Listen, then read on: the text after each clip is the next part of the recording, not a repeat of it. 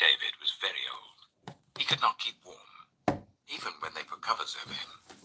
So his attendants said to him, "Let us look for a young virgin to serve the king and take care of him.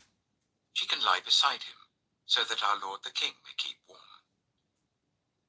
Then they searched throughout Israel for a beautiful young woman, and found Abishag, a Shunammite, and brought her to the king. The woman was very beautiful. She took care of the king and waited on him, but the king had no sexual relations with her. Now Adonijah, whose mother was Haggith, put himself forward and said, "I will be king." So he got chariots and horses ready with 50 men to run ahead of him. His father had never rebuked him by asking, "Why do you behave as you do?" He was also very handsome and was born next after Absalom. Adonijah conferred with Joab, son of Zeruiah, and with Abiathar the priest, and they gave him their support. But Zadok the priest, Benaiah, son of Jehoiada, Nathan the prophet, Shimei, and Rei, and David's special guard, did not join Adonijah. Adonijah then sacrificed sheep, cattle, and fattened calves at the stone of Zoheleth near En-Rogel. He invited all his brothers, the king's sons, and all the royal officials of Judah, but he did not invite Nathan the prophet, or Benaiah, or the special guard, or his brother Solomon. Then Nathan asked Bathsheba, Solomon's mother, "Have you not heard that Adonijah, the son of Haggith, has become king, and our Lord David knows nothing about it? Now then, let me advise you how you can save your own life and the life of your son Solomon. Go into King David and say to him, 'My lord the king, did you not swear to me, your servant, surely Solomon your son shall be king after me, and he will sit on my throne? Why then has Adonijah become king? While you're still there talking to the king, I will come in and add my word to what you have said.' So Bathsheba went to see the aged king in his room, where Abishag the Shunammite was attending him. Bathsheba bowed down, prostrating herself before the king. 'What is it you want?' the king asked. She said to him, 'My lord, you yourself swore to me, your servant, by the Lord your God, Solomon your son shall become king after me, and he will sit on my throne. But now Adonijah has become king, and you, my lord the king, do not know about it. He has sacrificed great numbers of cattle, fattened calves, and sheep, and has invited all the king's sons, Abiathar the priest, and Joab the commander of the army, but he has not invited Solomon your servant. My lord the king, the eyes of all Israel are on you, to learn from you who will sit on the throne of my lord the king after him. Otherwise, as soon as my lord the king is laid to rest with his ancestors, I and my son Solomon will be treated as criminals." While she was still speaking with the king, Nathan the prophet arrived. And the king was told, "Nathan the prophet is here." So he went before the king and bowed with his face to the ground. Nathan said, "Have you, my lord the king, declared that Adonijah shall be king after you, and that he will sit on your throne? Today he has gone down and sacrificed great numbers of cattle, fattened calves, and sheep. He has invited all the king's sons, the commanders of the army, and Abiathar the priest. At this very moment they're eating and drinking with him and saying, 'Long live King Adonijah.' But me, your servant, and Zadok the priest, and Benaiah son of Jehoiada, and your servant Solomon he did not invite. Is this something my lord the king has done without letting his servants know who should sit on the throne of my lord the king after him?" Then King David said, "Call in Bathsheba." So she came into the king's presence and stood before him. The king then took an oath. "As surely as the Lord lives, who has delivered me out of every trouble, I will surely carry out this very day what I swore to you by the Lord, the God of Israel. Solomon, your son, shall be king after me, and he will sit on my throne in my place." Then Bathsheba bowed down with her face to the ground, prostrating herself before the king, and said, "May my lord King live forever." King David said, "Call in Zadok the priest, Nathan the prophet, and Benaiah son of Jehoiada." When they came before the king, he said to them, "Take your lord's servants with you, and put Solomon my son on my mule, and take him down to Gihon.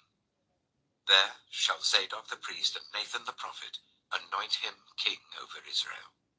Blow the trumpet and shout, 'Long live King Solomon.' Then you are to go up with him, and he is to come and sit on my throne and reign in my place. I have appointed him ruler over Israel and Judah."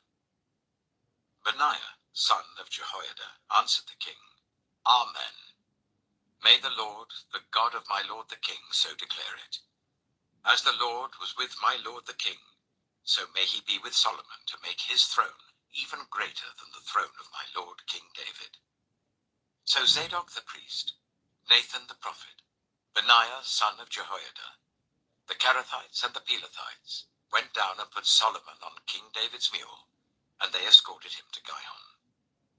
Zadok the priest took the horn of oil from the sacred tent and anointed Solomon. Then they sounded the trumpet, and all the people shouted, "Long live King Solomon." And all the people went up after him, playing pipes and rejoicing greatly, so that the ground shook with the sound. Adonijah and all the guests who were with him heard it as they were finishing their feast. On hearing the sound of the trumpet, Joab asked, "What's the meaning of all the noise in the city?" Even as he was speaking, Jonathan, son of Abiathar the priest, arrived. Adonijah said, "Come in. A worthy man like you must be bringing good news." "Not at all," Jonathan answered. "Our lord King David has made Solomon king. The king has sent with him Zadok the priest, Nathan the prophet, Benaiah son of Jehoiada, the Kerethites and the Pelethites, and they have put him on the king's mule. And Zadok the priest and Nathan the prophet have anointed him king at Gihon. From there they have gone up cheering, and the city resounds with it. That's the noise you hear. Moreover, Solomon has taken his seat on the royal throne. Also, the royal officials have come to congratulate our lord King David, saying, 'May your God make Solomon's name more famous than yours, and his throne greater than yours.' And the king bowed in worship on his bed and said, 'Praise be to the Lord, the God of Israel, who has allowed my eyes to see a successor on my throne today.'" At this, all Adonijah's guests rose in alarm and dispersed.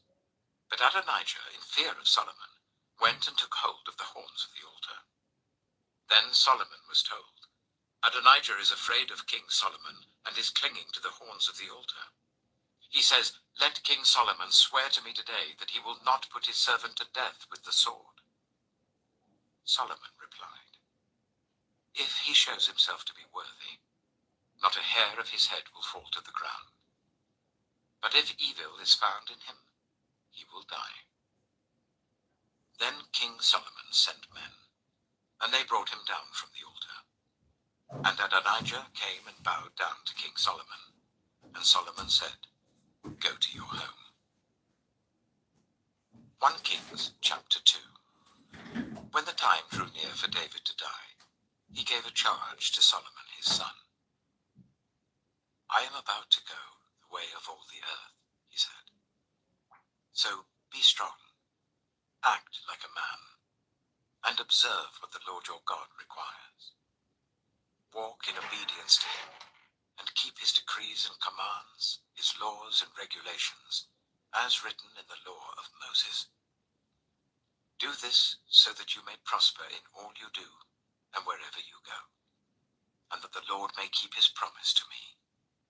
If your descendants watch how they live, and if they walk faithfully before me with all their heart and soul, you will never fail to have a successor on the throne of Israel. Now you yourself know what Joab, son of Zeruiah, did to me, what he did to the two commanders of Israel's armies, Abner, son of Ner, and Amasa, son of Jether. He killed them, shedding their blood in peacetime, as if in battle. And with that blood he stained the belt around his waist and the sandals on his feet. Deal with him according to your wisdom, but do not let his grey head go down to the grave in peace.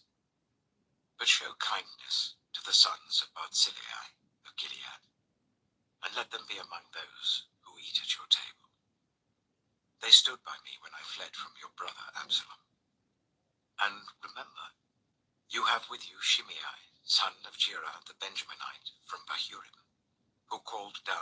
curses on me the day I went to Mahanaim.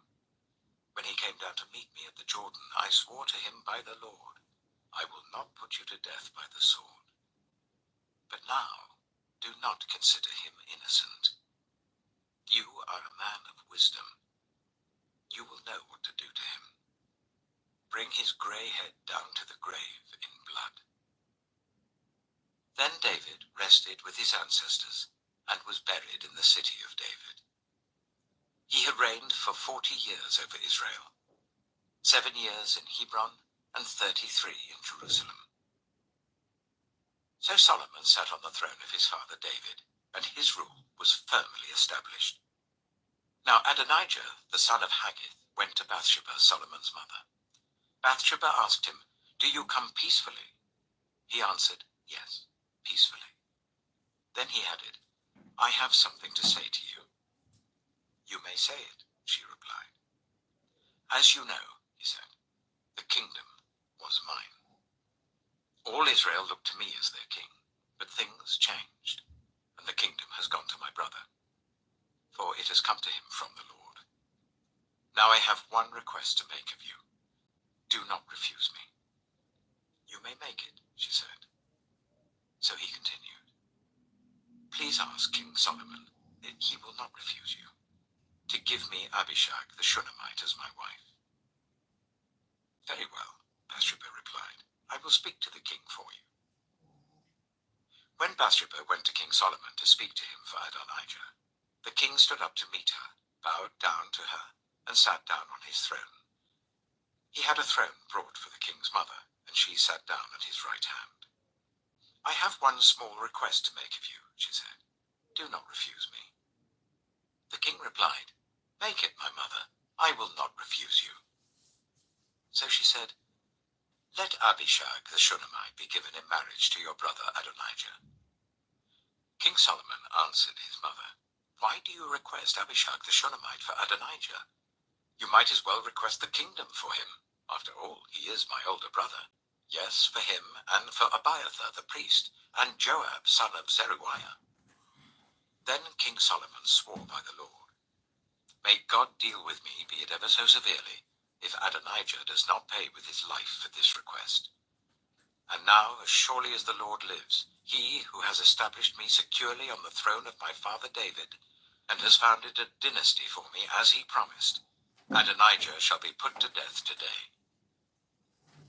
So King Solomon gave orders to Benaiah son of Jehoiada, and he struck down Adonijah, and he died. To Abiathar the priest, the king said, "Go back to your fields in Anathoth. You deserve to die, but I will not put you to death now, because you carried the ark of the sovereign Lord before my father David, and shared all my father's hardships." So Solomon removed Abiathar from the priesthood of the Lord, fulfilling the word the Lord had spoken at Shiloh about the house of Eli.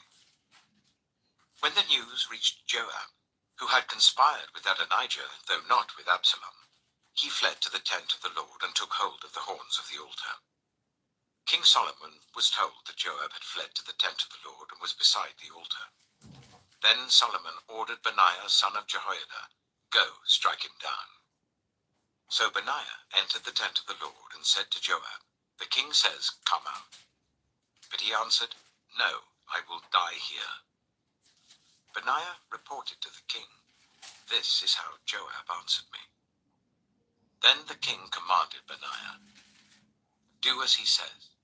Strike him down and bury him, and so clear me and my whole family of the guilt of the innocent blood that Joab shed. The Lord will repay him for the blood he shed, because without my father David knowing it, he attacked 2 men and killed them with the sword. Both of them, Abner son of Ner, commander of Israel's army, and Amasa son of Jether, commander of Judah's army, were better men and more upright than he. May the guilt of their blood rest on the head of Joab and his descendants forever. But on David and his descendants, his house and his throne, may there be the Lord's peace forever." So Benaiah son of Jehoiada went up and struck down Joab and killed him, and he was buried at his home out in the country. The king put Benaiah son of Jehoiada over the army in Joab's position. and replaced Abiathar with Zadok the priest. Then the king sent for Shimei and said to him, "Build yourself a house in Jerusalem and live there, but do not go anywhere else. The day you leave and cross the Kidron Valley, you can be sure you will die. Your blood will be on your own head." Shimei answered the king, "What you say is good. Your servant will do as my lord the king has said."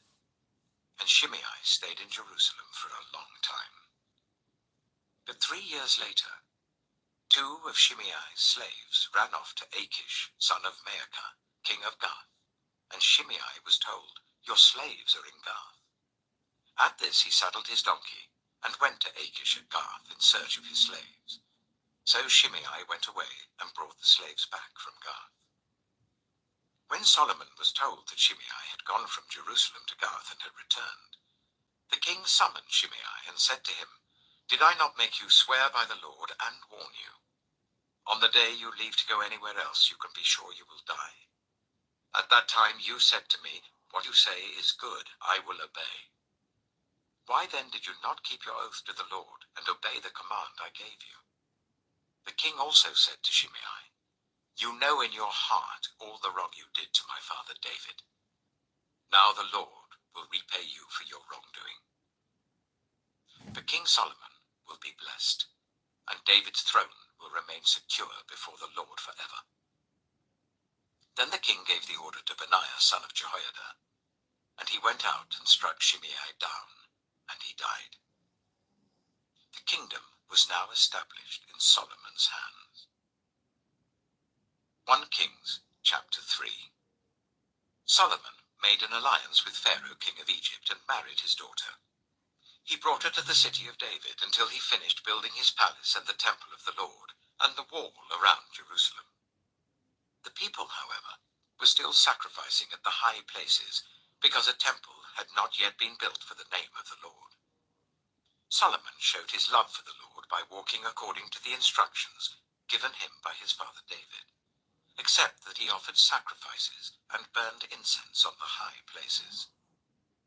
The king went to Gibeon to offer sacrifices, for that was the most important high place, and Solomon offered 1,000 burnt offerings on that altar. At Gibeon, the Lord appeared to Solomon during the night in a dream, and God said, "Ask for whatever you want me to give you." Solomon answered, "You have shown great kindness to your servant, my father David, because he was faithful to you, and righteous and upright in heart. You have continued this great kindness to him, and have given him a son to sit on his throne this very day. Now, Lord my God, you have made your servant king in place of my father David, but I am only a little child, and do not know how to carry out my duties. Your servant is here among the people you have chosen, a great people, too numerous to count or number. So give your servant a discerning heart, to govern your people, and to distinguish between right and wrong. For who is able to govern this great people of yours?" The Lord was pleased that Solomon had asked for this. So God said to him, "Since you have asked for this, and not for long life, or wealth for yourself, nor have asked for the death of your enemies, but for discernment in administering justice, I will do what you have asked. I will give you a wise and discerning heart, so that there will never have been anyone like you, nor will there ever be. Moreover, I will give you what you have not asked for, both wealth and honor, so that in your lifetime you will have no equal among kings. And if you walk in obedience to me and keep my decrees and commands, as David your father did, I will give you a long life." Then Solomon awoke, and he realized it had been a dream. He returned to Jerusalem, stood before the ark of the Lord's covenant, and sacrificed burnt offerings and fellowship offerings. Then he gave a feast for all his court. Now 2 prostitutes came to the king and stood before him. One of them said, "Pardon me, my lord. This woman and I live in the same house. I had a baby while she was there with me. The 3rd day after my child was born, this woman also had a baby. We were alone. There was no one in the house but the 2 of us. During the night, this woman's son died because she lay on him. So she got up in the middle of the night and took my son from my side, while I, your servant, was asleep. She put him by her breast and put her dead son by my breast. The next morning I got up to nurse my son, and he was dead. But when I looked at him closely in the morning light, I saw that it wasn't the son I had born. The other woman said, No, the living one is my son, the dead one is yours. But the first one insisted, No, the dead one is yours, the living one is mine. And so they argued before the king. The king said, This one says, My son is alive and your son is dead, while that one says, No, your son is dead and mine is alive. Then the king said, Bring me a sword. So they brought a sword for the king. He then gave an order, Cut the living child in two, and give half to one and half to the other. The woman, whose son was alive, was deeply moved out of love for her son, and said to the king, Please, my lord, give her the living baby. Don't kill him. But the other said, Neither I nor you shall have him. Cut him in two. Then the king gave his ruling. Give the living baby to the first woman. Do not kill him. She is his mother. When all Israel heard the verdict the king had given, they held the king in awe, because they saw that he had wisdom from God to administer justice.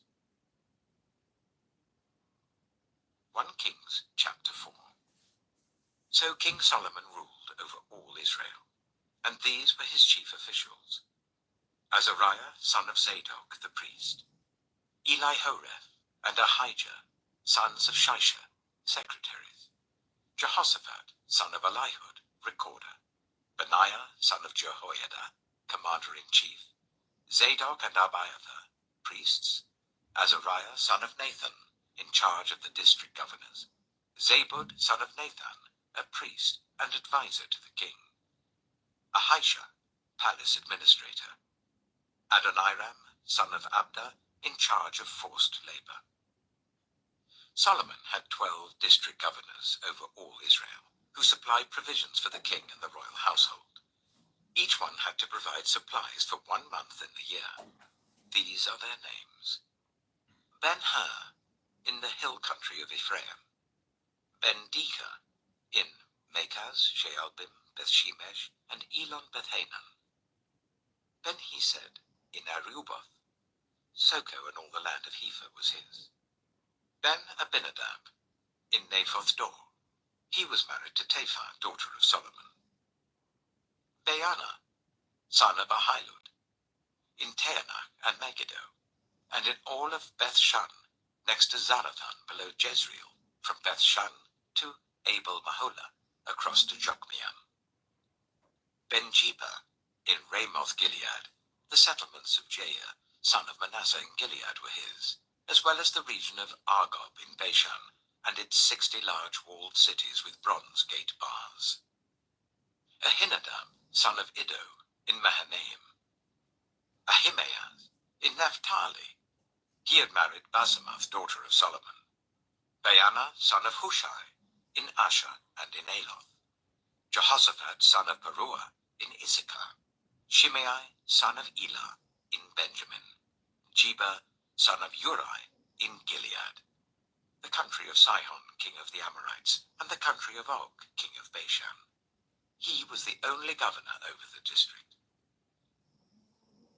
The people of Judah and Israel were as numerous as the sand on the seashore.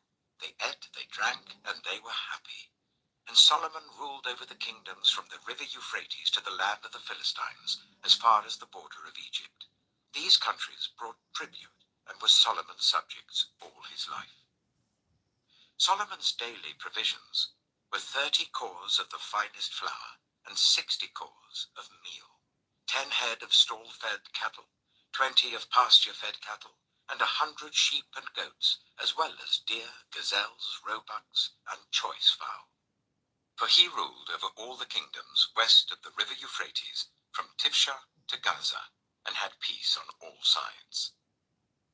During Solomon's lifetime, Judah and Israel from Dan to Beersheba, lived in safety, everyone under their own vine and under their own fig tree.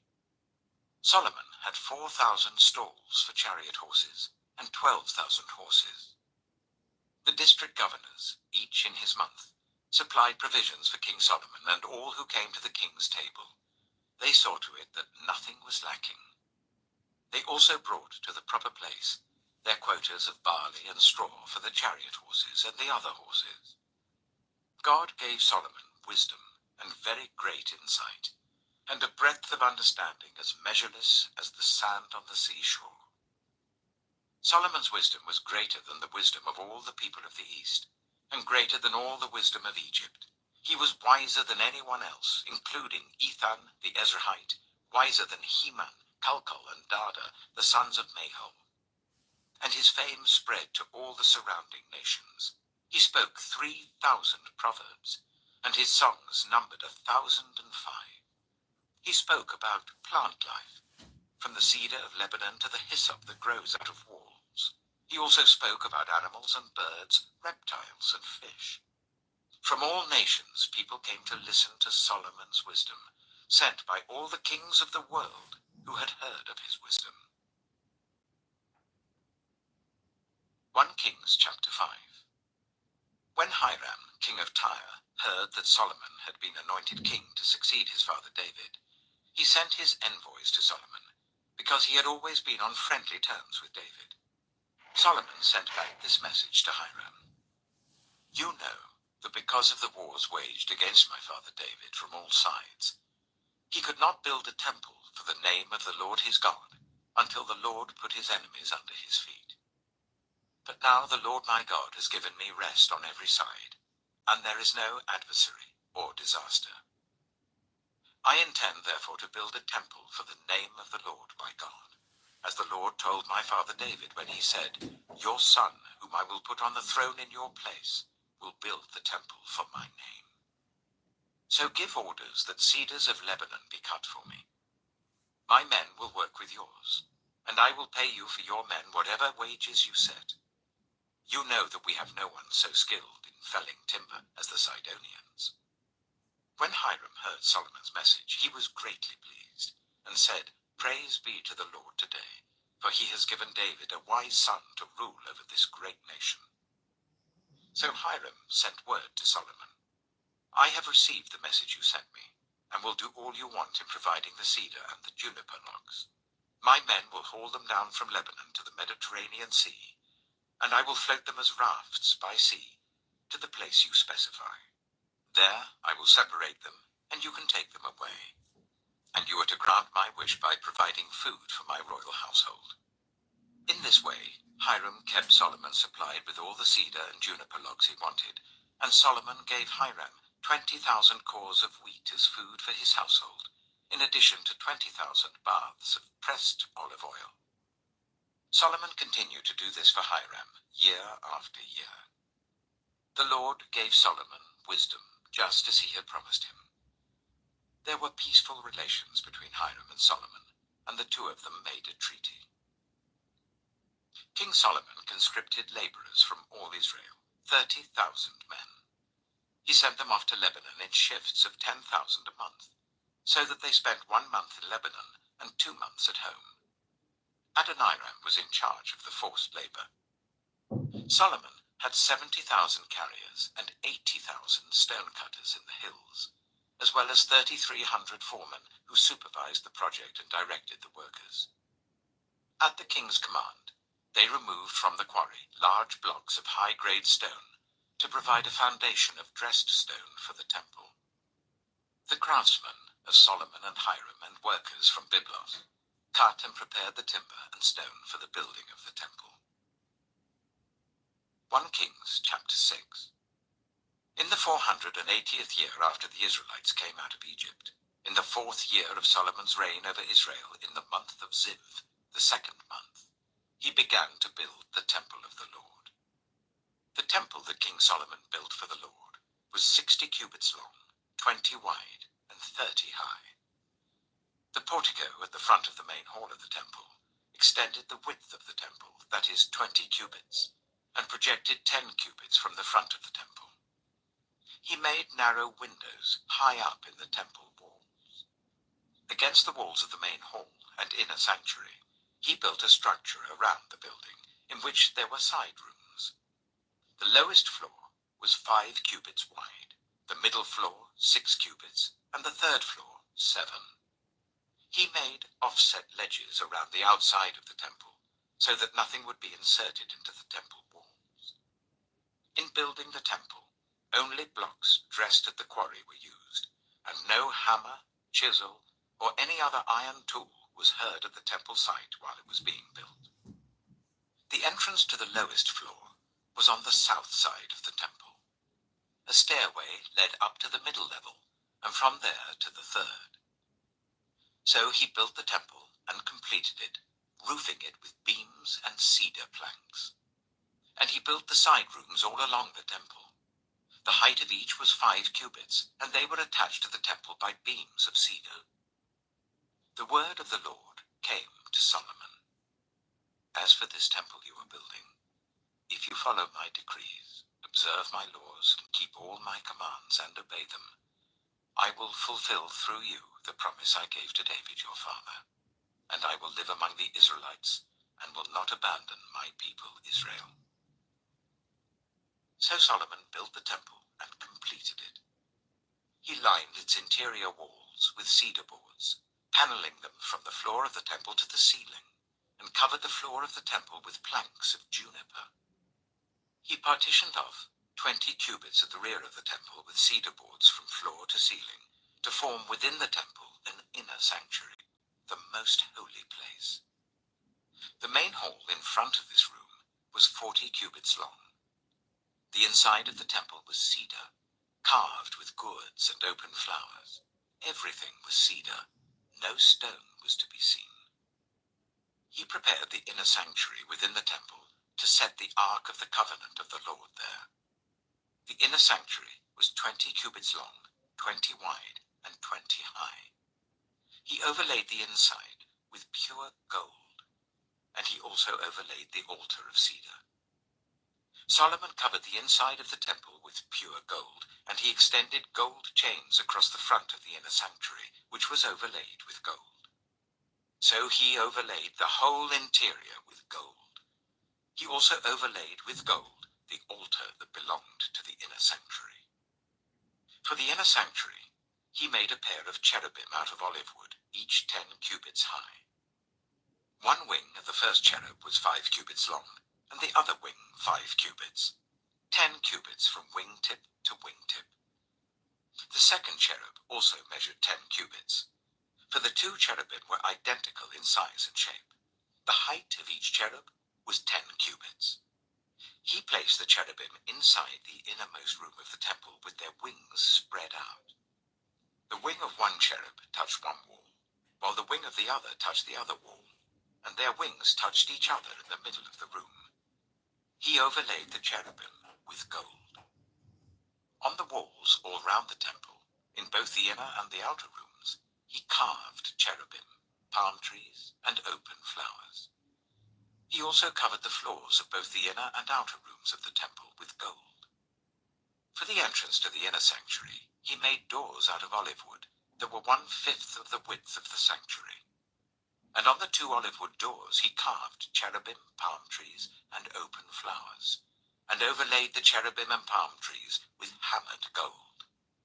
In the same way, for the entrance to the main hall, he made door frames out of olive wood that were 1/4 of the width of the hall. He also made 2 doors out of juniper wood, each having 2 leaves that turned in sockets. He carved cherubim, palm trees, and open flowers on them, and overlaid them with gold, hammered evenly over the carvings. And he built the inner courtyard of 3 courses of dressed stone and 1 course of trimmed cedar beams. The foundation of the temple of the Lord was laid in the 4th year, in the month of Ziv. In the 11th year, in the month of Bul, the 8th month, the temple was finished in all its details, according to its specifications. He had spent 7 years building it. 1 Kings chapter 7. It took Solomon 13 years, however, to complete the construction of his palace. He built the palace of the forest of Lebanon, 100 cubits long, 50 wide, and 30 high, with 4 rows of cedar columns supporting trimmed cedar beams. It was roofed with cedar above the beams that rested on the columns, 45 beams, 15 to a row. Its windows were placed high in sets of 3, facing each other. All the doorways had rectangular frames. They were in the front part in sets of 3, facing each other. He made a colonnade, 50 cubits long and 30 wide. In front of it was a portico, and in front of that were pillars and an overhanging roof. He built the throne hall, the hall of justice, where he was to judge, and he covered it with cedar from floor to ceiling. And the palace in which he was to live, set farther back, was similar in design. Solomon also made a palace like this hall for Pharaoh's daughter, whom he had married.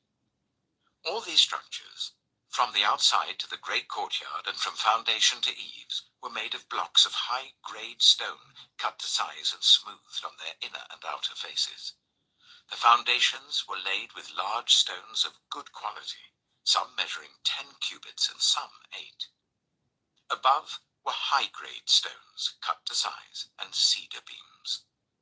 The great courtyard was surrounded by a wall of 3 courses of dressed stone and 1 course of trimmed cedar beams, as was the inner courtyard of the temple of the Lord with its portico.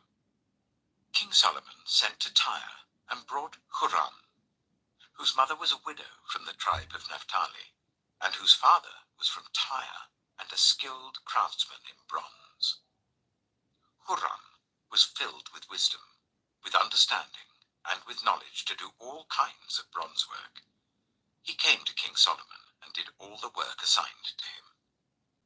He cast 2 bronze pillars, each 18 cubits high and 12 cubits in circumference.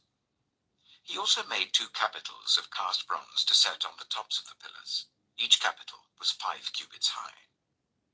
A network of interwoven chains adorned the capitals on top of the pillars, 7 for each capital. He made pomegranates in 2 rows encircling each network to decorate the capitals on top of the pillars. He did the same for each capital. The capitals on top of the pillars in the portico were in the shape of lilies, 4 cubits high. On the capitals of both pillars, above the bowl-shaped part next to the network, were the 200 pomegranates in rows all round. He erected the pillars at the portico of the temple. The pillar to the south he named Jachin, and the one to the north, Boaz. The capitals on top were in the shape of lilies, and so the work on the pillars was completed. He made the sea of cast metal, circular in shape, measuring 10 cubits from rim to rim and 5 cubits high. It took a line of 30 cubits to measure round it. Below the rim, gourds encircled it, 10 to a cubit. The gourds were cast in 2 rows, in one piece with the sea. The sea stood on 12 bulls, 3 facing north, 3 facing west, 3 facing south, and 3 facing east. The sea rested on top of them, and their hindquarters were towards the center. It was a handbreadth in thickness, and its rim was like the rim of a cup, like a lily blossom. It held 2,000 baths.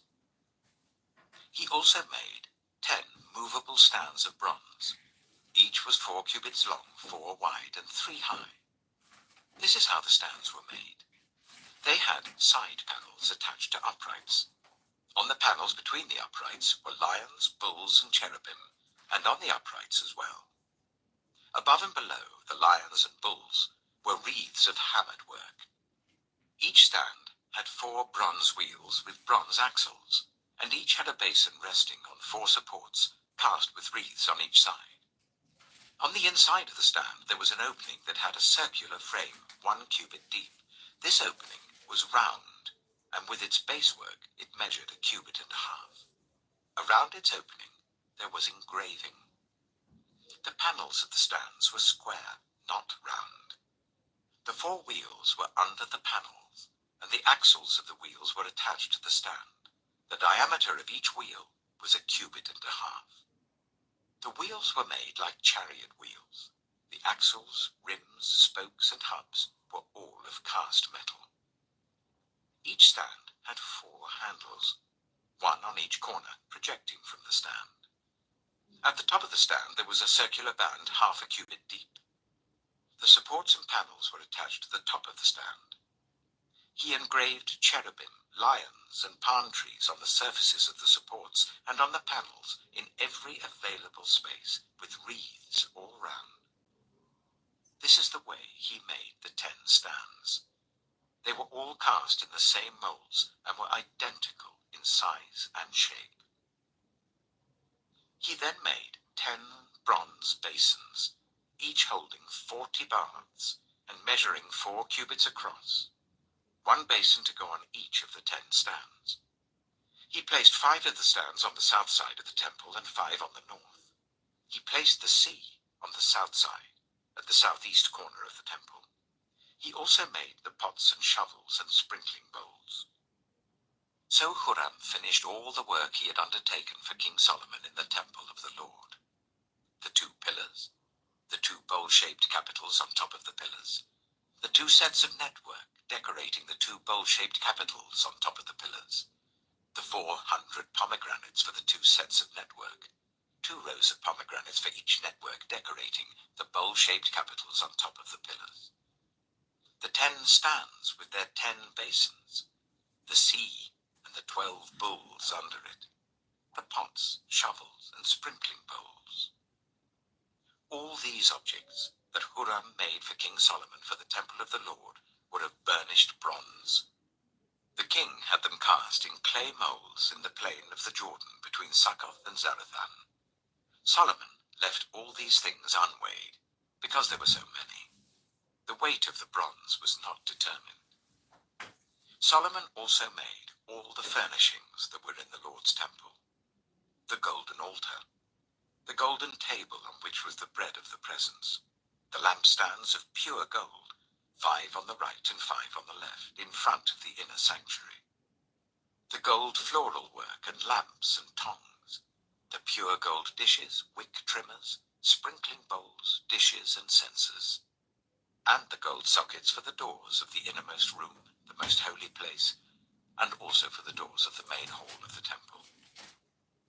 When all the work King Solomon had done for the temple of the Lord was finished, he brought in the things his father David had dedicated, the silver and gold and the furnishings, and he placed them in the treasuries of the Lord's temple.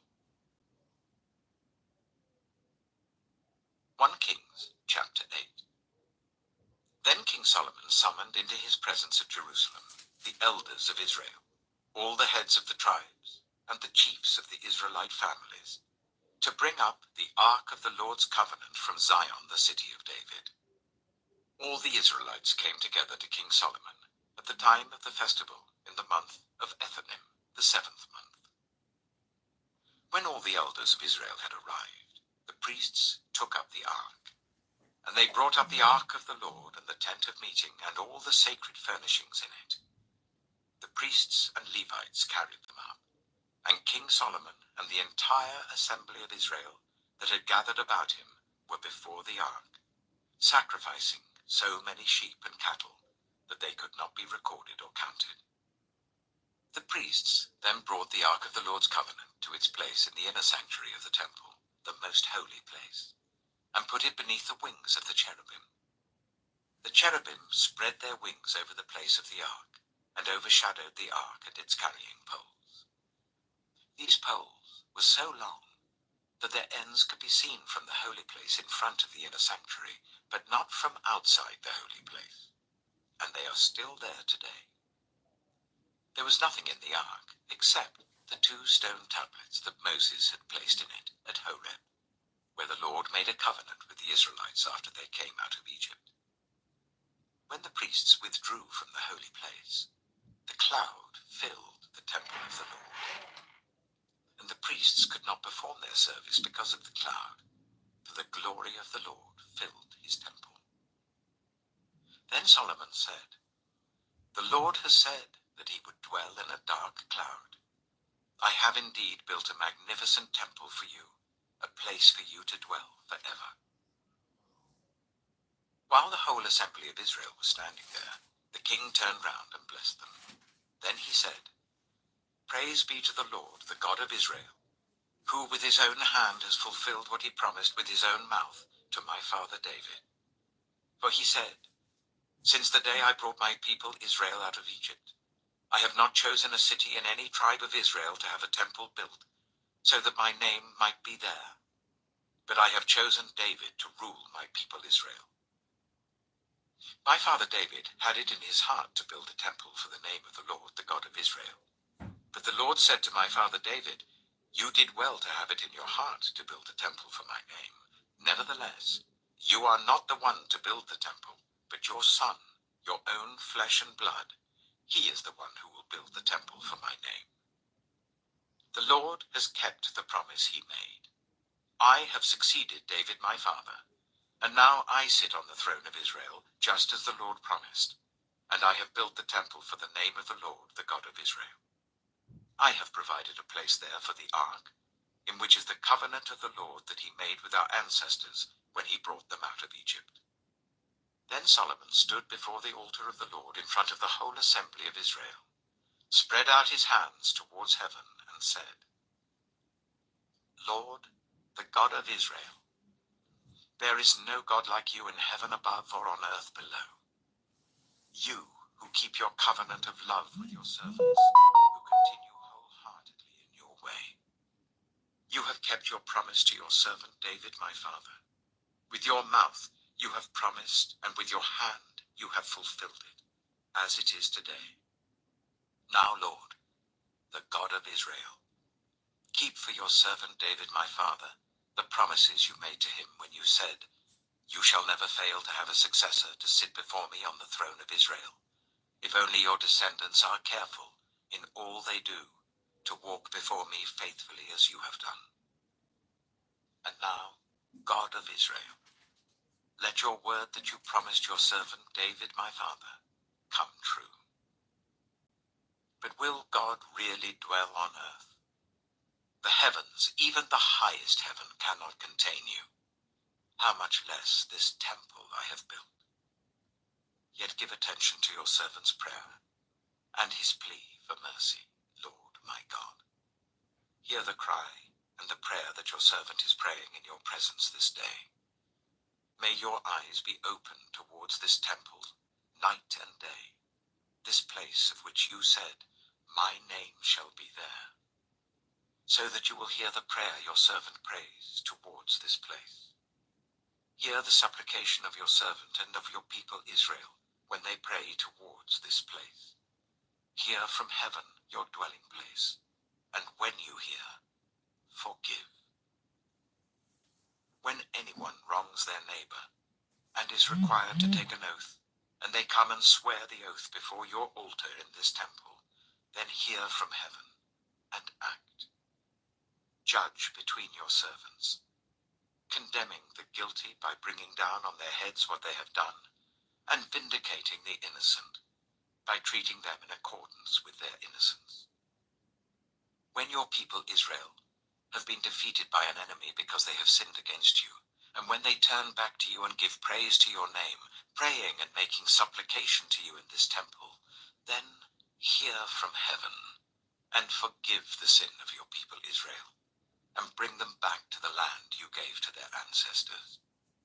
When the heavens are shut up, and there is no rain because your people have sinned against you, and when they pray towards this place and give praise to your name and turn from their sin because you have afflicted them, then hear from heaven and forgive the sin of your servants, your people Israel.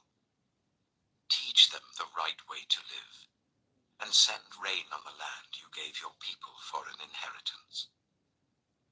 When famine or plague comes to the land, or blight or mildew, locusts or grasshoppers, or when an enemy besieges them in any of their cities, whatever disaster or disease may come, and when a prayer or plea is made by anyone among your people Israel, being aware of the afflictions of their own hearts, and spreading out their hands towards this temple, then hear from heaven your dwelling place. Forgive and act.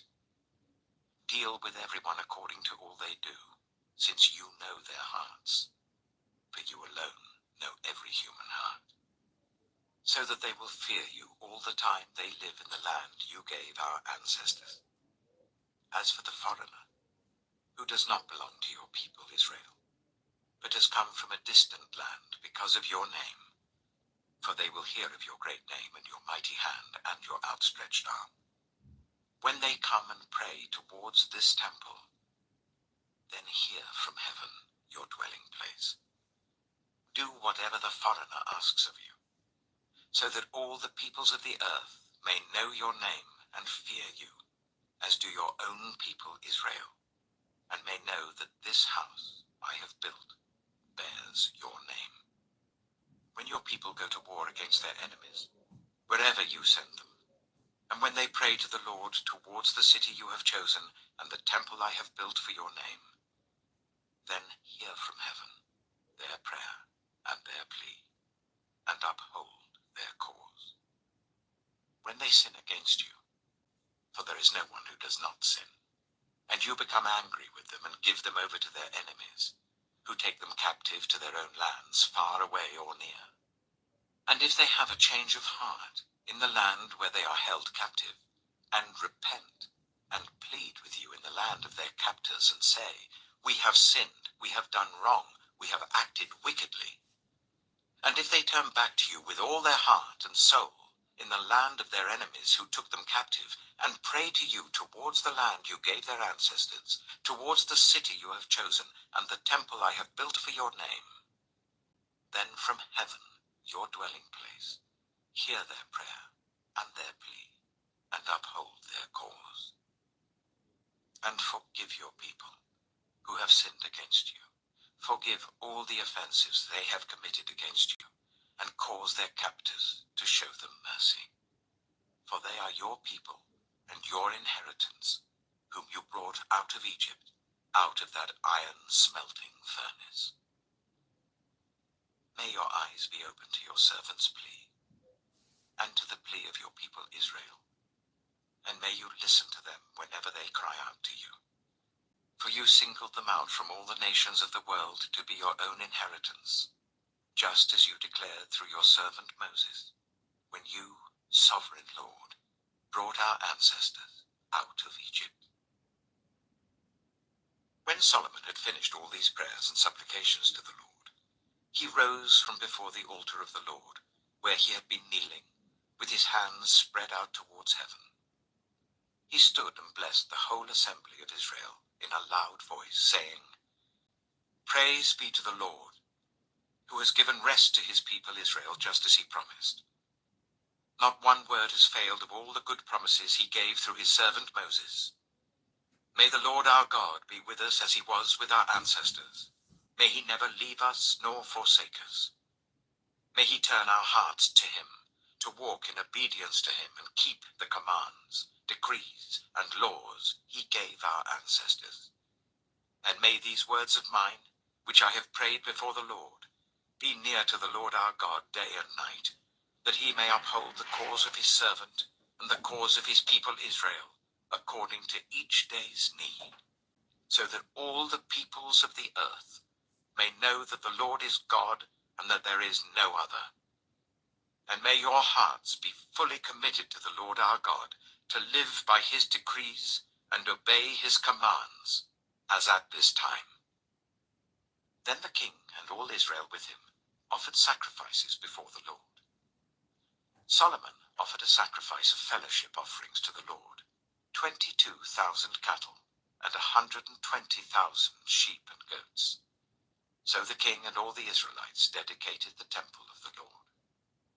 On that same day, the king consecrated the middle part of the courtyard in front of the temple of the Lord, and there he offered burnt offerings, grain offerings, and the fat of the fellowship offerings, because the bronze altar that stood before the Lord was too small to hold the burnt offerings, the grain offerings, and the fat of the fellowship offerings. So Solomon observed the festival at that time, and all Israel with him. A vast assembly, people from Lebo Hamath to the Wadi of Egypt. They celebrated it before the Lord our God for 7 days, and 7 days more, 14 days in all. On the following day, he sent the people away. They blessed the king and then went home, joyful and glad in heart, for all the good things the Lord had done for his servant David and his people, Israel. 1 Kings chapter 9. When Solomon had finished building the temple of the Lord in the royal palace, and had achieved all he had desired to do, the Lord appeared to him a second time, as he had appeared to him at Gibeon.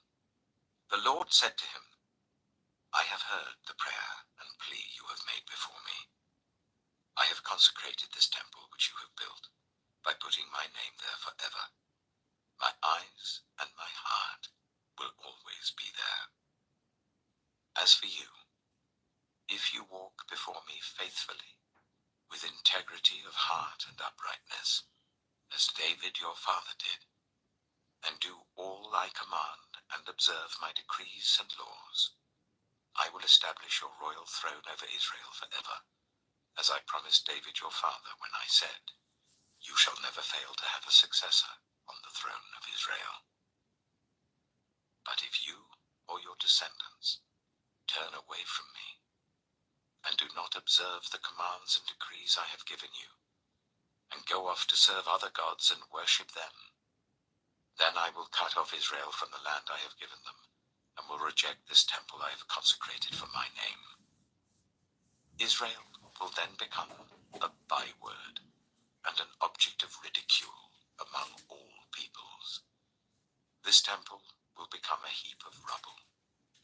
All who pass by will be appalled and will scoff and say, why has the Lord done such a thing to this land and to this temple? People will answer, because they have forsaken the Lord their God, who brought their ancestors out of Egypt, and have embraced other gods, worshipping and serving them. That is why the Lord brought all this disaster on them. At the end of 20 years, during which Solomon built these two buildings, the temple of the Lord and the royal palace, King Solomon gave 20 towns in Galilee to Hiram, king of Tyre, because Hiram had supplied him with all the cedar and juniper and gold he wanted. But when Hiram went from Tyre to see the towns that Solomon had given him, he was not pleased with them. What kind of towns are these you have given me, my brother? He asked. And he called them the land of Kabul, a name they have to this day. Now Hiram had sent to the king 120 talents of gold. Here is the account of the forced labor King Solomon conscripted to build the Lord's temple, his own palace, the terraces, the wall of Jerusalem, and Hazor, Megiddo, and Giza. Pharaoh, king of Egypt, had attacked and captured Giza. He had set it on fire. He killed its Canaanite inhabitants, and then gave it as a wedding gift to his daughter, Solomon's wife. And Solomon rebuilt Giza. He built up Lower Beth-horon, Baalath, and Tadmor in the desert, within his land, as well as all his store cities and the towns for his chariots and for his horses, whatever he desired to build in Jerusalem, in Lebanon, and throughout all the territory he ruled. There were still people left, from the Amorites, Hittites, Perizzites, Hivites, and Jebusites. These people were not Israelites. Solomon conscripted the descendants of all these people remaining in the land, whom the Israelites could not exterminate, to serve as slave labor, as it is to this day. But Solomon did not make slaves of any of the Israelites. They were his fighting men, his government officials, his officers, his captains, and the commanders of his chariots and charioteers. They were also the chief officials in charge of Solomon's projects, 550 officials supervising those who did the work. After Pharaoh's daughter had come up from the city of David to the palace Solomon had built for her, he constructed the terraces. 3 times a year Solomon sacrificed burnt offerings and fellowship offerings on the altar he had built for the Lord, burning incense before the Lord along with them, and so fulfilled the temple obligations. King Solomon also built ships at Ezion-Geber, which is near Elath in Edom, on the shore of the Red Sea. And Hiram sent his men, sailors who knew the sea, to serve in the fleet with Solomon's men. They sailed to Ophir and brought back 420 talents of gold, which they delivered to King Solomon. 1 Kings chapter 10. When the Queen of Sheba heard about the fame of Solomon and his relationship to the Lord, she came to test Solomon with hard questions. Arriving at Jerusalem with a very great caravan, with camels carrying spices, large quantities of gold and precious stones, she came to Solomon and talked with him about all that she had on her mind. Solomon answered all her questions. Nothing was too hard for the king to explain to her. When the Queen of Sheba saw all the wisdom of Solomon and the palace he had built, the food on his table, the seating of his officials, the attending servants in their robes, his cupbearers, and the burnt offerings he made at the temple of the Lord, she was overwhelmed. She said to the king, "The report I heard in my own country about your achievements and your wisdom is true. But I did not believe these things until I came and saw with my own eyes. Indeed, not even half was told me. In wisdom and wealth, you have far exceeded the report I heard. How happy your people must be. How happy your officials who continually stand before you and hear your wisdom. Praise be to the Lord your God, who has delighted in you and placed you on the throne of Israel. Because of the Lord's eternal love for Israel, he has made you king to maintain justice and righteousness." And she gave the king 120 talents of gold, large quantities of spices and precious stones. Never again were so many spices brought in as those the Queen of Sheba gave to King Solomon. Hiram's ships brought gold from Ophir, and from there they brought great cargoes of almug wood and precious stones. The king used the almug wood to make supports for the temple of the Lord and for the royal palace, and to make harps and lyres for the musicians. So much almug wood has never been imported or seen since that day. King Solomon gave the Queen of Sheba all she desired and asked for, besides what he had given her out of his royal bounty. Then she left and returned with her retinue to her own country. The weight of the gold that Solomon received yearly was 666 talents, not including the revenues from merchants and traders and from all the Arabian kings and the governors of the territories. King Solomon made 200 large shields of hammered gold. 600 shekels of gold went into each shield. He also made 300 small shields of hammered gold, with 3 minas of gold in each shield. The king put them in the palace of the forest of Lebanon. Then the king made a great throne covered with ivory and overlaid with fine gold. The throne had 6 steps, and its back had a rounded top. On both sides of the seat were armrests, with a lion standing beside each of them. 12 lions stood on the 6 steps, one at either end of each step. Nothing like it had ever been made for any other kingdom. All King Solomon's goblets were gold, and all the household articles in the palace of the forest of Lebanon were pure gold. Nothing was made of silver, because silver was considered of little value in Solomon's days. The king had a fleet of trading ships at sea, along with the ships of Hiram. Once every 3 years it returned carrying gold, silver, and ivory, and apes and baboons. King Solomon was greater in riches and wisdom than all the other kings of the earth. The whole world sought audience with Solomon to hear the wisdom God had put in his heart. Year after year, everyone who came brought a gift, articles of silver and gold, robes, weapons and spices, and horses and mules.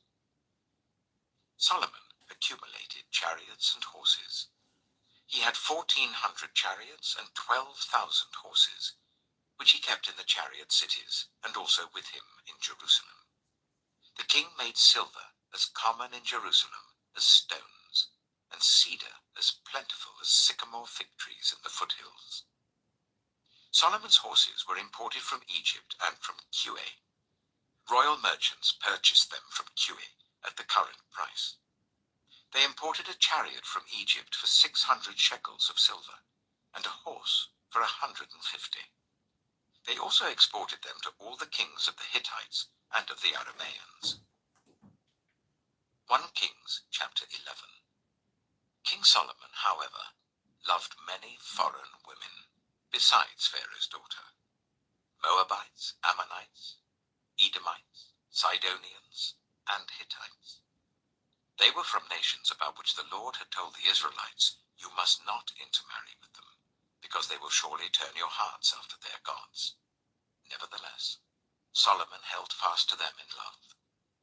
He had 700 wives of royal birth and 300 concubines, and his wives led him astray. As Solomon grew old, his wives turned his heart after other gods, and his heart was not fully devoted to the Lord his God, as the heart of David his father had been. He followed Ashtoreth, the goddess of the Sidonians, and Molech, the detestable god of the Ammonites. So Solomon did evil in the eyes of the Lord. He did not follow the Lord completely, as David his father had done. On a hill east of Jerusalem, Solomon built a high place for Chemosh, the detestable god of Moab, and for Molech, the detestable god of the Ammonites. He did the same for all his foreign wives, who burned incense and offered sacrifices to their gods. The Lord became angry with Solomon because his heart had turned away from the Lord, the God of Israel, who had appeared to him twice. Although he had forbidden Solomon to follow other gods, Solomon did not keep the Lord's command. So the Lord said to Solomon, "Since this is your attitude, and you have not kept my covenant and my decrees, which I commanded you, I will most certainly tear the kingdom away from you and give it to one of your subordinates. Nevertheless, for the sake of David your father, I will not do it during your lifetime. I will tear it out of the hand of your son. Yet I will not tear the whole kingdom from him, but will give him one tribe for the sake of David my servant, and for the sake of Jerusalem, which I have chosen." Then the Lord raised up against Solomon an adversary, Hadad the Edomite, from the royal line of Edom. Earlier, when David was fighting with Edom, Joab, the commander of the army, who had gone up to bury the dead, had struck down all the men in Edom. Joab and all the Israelites stayed there for 6 months, until they had destroyed all the men in Edom. But Hadad, still only a boy, fled to Egypt with some Edomite officials who had served his father. They set out from Midian and went to Paran. Then, taking people from Paran with them, they went to Egypt, to Pharaoh, king of Egypt, who gave Hadad a house and land and provided him with food. Pharaoh was so pleased with Hadad that he gave him a sister of his own wife, Queen Tahpenes, in marriage. The sister of Tahpenes bore him a son named Genubath, whom Tahpenes brought up in the royal palace. There Genubath lived with Pharaoh's own children. While he was in Egypt, Hadad heard that David rested with his ancestors, and that Joab, the commander of the army, was also dead. Then Hadad said to Pharaoh, "Let me go, so that I may return to my own country." "What have you lacked here, that you want to go back to your own country?" Pharaoh asked. "Nothing," Hadad replied, "but do let me go." And God raised up against Solomon another adversary, Rezon, son of Eliada, who had fled from his master, Hadadezer, king of Zobah. When David destroyed Zobah's army, Rezon gathered a band of men around him and became their leader. They went to Damascus, where they settled and took control. Rezon was Israel's adversary as long as Solomon lived, adding to the trouble caused by Hadad. So Rezon ruled in Aram and was hostile towards Israel. Also, Jeroboam, son of Nebat, rebelled against the king. He was one of Solomon's officials, an Ephraimite from Zeradah, and his mother was a widow named Zeruah. Here is the account of how he rebelled against the king. Solomon had built the terraces, and had filled in the gap in the wall of the city of David his father. Now Jeroboam was a man of standing, and when Solomon saw how well the young man did his work, he put him in charge of the whole labor force of the tribes of Joseph. About that time, Jeroboam was going out of Jerusalem, and Ahijah, the prophet of Shiloh, met him on the way, wearing a new cloak. The two of them were alone out in the country, and Ahijah took hold of the new cloak he was wearing and tore it into 12 pieces. Then he said to Jeroboam, "Take 10 pieces for yourself, for this is what the Lord, the God of Israel, says. See, I am going to tear the kingdom out of Solomon's hand and give you 10 tribes. But for the sake of my servant David and the city of Jerusalem, which I have chosen out of all the tribes of Israel, he will have 1 tribe.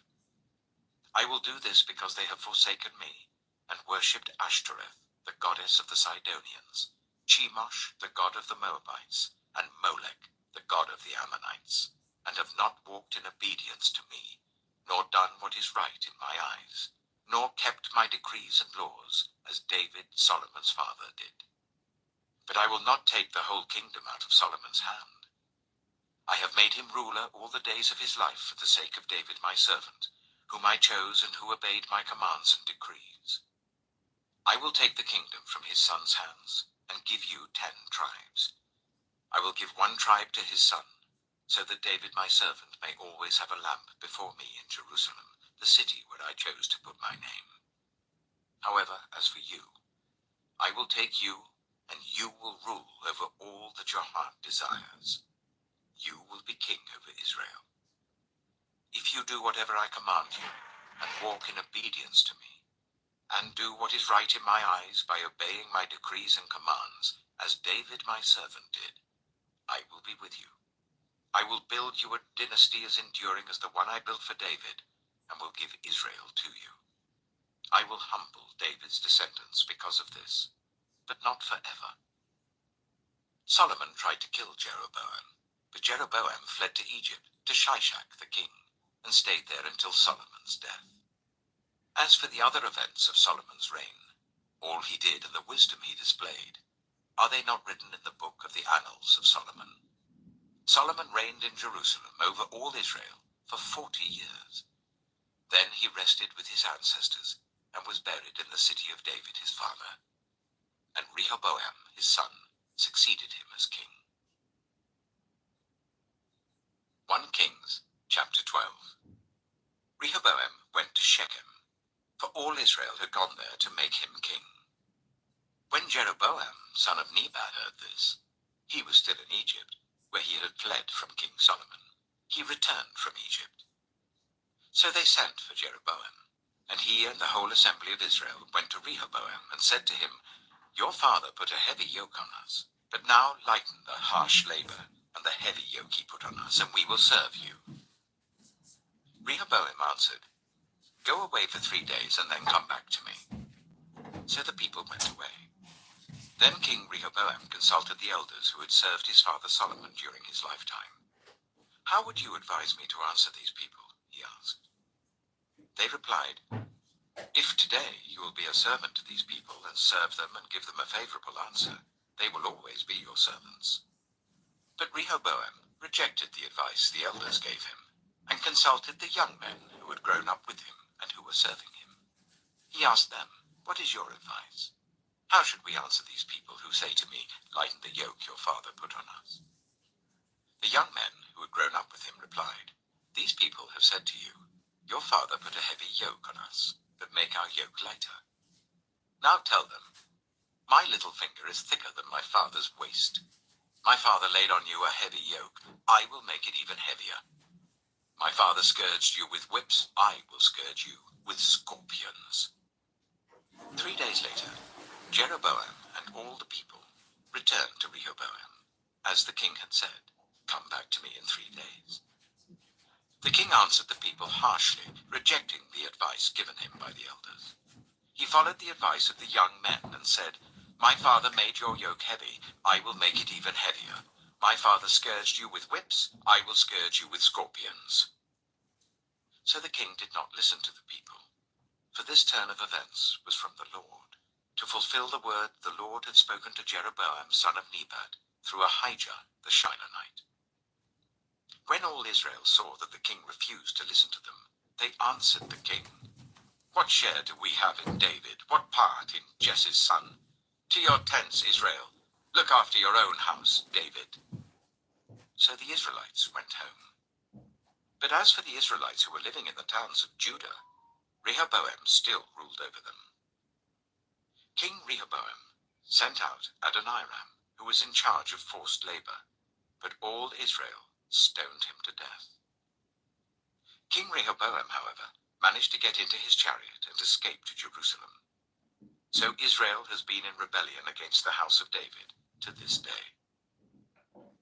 When all the Israelites heard that Jeroboam had returned, they sent and called him to the assembly and made him king over all Israel. Only the tribe of Judah remained loyal to the house of David. When Rehoboam arrived in Jerusalem, he mustered all Judah and the tribe of Benjamin, 180,000 able young men, to go to war against Israel and to regain the kingdom for Rehoboam, son of Solomon. But this word of God came to Shemaiah, the man of God. "Say to Rehoboam, son of Solomon, king of Judah, to all Judah and Benjamin, and to the rest of the people, this is what the Lord says.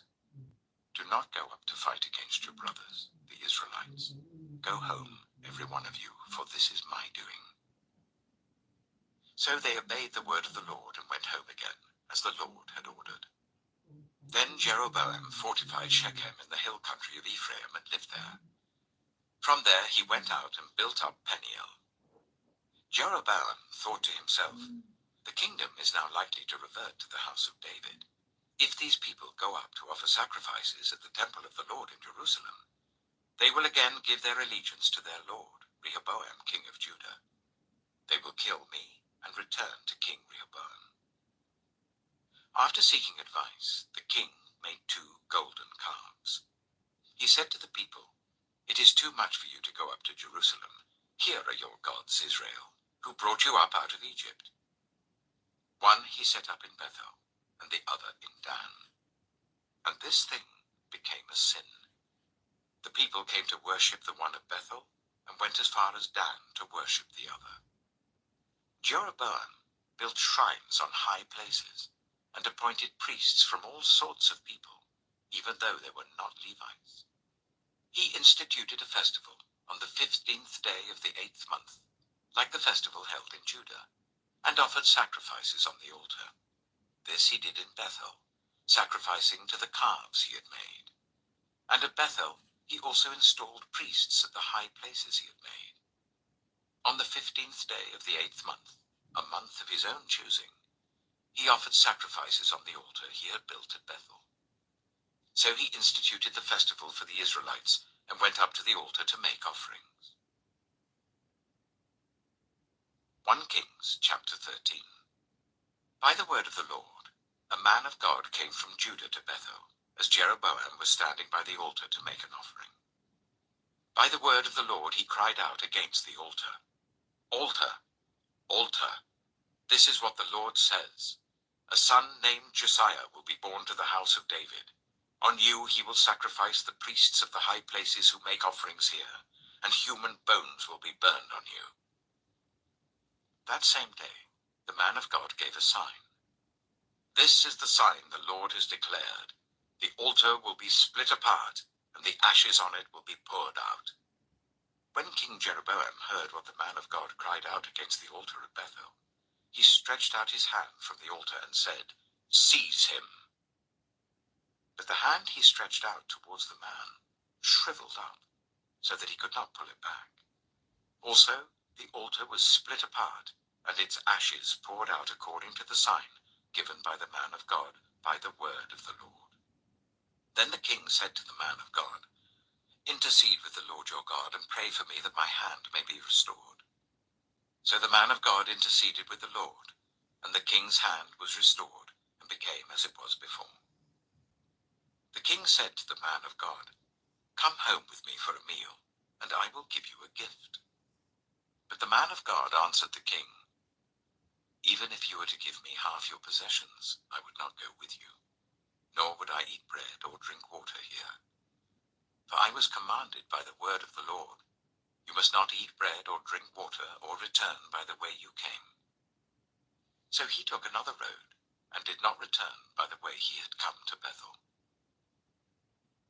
Now there was a certain old prophet living in Bethel, whose sons came and told him all that the man of God had done there that day. They also told their father what he had said to the king. Their father asked them, which way did he go? And his sons showed him which road the man of God from Judah had taken. So he said to his sons, "Saddle the donkey for me."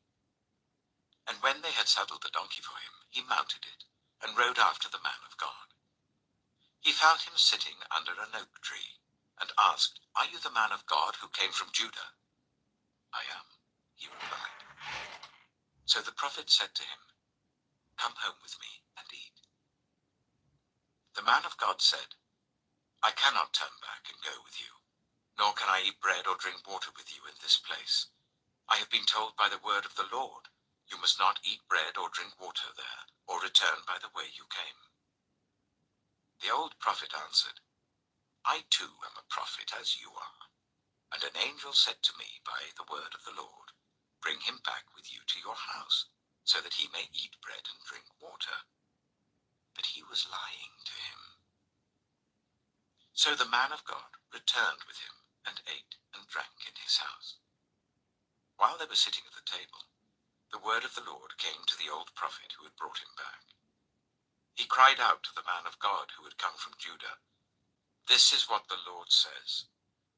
You have defied the word of the Lord and have not kept the command the Lord your God gave you. You came back and ate bread and drank water in the place where he told you not to eat or drink. Therefore your body will not be buried in the tomb of your ancestors." When the man of God had finished eating and drinking, the prophet who had brought him back saddled his donkey for him. As he went on his way, a lion met him on the road and killed him, and his body was left lying on the road with both the donkey and the lion standing beside it. Some people who passed by saw the body lying there, with the lion standing beside the body, and they went and reported it in the city where the old prophet lived. When the prophet who had brought him back from his journey heard of it, he said, "It is the man of God who defied the word of the Lord. The Lord has given him over to the lion, which has mauled him and killed him, as the word of the Lord had warned him." The prophet said to his sons, "Saddle the donkey for me," and they did so. Then he went out and found the body lying on the road, with the donkey and the lion standing beside it. The lion had neither eaten the body nor mauled the donkey. So the prophet picked up the body of the man of God, laid it on the donkey, and brought it back to his own city to mourn for him and bury him. Then he laid the body in his own tomb, and they mourned over him and said, "Alas, my brother." After burying him, he said to his sons, "When I die, bury me in the grave where the man of God is buried. Lay my bones beside his bones." For the message he declared by the word of the Lord against the altar in Bethel, and against all the shrines on the high places in the towns of Samaria, will certainly come true. Even after this, Jeroboam did not change his evil ways, but once more appointed priests for the high places from all sorts of people. Anyone who wanted to become a priest, he consecrated for the high places. This was the sin of the house of Jeroboam that led to its downfall and to its destruction from the face of the earth. 1 Kings chapter 14. At that time, Abijah, son of Jeroboam, became ill. And Jeroboam said to his wife, "Go, disguise yourself, so that you won't be recognized as the wife of Jeroboam. Then go to Shiloh. Ahijah the prophet is there, the one who told me I would be king over this people. Take 10 loaves of bread with you, some cakes and a jar of honey, and go to him. He will tell you what will happen to the boy." So Jeroboam's wife did what he said and went to Ahijah's house in Shiloh. Now Ahijah could not see. His sight was gone because of his age. But the Lord had told Ahijah, "Jeroboam's wife is coming to ask you about her son, for he is ill. And you are to give her such and such an answer. When she arrives, she will pretend to be someone else."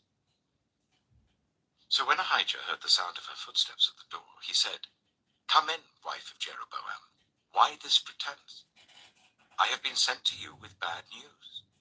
Go, tell Jeroboam, This is what the Lord, the God of Israel, says. I raised you up from among the people and appointed you ruler over my people Israel. I tore the kingdom away from the house of David and gave it to you. But you have not been like my servant David, who kept my commands and followed me with all his heart, doing only what was right in my eyes. You have done more evil than all who lived before you. You have made for yourself other gods, idols made of metal. You have aroused my anger and turned your back on me. Because of this, I am going to bring disaster on the house of Jeroboam. I will cut off from Jeroboam every last male in Israel, slave or free. I will burn up the house of Jeroboam as one burns dung until it is all gone. Dogs will eat those belonging to Jeroboam who die in the city, and the birds will feed on those who die in the country. The Lord has spoken. As for you, go back home. When you set foot in your city, the boy will die. All Israel will mourn for him and bury him. He is the only one belonging to Jeroboam who will be buried, because he is the only one in the house of Jeroboam in whom the Lord, the God of Israel, has found anything good. The Lord will raise up for himself a king over Israel, who will cut off the family of Jeroboam. Even now this is beginning to happen, and the Lord will strike Israel, so that it will be like a reed swaying in the water. He will uproot Israel from this good land that he gave to their ancestors, and scatter them beyond the river Euphrates, because they aroused the Lord's anger by making Asherah poles. And he will give Israel up because of the sins Jeroboam has committed and has caused Israel to commit. Then Jeroboam's wife got up and left and went to Tirzah. As soon as she stepped over the threshold of the house, the boy died. They buried him, and all Israel mourned for him, as the Lord had said through his servant the prophet Ahijah. The other events of Jeroboam's reign, his wars and how he ruled, are written in the book of the annals of the kings of Israel.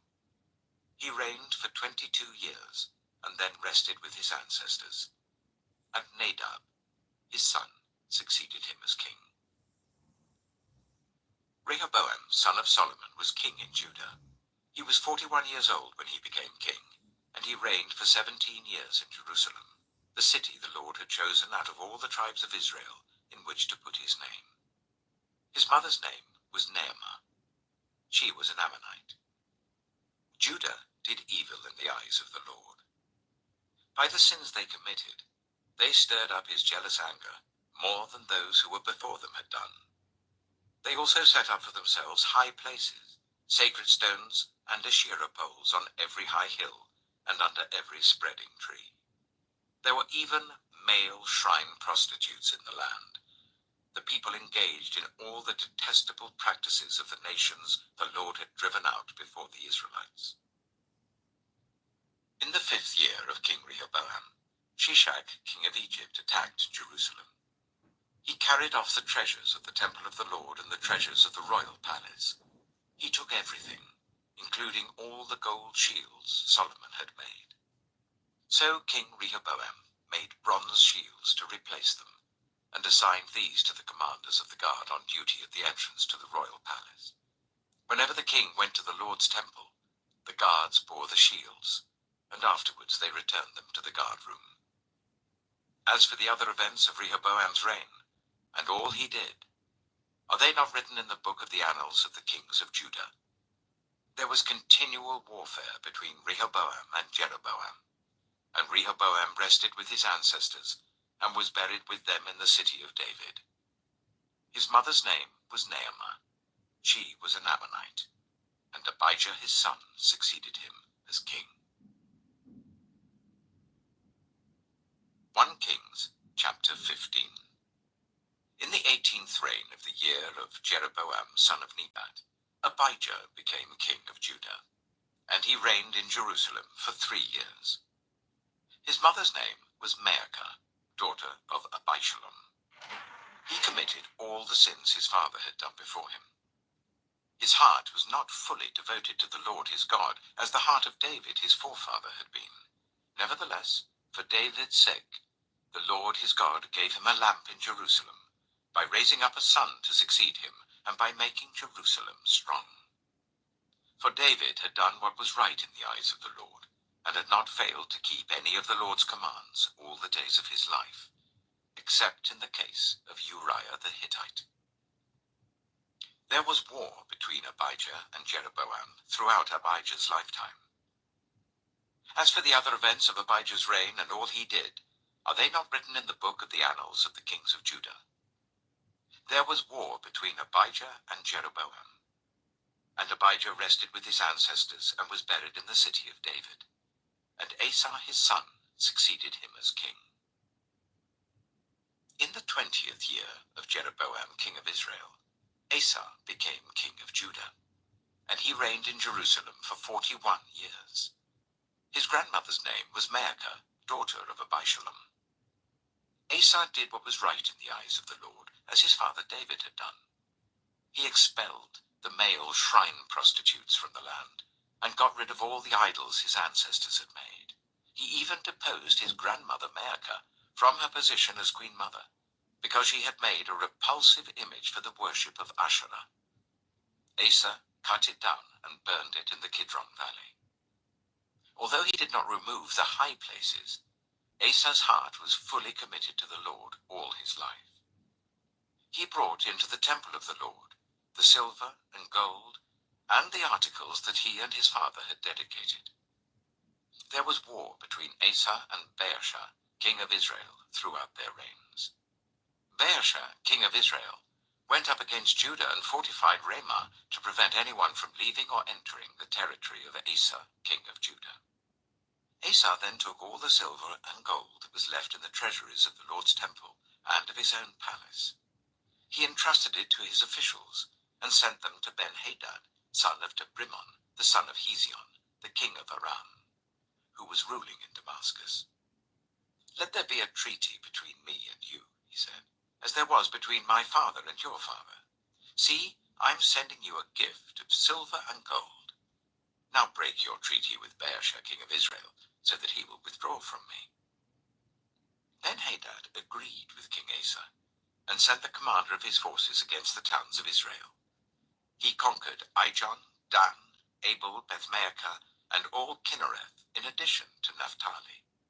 When Baasha heard this, he stopped building Ramah and withdrew to Tirzah. Then King Asa issued an order to all Judah. No one was exempt. And they carried away from Ramah the stones and timber Baasha had been using there. With them, King Asa built up Jebah in Benjamin, and also Mizpah. As for all the other events of Asa's reign, all his achievements, all he did, and the cities he built, are they not written in the book of the annals of the kings of Judah? In his old age, however, his feet became diseased. Then Asa rested with his ancestors, and was buried with them in the city of his father David. And Jehoshaphat, his son, succeeded him as king. Nadab, son of Jeroboam, became king of Israel in the 2nd year of Asa, king of Judah, and he reigned over Israel for 2 years. He did evil in the eyes of the Lord, following the ways of his father, and committing the same sin his father had caused Israel to commit. Baasha, son of Ahijah, from the tribe of Issachar, plotted against him, and he struck him down at Gibbethon, a Philistine town, while Nadab and all Israel were besieging it. Baasha killed Nadab in the 3rd year of Asa, king of Judah, and succeeded him as king. As soon as he began to reign, he killed Jeroboam's whole family. He did not leave Jeroboam anyone that breathed, but destroyed them all, according to the word of the Lord, given through his servant Ahijah the Shilonite. This happened because of the sins Jeroboam had committed, and had caused Israel to commit, and because he aroused the anger of the Lord, the God of Israel. As for the other events of Nadab's reign and all he did, are they not written in the book of the annals of the kings of Israel? There was war between Asa and Baasha, king of Israel, throughout their reigns. In the 3rd year of Asa, king of Judah, Baasha, son of Ahijah, became king of all Israel in Tirzah, and he reigned for 24 years. He did evil in the eyes of the Lord, following the ways of Jeroboam, and committing the same sin Jeroboam had caused Israel to commit. 1 Kings chapter 16. Then the word of the Lord came to Jehu, son of Hanani, concerning Baasha. I lifted you up from the dust, and appointed you ruler over my people Israel. But you followed the ways of Jeroboam, and caused my people Israel to sin, and to arouse my anger by their sins. So I am about to wipe out Baasha and his house, and I will make your house like that of Jeroboam son of Nebat. Dogs will eat those belonging to Baasha who die in the city, and birds will feed on those who die in the country. As for the other events of Baasha's reign, what he did and his achievements, are they not written in the book of the annals of the kings of Israel? Baasha rested with his ancestors and was buried in Tirzah, and Elah his son succeeded him as king. Moreover, the word of the Lord came through the prophet Jehu, son of Hanani, to Baasha and his house, because of all the evil he had done in the eyes of the Lord, arousing his anger by the things he did, becoming like the house of Jeroboam, and also because he destroyed it.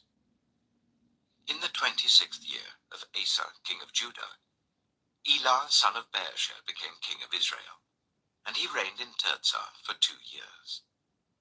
Zimri, one of his officials, who had command of half his chariots, plotted against him. Elah was in Tirzah at the time, getting drunk in the home of Arza, the palace administrator at Tirzah.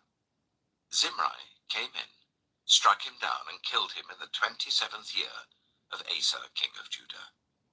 Then he succeeded him as king. As soon as he began to reign and was seated on the throne, he killed off Baasha's whole family. He did not spare a single male, whether relative or friend. So Zimri destroyed the whole family of Baasha in accordance with the word of the Lord, spoken against Baasha through the prophet Jehu, because of all the sins Baasha and his son Elah had committed and had caused Israel to commit, so that they aroused the anger of the Lord, the God of Israel, by their worthless idols. As for the other events of Elah's reign and all he did, are they not written in the book of the annals of the kings of Israel?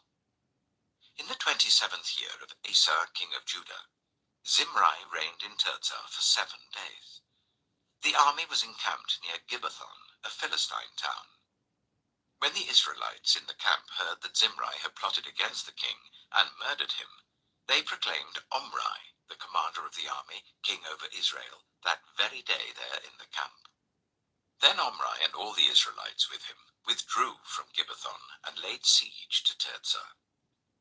When Zimri saw that the city was taken, he went into the citadel of the royal palace and set the palace on fire around him.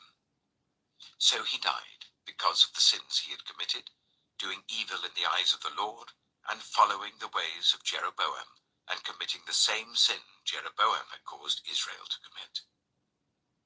As for the other events of Zimri's reign and the rebellion he carried out, are they not written in the book of the annals of the kings of Israel? Then the people of Israel were split into 2 factions.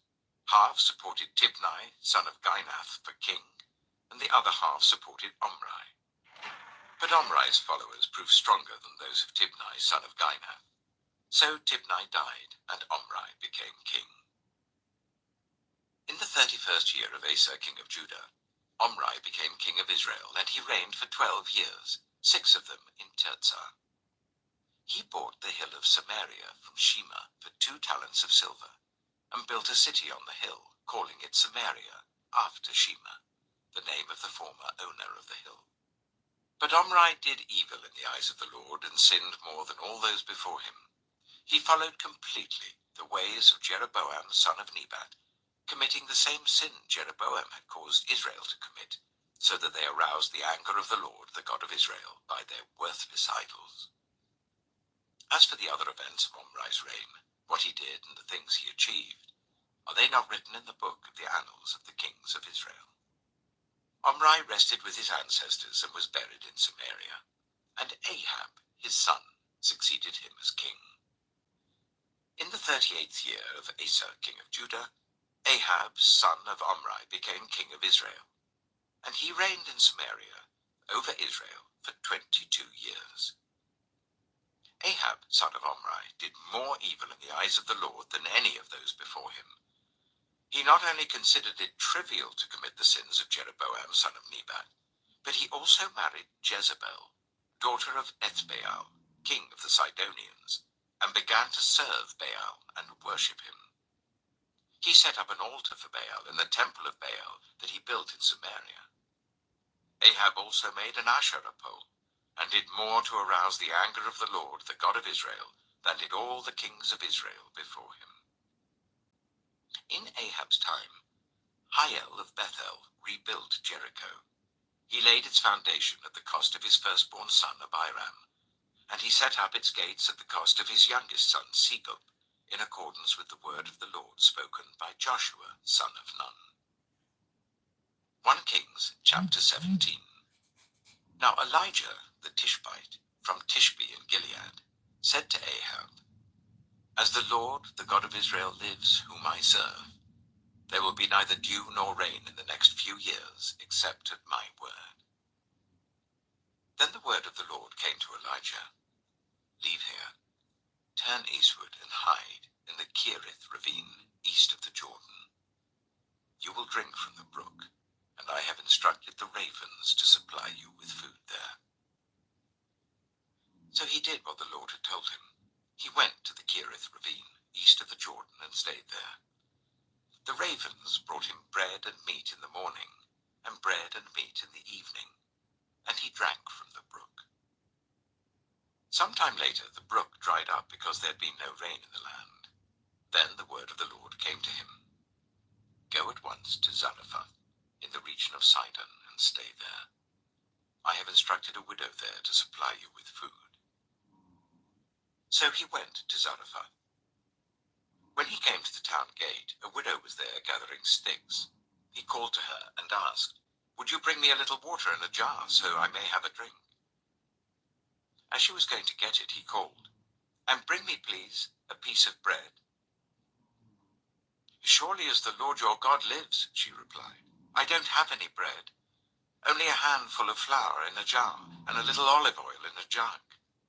I'm gathering a few sticks to take home and make a meal for myself and my son, that we may eat it and die. Elijah said to her, Don't be afraid. Go home and do as you have said. But first make a small loaf of bread for me from what you have, and bring it to me, and then make something for yourself and your son. For this is what the Lord, the God of Israel, says, The jar of flour will not be used up, and the jug of oil will not run dry, until the day the Lord sends rain on the land. She went away and did as Elijah had told her. So there was food every day for Elijah and for the woman and her family.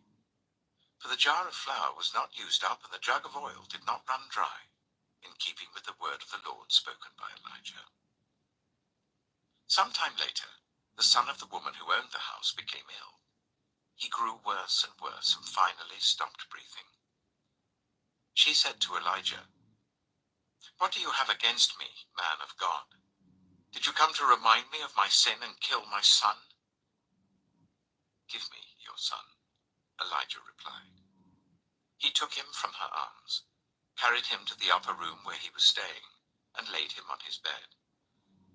Then he cried out to the Lord, Lord my God, have you brought tragedy even on this widow I am staying with, by causing her son to die? Then he stretched himself out on the boy 3 times, and cried out to the Lord, Lord my God, let this boy's life return to him. The Lord heard Elijah's cry, and the boy's life returned to him, and he lived. Elijah picked up the child and carried him down from the room into the house. He gave him to his mother and said, Look, your son is alive. Then the woman said to Elijah, Now I know that you are a man of God, and that the word of the Lord from your mouth is the truth. 1 Kings chapter 18. After a long time, in the 3rd year, the word of the Lord came to Elijah. Go and present yourself to Ahab, and I will send rain on the land. So Elijah went to present himself to Ahab. Now the famine was severe in Samaria, and Ahab had summoned Obadiah, his palace administrator. Obadiah was a devout believer in the Lord. While Jezebel was killing off the Lord's prophets, Obadiah had taken 100 prophets and hidden them in 2 caves, 50 in each, and had supplied them with food and water. Ahab said to Obadiah, "Go through the land to all the springs and valleys. Maybe we can find some grass to keep the horses and mules alive, so we'll not have to kill any of our animals." So they divided the land they were to cover, Ahab going in one direction and Obadiah in another. As Obadiah was walking along, Elijah met him. Obadiah recognized him, bowed to the ground, and said, "Is it really you, my lord Elijah?" "Yes," he replied. "Go tell your master, Elijah is here." "What have I done wrong?" asked Obadiah, "that you are handing your servant over to Ahab to be put to death? As surely as the Lord your God lives, there's not a nation or kingdom where my master has not sent someone to look for you. And whenever a nation or kingdom claimed you were not there, he made them swear they could not find you. But now you tell me to go to my master and say, 'Elijah is here.' I don't know where the Spirit of the Lord may carry you when I leave you. If I go and tell Ahab and he doesn't find you, he'll kill me. Yet I, your servant, have worshipped the Lord since my youth. Haven't you heard, my Lord, what I did while Jezebel was killing the prophets of the Lord? I hid 100 of the Lord's prophets in 2 caves, 50 in each, and supplied them with food and water. And now you tell me to go to my master and say, 'Elijah is here.' He will kill me." Elijah said, "As the Lord Almighty lives, whom I serve, I will surely present myself to Ahab today." So Obadiah went to meet Ahab and told him, and Ahab went to meet Elijah. When he saw Elijah, he said to him, "Is that you, you troubler of Israel?" "I've not made trouble for Israel," Elijah replied, "but you and your father's family have. You have abandoned the Lord's commands and have followed the Baals. Now summon the people from all over Israel to meet me on Mount Carmel, and bring the 450 prophets of Baal and the 400 prophets of Asherah who eat at Jezebel's table." So Ahab sent word throughout all Israel and assembled the prophets on Mount Carmel. Elijah went before the people and said, "How long will you waver between 2 opinions? If the Lord is God, follow him. But if Baal is God, follow him." But the people said nothing.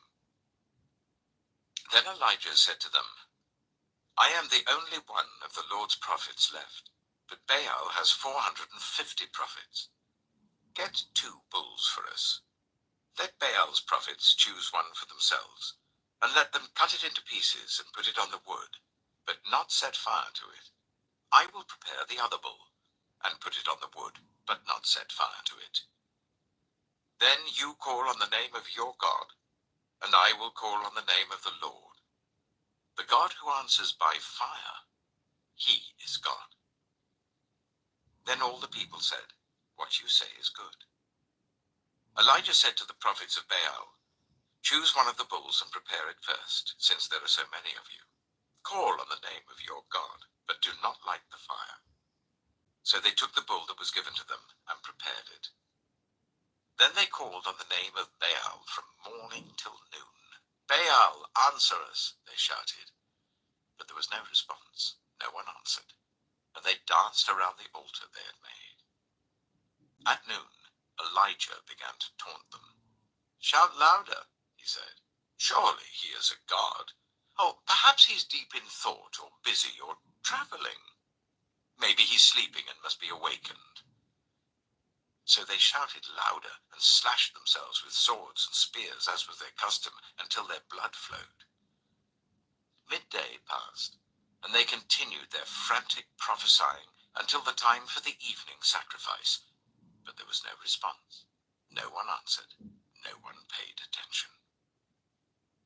Then Elijah said to all the people, "Come here to me." They came to him, and he repaired the altar of the Lord, which had been torn down. Elijah took 12 stones, one for each of the tribes descended from Jacob, to whom the word of the Lord had come, saying, Your name shall be Israel. With the stones he built an altar in the name of the Lord, and he dug a trench round it large enough to hold 2 seahs of seed. He arranged the wood, cut the bull into pieces, and laid it on the wood. Then he said to them, Fill 4 large jars with water, and pour it on the offering and on the wood. Do it again, he said, and they did it again. Do it a 3rd time, he ordered, and they did it a 3rd time. The water ran down around the altar and even filled the trench. At the time of sacrifice, the prophet Elijah stepped forward and prayed, Lord, the God of Abraham, Isaac, and Israel, let it be known today that you are God in Israel, and that I am your servant, and have done all these things at your command. Answer me, Lord, answer me, so these people will know that you, Lord, are God, and that you are turning their hearts back again. Then the fire of the Lord fell and burned up the sacrifice, the wood, the stones, and the soil, and also licked up the water in the trench. When all the people saw this, they fell prostrate and cried, The Lord, he is God! The Lord, he is God! Then Elijah commanded them, Seize the prophets of Baal. Don't let anyone get away. They seized them, and Elijah had them brought down to the Kishon valley and slaughtered there. And Elijah said to Ahab, Go, eat and drink, for there is the sound of a heavy rain. So Ahab went off to eat and drink. But Elijah climbed to the top of Carmel, bent down to the ground, and put his face between his knees. Go and look towards the sea, he told his servant. And he went up and looked. There's nothing there, he said. 7 times Elijah said, Go back. The 7th time the servant reported, A cloud as small as a man's hand is rising from the sea. So Elijah said, Go and tell Ahab, Hitch up your chariot and go down before the rain stops you. Meanwhile, the sky grew black with clouds. The wind rose, a heavy rainstorm came on, and Ahab rode off to Jezreel. The power of the Lord came on Elijah, and tucking his cloak into his belt, he ran ahead of Ahab all the way to Jezreel. 1 Kings chapter 19. Now Ahab told Jezebel everything Elijah had done and how he had killed all the prophets with the sword. So Jezebel sent a messenger to Elijah to say, May the gods deal with me, be it ever so severely, if by this time tomorrow I do not make your life like that of one of them. Elijah was afraid and ran for his life.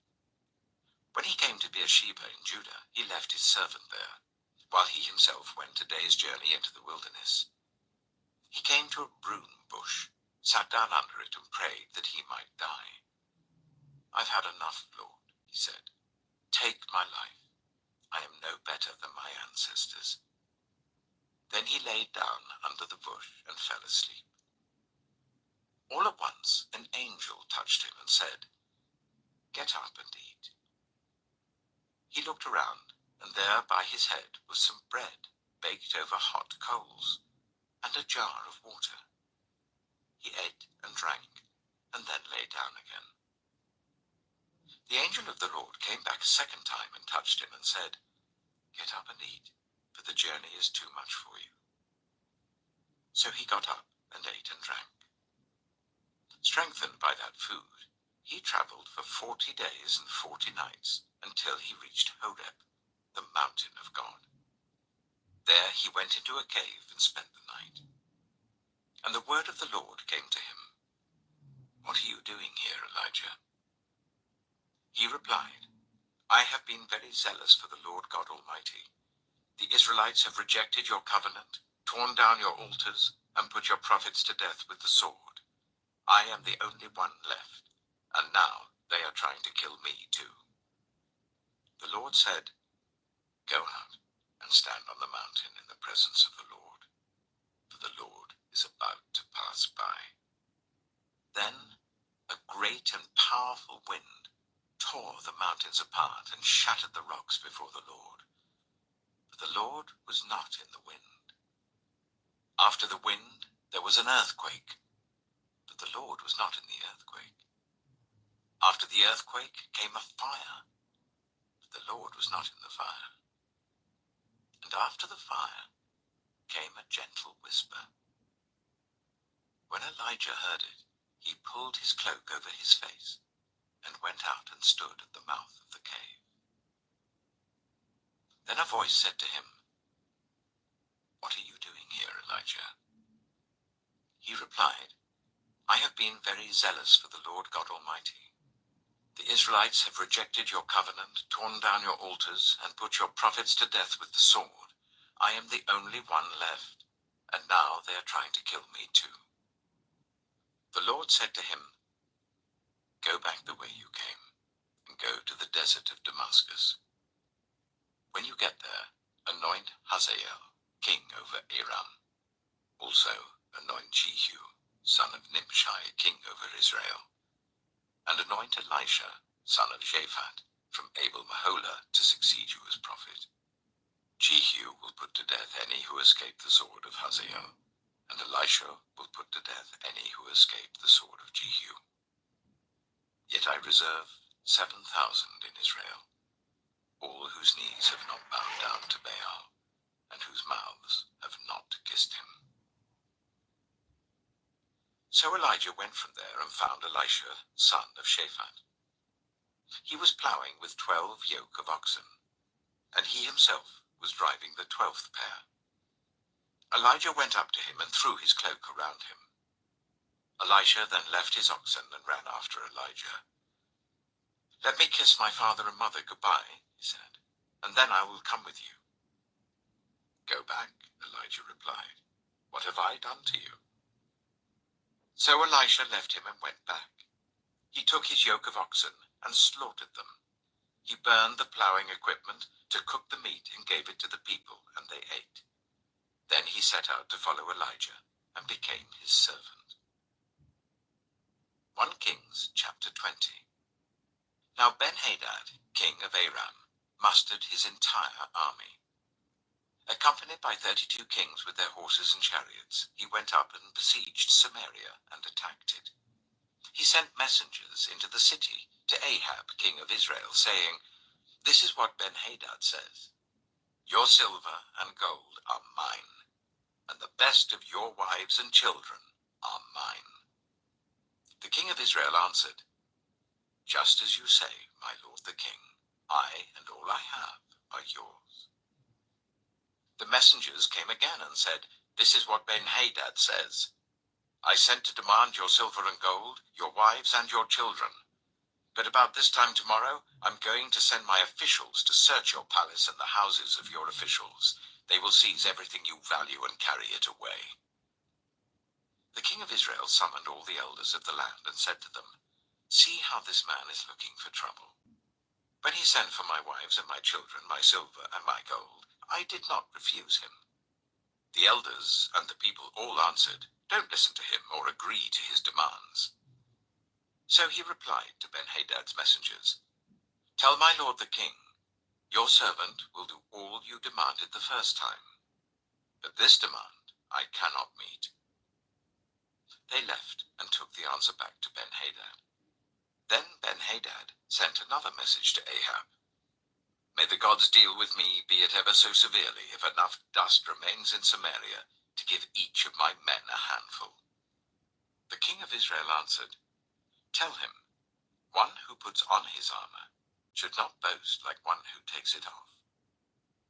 Ben-Hadad heard this message while he and the kings were drinking in their tents, and he ordered his men, "Prepare to attack." So they prepared to attack the city. Meanwhile, a prophet came to Ahab, king of Israel, and announced, "This is what the Lord says. Do you see this vast army? I will give it into your hand today, and then you will know that I am the Lord." "But who will do this?" asked Ahab. The prophet replied, "This is what the Lord says. The junior officers under the provincial commanders will do it. And who will start the battle? He asked. The prophet answered, You will. So Ahab summoned the 232 junior officers under the provincial commanders. Then he assembled the rest of the Israelites, 7,000 in all. They set out at noon, while Ben-Hadad and the 32 kings allied with him were in their tents getting drunk. The junior officers under the provincial commanders went out first. Now Ben-Hadad had dispatched scouts who reported, Men are advancing from Samaria. He said, If they have come out for peace, take them alive. If they have come out for war, take them alive. The junior officers under the provincial commanders marched out of the city with the army behind them, and each one struck down his opponent.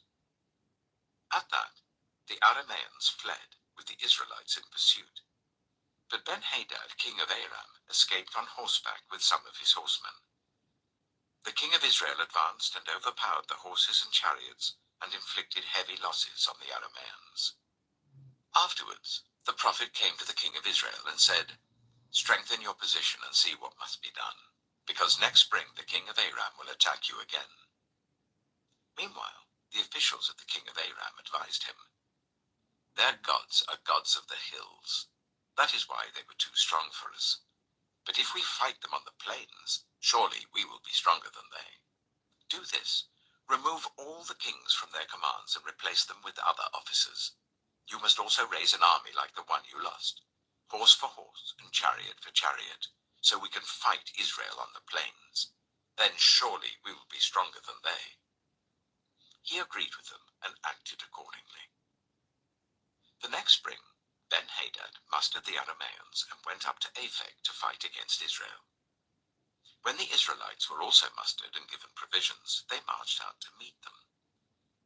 The Israelites camped opposite them, like two small flocks of goats, while the Arameans covered the countryside.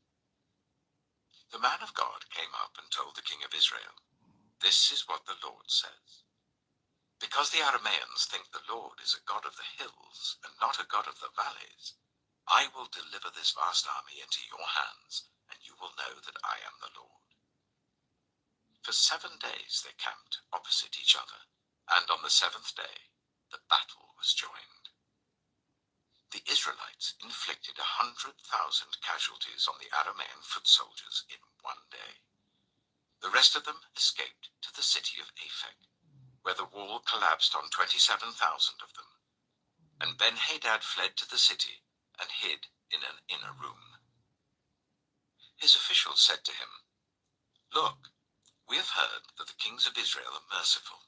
Let us go to the king of Israel with sackcloth around our waists and ropes around our heads. Perhaps he will spare your life. Wearing sackcloth round their waists and ropes round their heads, they went to the king of Israel and said, Your servant Ben-Hadad says, Please let me live. The king answered, Is he still alive? He is my brother. The men took this as a good sign and were quick to pick up his word. Yes, your brother Ben-Hadad, they said. Go and get him, the king said. When Ben-Hadad came out, Ahab brought him up into his chariot. I will return the cities my father took from your father, Ben-Hadad offered. You may set up your own market areas in Damascus, as my father did in Samaria. Ahab said, On the basis of a treaty I will set you free. So he made a treaty with him and let him go. By the word of the Lord, one of the company of the prophets said to his companion, Strike me with your weapon. But he refused. So the prophet said, Because you have not obeyed the Lord, as soon as you leave me, a lion will kill you. And after the man went away, a lion found him and killed him. The prophet found another man and said, Strike me, please. So the man struck him and wounded him. Then the prophet went and stood by the road waiting for the king. He disguised himself with his headband down over his eyes. As the king passed by, the prophet called out to him, Your servant went into the thick of the battle, and someone came to me with a captive and said, 'Guard this man. If he is missing, it will be your life for his life, or you must pay a talent of silver.' While your servant was busy here and there, the man disappeared." "That is your sentence," the king of Israel said. "You have pronounced it yourself." Then the prophet quickly removed the headband from his eyes, and the king of Israel recognized him as one of the prophets. He said to the king, "This is what the Lord says. You have set free a man I had determined should die. Therefore it is your life for his life, your people for his people." Sullen and angry, the king of Israel went to his palace in Samaria.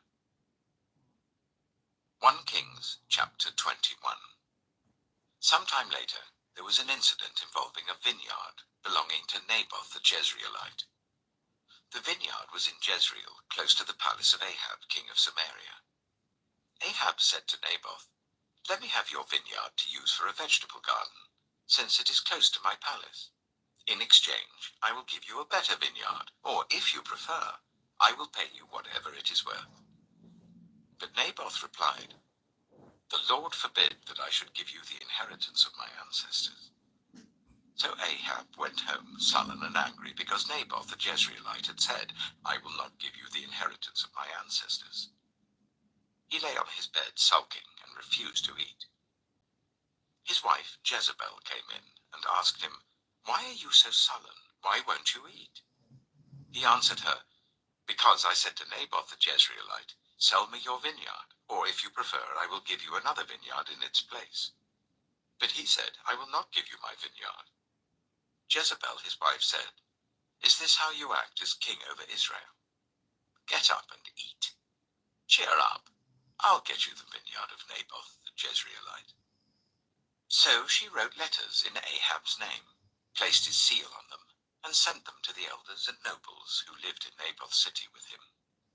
In those letters she wrote, 'Proclaim a day of fasting, and give Naboth a prominent seat among the people. But put 2 scoundrels opposite him, and get them to bring charges that he has cursed both God and the king.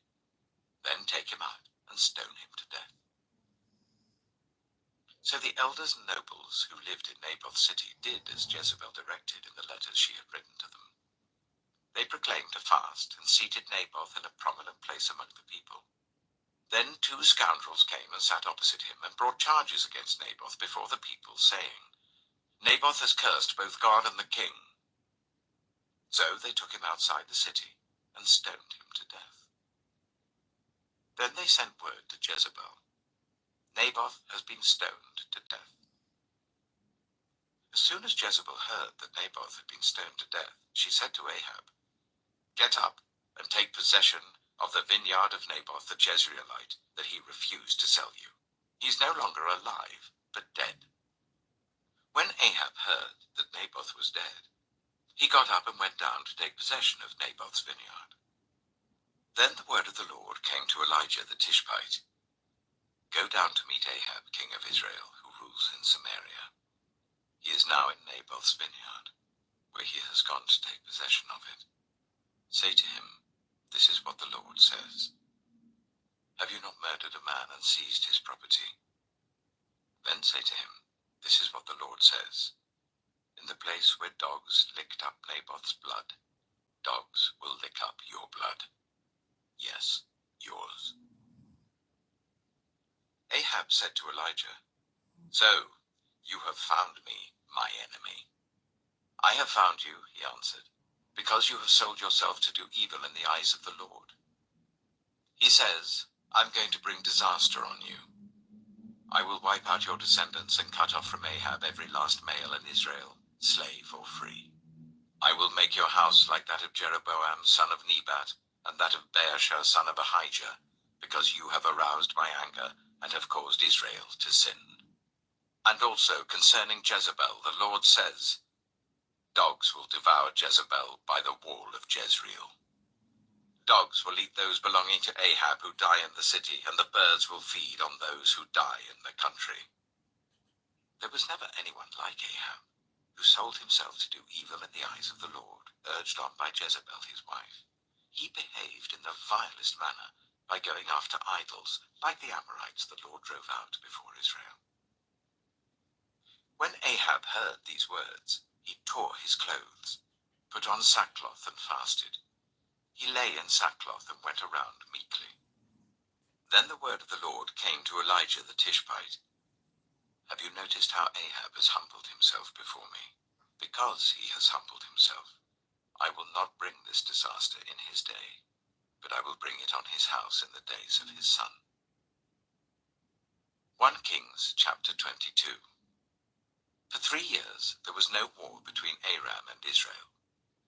But in the 3rd year, Jehoshaphat, king of Judah, went down to see the king of Israel. The king of Israel had said to his officials, Don't you know that Ramoth-Gilead belongs to us, and yet we're doing nothing to retake it from the king of Aram?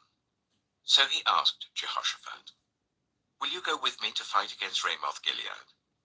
Jehoshaphat replied to the king of Israel, I am as you are, my people as your people, my horses as your horses. But Jehoshaphat also said to the king of Israel, First seek the counsel of the Lord. So the king of Israel brought together the prophets, about 400 men, and asked them, Shall I go to war against Ramoth-Gilead, or shall I refrain? Go, they answered, for the Lord will give it into the king's hand. But Jehoshaphat asked, Is there no longer a prophet of the Lord here, whom we can inquire of? The king of Israel answered Jehoshaphat, There is still one prophet through whom we can inquire of the Lord, but I hate him, because he never prophesies anything good about me, but always bad. He is Micaiah, son of Imlah. The king should not say such a thing, Jehoshaphat replied. So the king of Israel called one of his officials and said, Bring Micaiah, son of Imlah, at once. Dressed in their royal robes, the king of Israel and Jehoshaphat, king of Judah, were sitting on their thrones at the threshing floor by the entrance of the gate of Samaria, with all the prophets prophesying before them. Now Zedekiah, son of Chenaanah, had made iron horns, and he declared, This is what the Lord says, With these you will gore the Arameans until they are destroyed. All the other prophets were prophesying the same thing. Attack Ramoth-Gilead and be victorious, they said, for the Lord will give it into the king's hand. The messenger who had gone to summon Micaiah said to him, Look, the other prophets without exception are predicting success for the king. Let your word agree with theirs and speak favorably. But Micaiah said, As surely as the Lord lives, I can tell him only what the Lord tells me. When he arrived, the king asked him, Micaiah, shall we go to war against Ramoth-Gilead or not? Attack and be victorious, he answered, for the Lord will give it into the king's hand. The king said to him, How many times must I make you swear to tell me nothing but the truth in the name of the Lord? Then Micaiah answered, I saw all Israel scattered on the hills like sheep without a shepherd, and the Lord said, These people have no master. Let each one go home in peace. The king of Israel said to Jehoshaphat, Didn't I tell you that he never prophesies anything good about me, but only bad? Micaiah continued, Therefore hear the word of the Lord. I saw the Lord sitting on his throne with all the multitudes of heaven standing round him on his right and on his left. And the Lord said, Who will entice Ahab into attacking Ramoth-Gilead and going to his death there? One suggested this, and another that. Finally a spirit came forward, stood before the Lord, and said, I will entice him. By what means? The Lord asked. I will go out and be a deceiving spirit in the mouths of all his prophets, he said. You will succeed in enticing him, said the Lord. Go and do it. So now the Lord has put a deceiving spirit in the mouths of all these prophets of yours. The Lord has decreed disaster for you.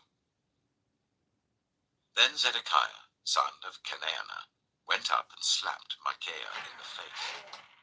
Which way did the spirit from the Lord go when he went from me to speak to you? He asked. Micaiah replied, You will find out on the day you go to hide in an inner room. The king of Israel then ordered, Take Micaiah and send him back to Amon, the ruler of the city, and to Joash, the king's son, and say, This is what the king says. Put this fellow in prison, and give him nothing but bread and water until I return safely. Micaiah declared, If you ever return safely, the Lord has not spoken through me. Then he added, Mark my words, all you people. So the king of Israel and Jehoshaphat king of Judah went up to Ramoth Gilead. The king of Israel said to Jehoshaphat, I will enter the battle in disguise, but you wear your royal robes. So the king of Israel disguised himself and went into battle. Now the king of Aram had ordered his 32 chariot commanders, Do not fight with anyone, small or great, except the king of Israel. When the chariot commanders saw Jehoshaphat, they thought, Surely this is the king of Israel. So they turned to attack him. But when Jehoshaphat cried out, the chariot commanders saw that he was not the king of Israel and stopped pursuing him. But someone drew his bow at random and hit the king of Israel between the sections of his armor. The king told his chariot driver, Wheel around and get me out of the fighting, I've been wounded. All day long the battle raged, and the king was propped up in his chariot facing the Arameans. The blood from his wound ran onto the floor of the chariot, and that evening he died. As the sun was setting, a cry spread through the army. Every man to his town, every man to his land. So the king died and was brought to Samaria, and they buried him there. They washed the chariot at a pool in Samaria, where the prostitutes bathed, and the dogs licked up his blood, as the word of the Lord had declared.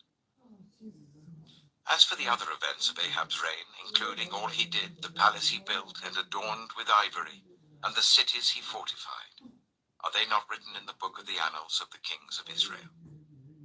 Ahab rested with his ancestors, and Ahaziah his son succeeded him as king. Jehoshaphat, son of Asa, became king of Judah in the 4th year of Ahab, king of Israel. Jehoshaphat was 35 years old when he became king, and he reigned in Jerusalem for 25 years. His mother's name was Azubah, daughter of Shilhi. In everything he followed the ways of his father Asa, and did not stray from them. He did what was right in the eyes of the Lord. The high places, however, were not removed, and the people continued to offer sacrifices and burn incense there. Jehoshaphat was also at peace with the king of Israel. As for the other events of Jehoshaphat's reign, the things he achieved and his military exploits, are they not written in the book of the annals of the kings of Judah? He rid the land of the rest of the male shrine prostitutes who remained there even after the reign of his father Asa. There was then no king in Edom. A provincial governor ruled. Now Jehoshaphat built a fleet of trading ships to go to Ophir for gold, but they never set sail. They were wrecked at Ezion-Geber. At that time Ahaziah, son of Ahab, said to Jehoshaphat, Let my men sail with yours. But Jehoshaphat refused. Then Jehoshaphat rested with his ancestors, and was buried with them in the city of David his father. And Jehoram his son succeeded him as king. Ahaziah, son of Ahab, became king of Israel in Samaria, in the 17th year of Jehoshaphat king of Judah, and he reigned over Israel for 2 years. He did evil in the eyes of the Lord, because he followed the ways of his father and mother, and of Jeroboam son of Nebat, who caused Israel to sin. He served and worshipped Baal, and aroused the anger of the Lord, the God of Israel, just as his father had done. The second book of Kings. 2 Kings, chapter 1. After Ahab's death, Moab rebelled against Israel. Now Ahaziah had fallen through the lattice of his upper room in Samaria and injured himself. So he sent messengers, saying to them, Go and consult Beelzebub, the god of Ekron, to see if I'll recover from this injury. But the angel of the Lord said to Elijah the Tishbite, Go up and meet the messengers of the king of Samaria, and ask them, Is it because there is no God in Israel that you are going off to consult Baal-zebub, the god of Ekron? Therefore this is what the Lord says. You will not leave the bed you are lying on. You will certainly die. So Elijah went. When the messengers returned to the king, he asked them, Why have you come back? A man came to meet us, they replied, and he said to us, Go back to the king who sent you, and tell him, This is what the Lord says. Is it because there is no God in Israel that you are sending messengers to consult Baal-zebub, the god of Ekron? Therefore you will not leave the bed you are lying on. You will certainly die. The king asked them, What kind of man was it who came to meet you and told you this? They replied, He had a garment of hair and had a leather belt round his waist. The king said, That was Elijah the Tishbite. Then he sent to Elijah a captain with his company of 50 men. The captain went up to Elijah, who was sitting on the top of a hill, and said to him, Man of God, the king says, Come down. Elijah answered the captain, If I am a man of God, may fire come down from heaven and consume you and your 50 men. Then the fire fell from heaven and consumed the captain and his men. At this the king sent to Elijah another captain with his 50 men. The captain said to him, Man of God, this is what the king says, Come down at once. If I am a man of God, Elijah replied, may fire come down from heaven and consume you and your 50 men. Then the fire of God fell from heaven and consumed him and his 50 men. So the king sent a third captain with his 50 men. This third captain went up and fell on his knees before Elijah. Man of God, he begged, please have respect for my life and the lives of these 50 men, your servants. See, fire has fallen from heaven and consumed the first 2 captains and all their men. But now have respect for my life. The angel of the Lord said to Elijah, Go down with him. Do not be afraid of him. So Elijah got up and went down with him to the king. He told the king, This is what the Lord says. Is it because there is no God in Israel for you to consult, that you have sent messengers to consult Baal-zebub, the god of Ekron? Because you have done this, you will never leave the bed you are lying on. You will certainly die. So he died, according to the word of the Lord that Elijah had spoken. Because Ahaziah had no son, Joram succeeded him as king in the 2nd year of Jehoram, son of Jehoshaphat, king of Judah. As for all the other events of Ahaziah's reign, and what he did, are they not written in the book of the annals of the kings of Israel? 2 Kings, chapter 2. When the Lord was about to take Elijah up to heaven in a whirlwind, Elijah and Elisha were on their way from Gilgal. Elijah said to Elisha, Stay here, the Lord has sent me to Bethel. But Elisha said, As surely as the Lord lives, and as you live, I will not leave you. So they went down to Bethel.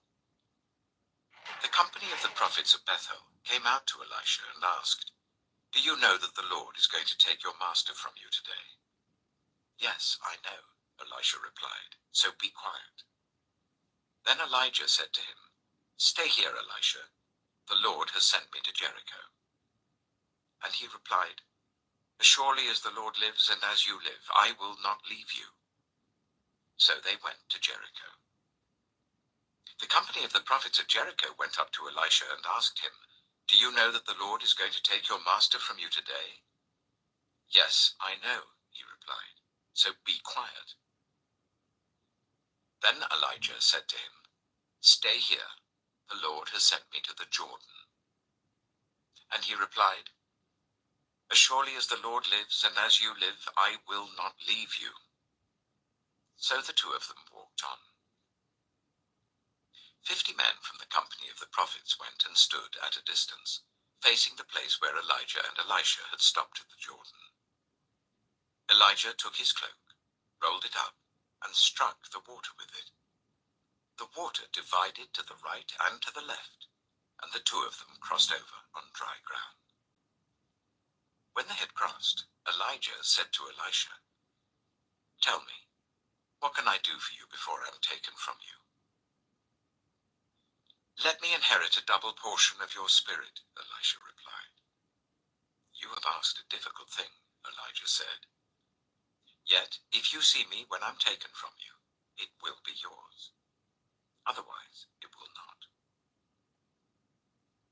As they were walking along and talking together, suddenly a chariot of fire and horses of fire appeared and separated the two of them, and Elijah went up to heaven in a whirlwind.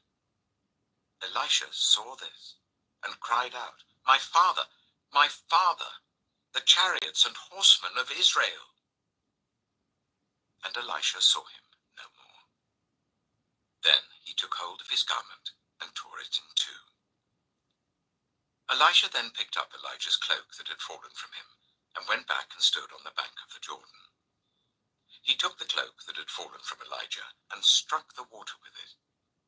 "Where now is the Lord, the God of Elijah?" he asked.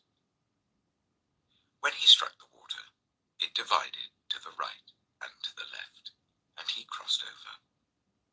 The company of the prophets from Jericho who were watching said, "The spirit of Elijah is resting on Elisha." And they went to meet him and bowed to the ground before him. "Look," they said, "we your servants have 50 able men. Let them go and look for your master. Perhaps the Spirit of the Lord has picked him up and set him down on some mountain or in some valley." "No," Elisha replied, "do not send them." But they persisted until he was too embarrassed to refuse. So he said, "Send them." And they sent 50 men who searched for 3 days but did not find him. When they returned to Elisha, who was staying in Jericho, he said to them, "Didn't I tell you not to go?" The people of the city said to Elisha, "Look, our lord, this town is well situated, as you can see, but the water is bad and the land is unproductive." "Bring me a new bowl," he said, "and put salt in it." So they brought it to him. Then he went out to the spring and threw the salt into it, saying, "This is what the Lord says. I have healed this water. Never again will it cause death or make the land unproductive." And the water has remained pure to this day, according to the word Elisha had spoken. From there, Elisha went up to Bethel. As he was walking along the road, some boys came out of the town and jeered at him. "Get out of here, Baldy," they said. "Get out of here, Baldy." He turned round, looked at them, and called down a curse on them in the name of the Lord. Then 2 bears came out of the woods and mauled 42 of the boys. And he went on to Mount Carmel, and from there returned to Samaria. 2 Kings, chapter 3. Joram, son of Ahab, became king of Israel in Samaria in the 18th year of Jehoshaphat, king of Judah, and he reigned for 12 years. He did evil in the eyes of the Lord, but not as his father and mother had done. He got rid of the sacred stone of Baal that his father had made. Nevertheless, he clung to the sins of Jeroboam, son of Nebat, which he had caused Israel to commit. He did not turn away from them. Now Mesha, king of Moab, raised sheep, and he had to pay the king of Israel a tribute of 100,000 lambs and the wool of 100,000 rams. But after Ahab died, the king of Moab rebelled against the king of Israel. So at that time King Joram set out from Samaria and mobilized all Israel. He also sent this message to Jehoshaphat, king of Judah. "The king of Moab has rebelled against me. Will you go with me to fight against Moab?" "I will go with you," he replied. "I am as you are, my people as your people, my horses as your horses." "By what route shall we attack?" he asked. "Through the desert of Edom," he answered. So the king of Israel set out with the king of Judah and the king of Edom. After a roundabout march of 7 days, the army had no more water for themselves or for the animals with them. "What?" exclaimed the king of Israel. Has the Lord called us 3 kings together, only to deliver us into the hands of Moab?" But Jehoshaphat asked, "Is there no prophet of the Lord here, through whom we may inquire of the Lord?" An officer of the king of Israel answered, "Elisha, son of Shaphat, is here. He used to pour water on the hands of Elijah." Jehoshaphat said, "The word of the Lord is with him." So the king of Israel and Jehoshaphat and the king of Edom went down to him. Elisha said to the king of Israel, "Why do you want to involve me? Go to the prophets of your father and the prophets of your mother." "No," the king of Israel answered, "because it was the Lord who called us 3 kings together to deliver us into the hands of Moab." Elisha said, "As surely as the Lord Almighty lives, whom I serve, if I did not have respect for the presence of Jehoshaphat, king of Judah, I would not pay any attention to you. But now, bring me a harpist." While the harpist was playing, the hand of the Lord came on Elisha, and he said, "This is what the Lord says. I will fill this valley with pools of water. For this is what the Lord says. You will see neither wind nor rain, yet this valley will be filled with water, and you, your cattle, and your other animals will drink. This is an easy thing in the eyes of the Lord. He will also deliver Moab into your hands.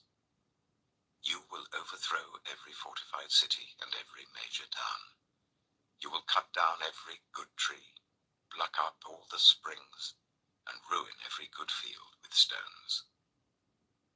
The next morning, about the time for offering the sacrifice, there it was, water flowing from the direction of Edom, and the land was filled with water. Now all the Moabites had heard that the kings had come to fight against them, so every man, young and old, who could bear arms, was called up and stationed on the border.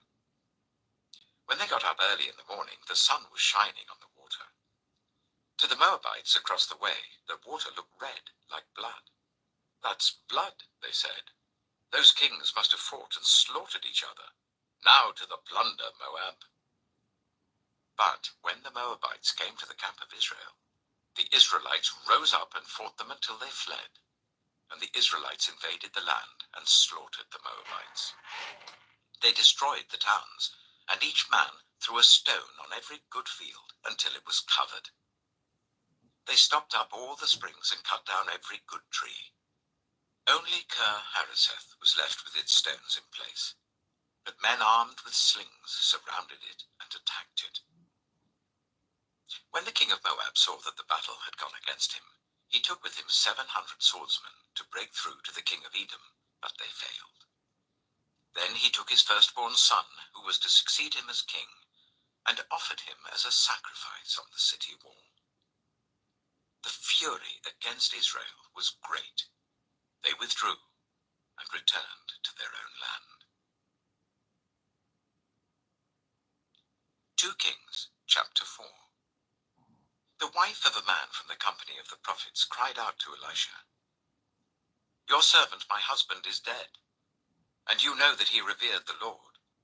But now his creditor is coming to take my 2 boys as his slaves." Elisha replied to her, "How can I help you? Tell me, what do you have in your house?" "Your servant has nothing there at all," she said, "except a small jar of olive oil." Elisha said, "Go round and ask all your neighbors for empty jars. Don't ask for just a few. Then go inside and shut the door behind you and your sons.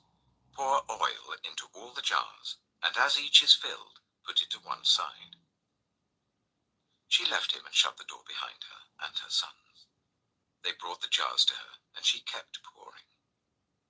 When all the jars were full, she said to her son, "Bring me another one." But he replied, "There's not a jar left." Then the oil stopped flowing.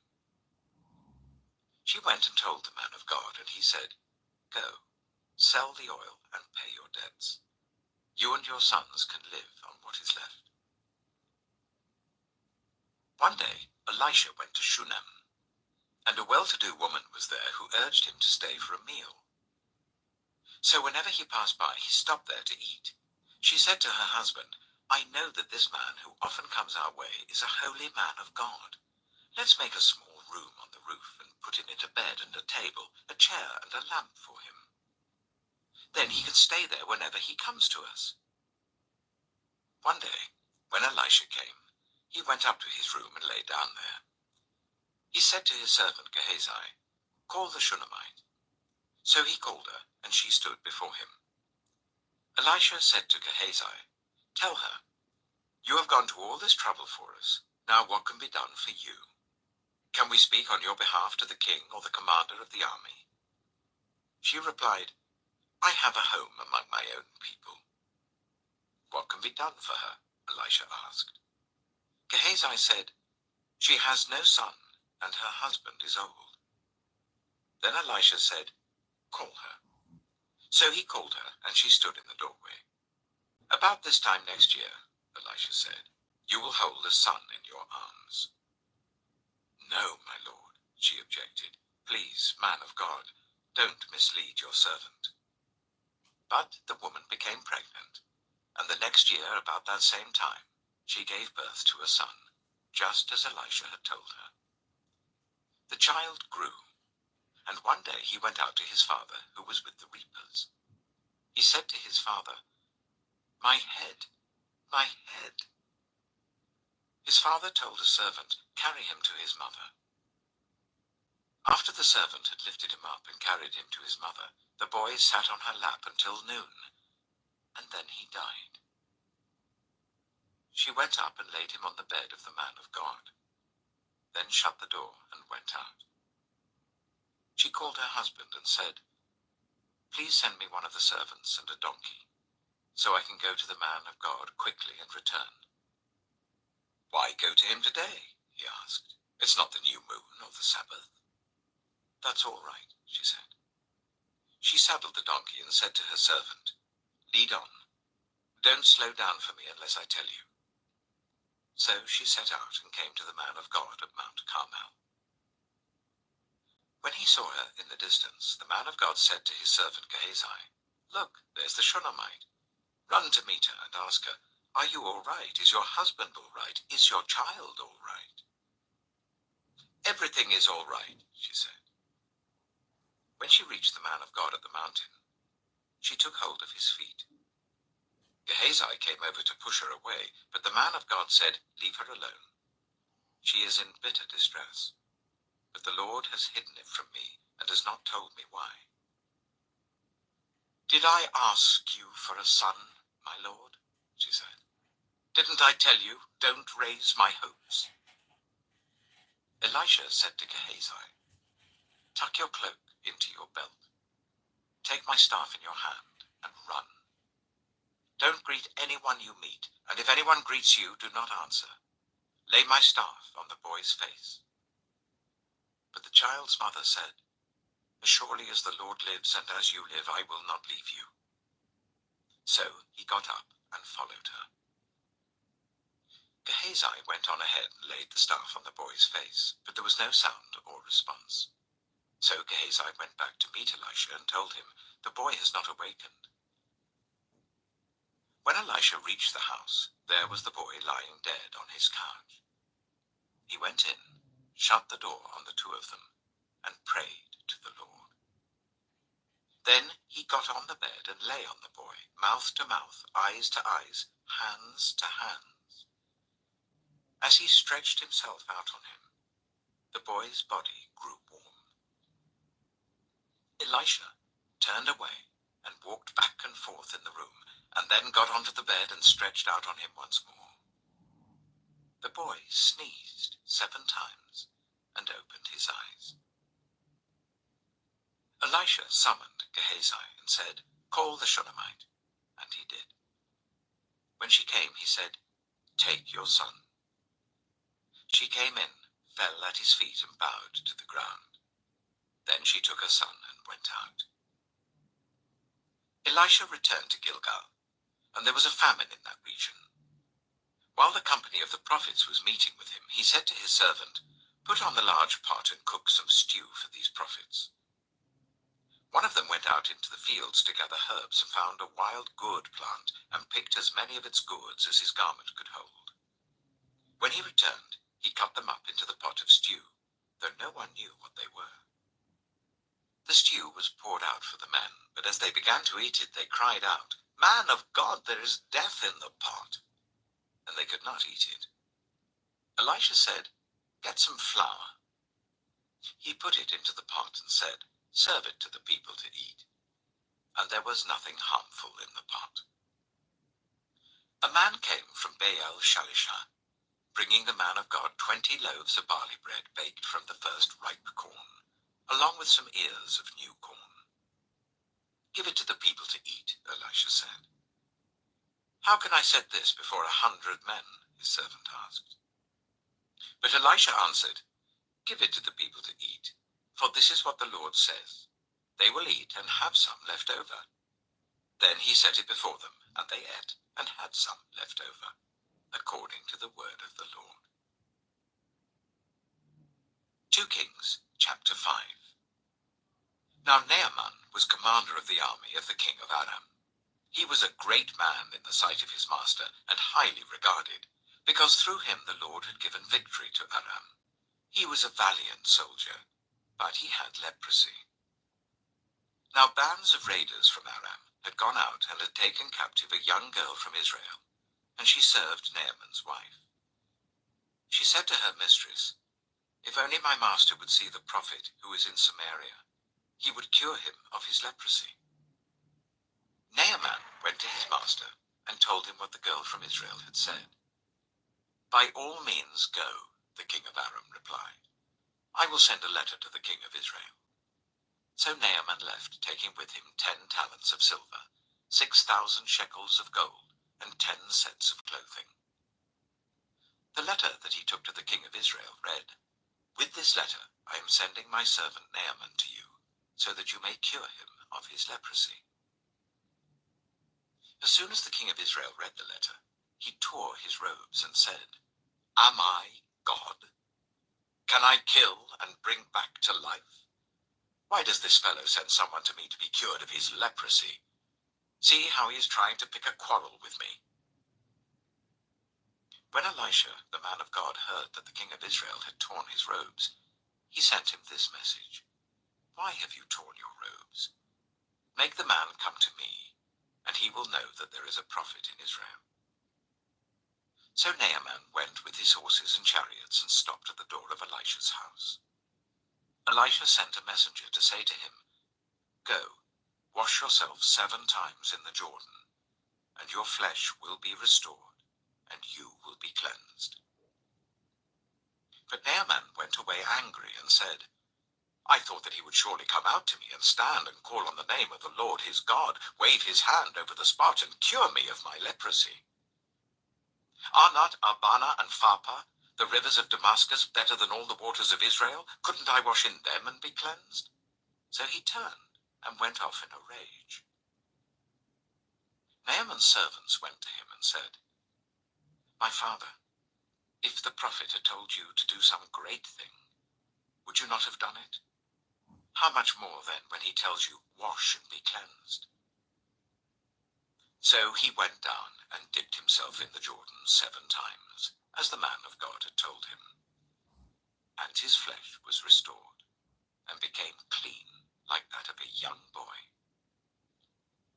Then Naaman and all his attendants went back to the man of God. He stood before him and said, "Now I know that there is no God in all the world except in Israel. So please accept a gift from your servant." The prophet answered, "As surely as the Lord lives whom I serve, I will not accept a thing." And even though Naaman urged him, he refused. "If you will not," said Naaman, "please let me, your servant, be given as much earth as a pair of mules can carry, for your servant will never again make burnt offerings and sacrifices to any other god but the Lord. But may the Lord forgive your servant for this one thing. When my master enters the temple of Rimmon to bow down, and he is leaning on my arm, and I have to bow there also, when I bow down in the temple of Rimmon, may the Lord forgive your servant for this." Go in peace, Elisha said. After Naaman had travelled some distance, Gehazi, the son of Elisha, the man of God, said to himself, My master was too easy on Naaman, this Aramean, by not accepting from him what he brought. As surely as the Lord lives, I will run after him and get something from him. So Gehazi hurried after Naaman. When Naaman saw him running towards him, he got down from the chariot to meet him. Is everything all right? He asked. Everything is all right, Gehazi answered. My master sent me to say, 2 young men from the company of the prophets have just come to me from the hill country of Ephraim. Please give them a talent of silver and 2 sets of clothing. By all means, take 2 talents, said Naaman. He urged Gehazi to accept them, and then tied up the 2 talents of silver in 2 bags with 2 sets of clothing. He gave them to 2 of his servants, and they carried them ahead of Gehazi. When Gehazi came to the hill, he took the things from the servants and put them away in the house. He sent the men away, and they left.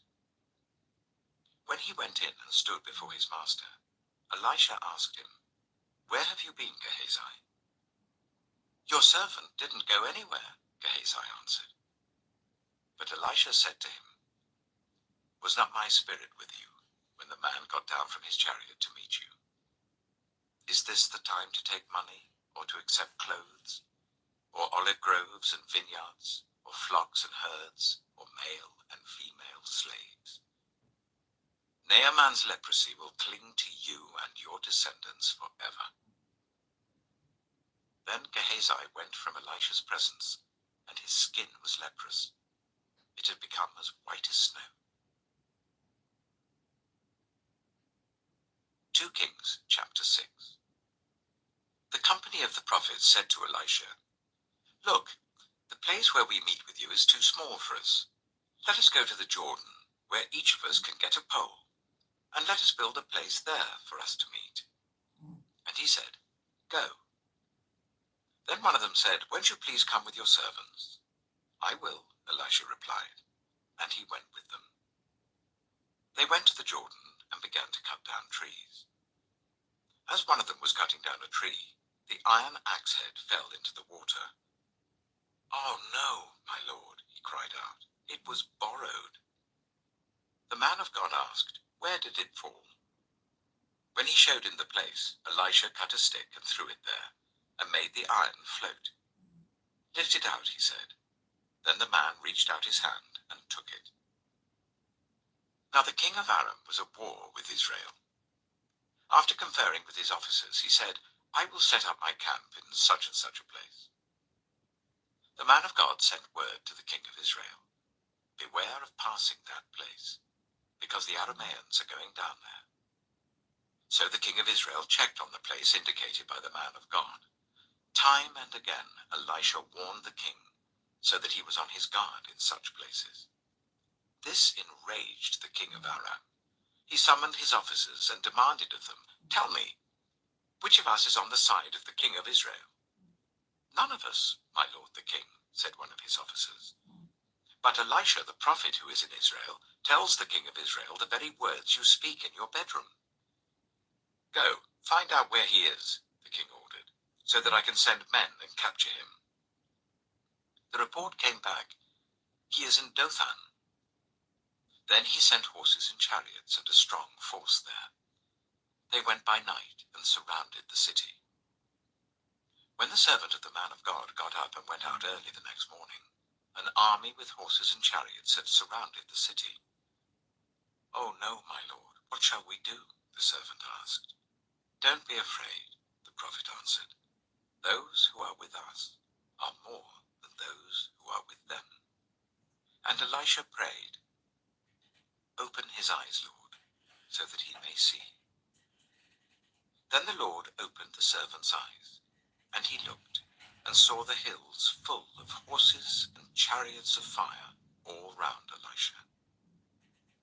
As the enemy came down towards him, Elisha prayed to the Lord, Strike this army with blindness. So he struck them with blindness, as Elisha had asked. Elisha told them, This is not the road, and this is not the city. "Follow me, and I will lead you to the man you are looking for." And he led them to Samaria. After they entered the city, Elisha said, "Lord, open the eyes of these men, so that they can see." Then the Lord opened their eyes, and they looked, and there they were, inside Samaria. When the king of Israel saw them, he asked Elisha, "Shall I kill them, my father? Shall I kill them?" "Do not kill them," he answered. "Would you kill those you have captured with your own sword or bow? Set food and water before them, so that they may eat and drink and then go back to their master." So he prepared a great feast for them, and after they had finished eating and drinking, he sent them away, and they returned to their master. So the bands from Aram stopped raiding Israel's territory. Sometime later, Ben-Hadad, king of Aram, mobilized his entire army and marched up and laid siege to Samaria. There was a great famine in the city. The siege lasted so long that a donkey's head sold for 80 shekels of silver, and a quarter of a cab of seed pods for 5 shekels. As the king of Israel was passing by on the wall, a woman cried to him, "Help me, my lord the king." The king replied, "If the Lord does not help you, where can I get help for you? From the threshing floor? From the winepress?"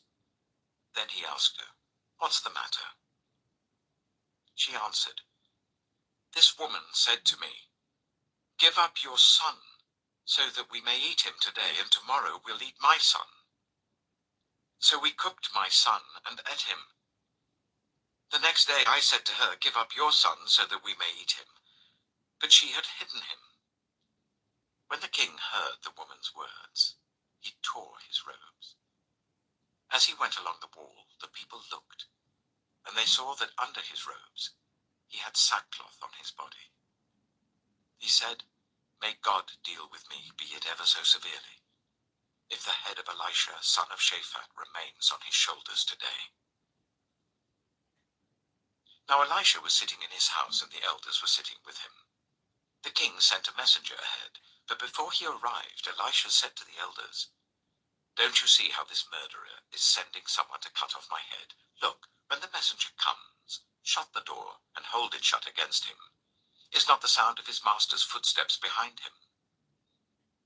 While he was still talking to them, the messenger came down to him. The king said, "This disaster is from the Lord. Why should I wait for the Lord any longer?" 2 Kings chapter 7.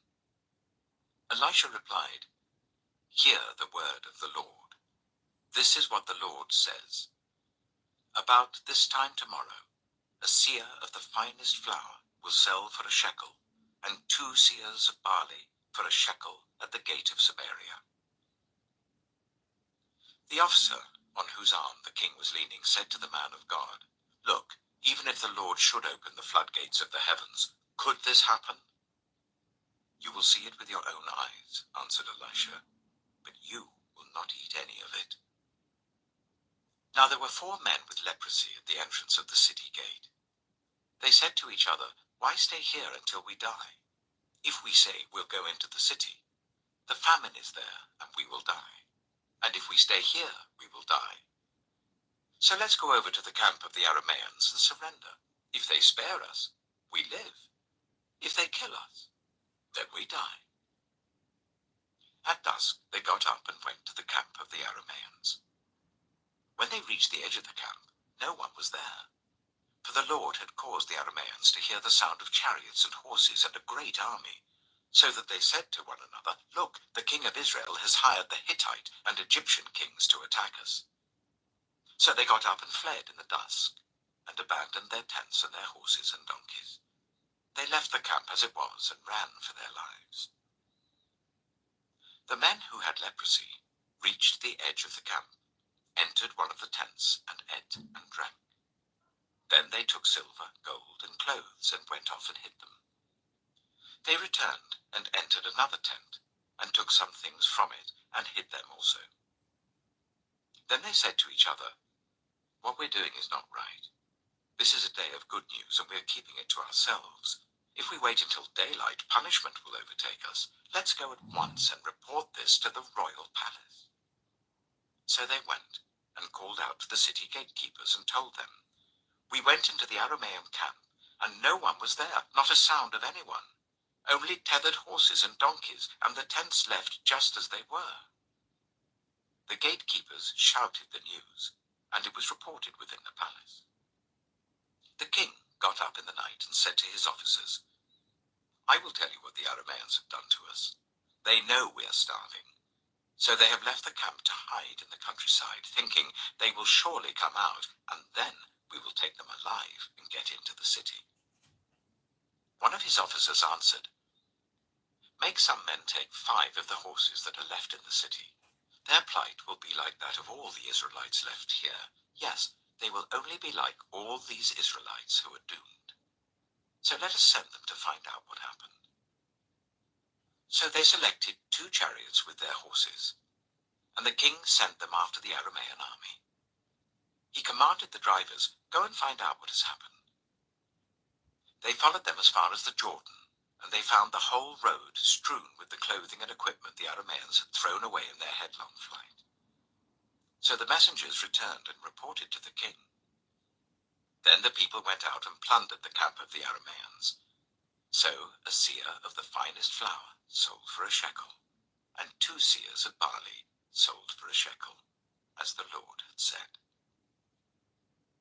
Now the king had put the officer on whose arm he leaned in charge of the gate, and the people trampled him in the gateway, and he died, just as the man of God had foretold when the king came down to his house. It happened as the man of God had said to the king, "About this time tomorrow, a seah of the finest flour will sell for a shekel, and 2 seahs of barley for a shekel at the gate of Samaria." The officer had said to the man of God, "Look, even if the Lord should open the floodgates of the heavens, could this happen?" The man of God had replied, "You will see it with your own eyes, but you will not eat any of it." And that is exactly what happened to him, for the people trampled him in the gateway, and he died. 2 Kings, chapter 8. Now Elisha had said to the woman whose son he had restored to life, "Go away with your family and stay for a while wherever you can, because the Lord has decreed a famine in the land that will last 7 years." The woman proceeded to do as the man of God said. She and her family went away and stayed in the land of the Philistines for 7 years. At the end of 7 years she came back from the land of the Philistines and went to appeal to the king for her house and land. The king was talking to Gehazi, the servant of the man of God, and had said, "Tell me about all the great things Elisha has done." Just as Gehazi was telling the king how Elisha had restored the dead to life, the woman whose son Elisha had brought back to life came to appeal to the king for her house and land.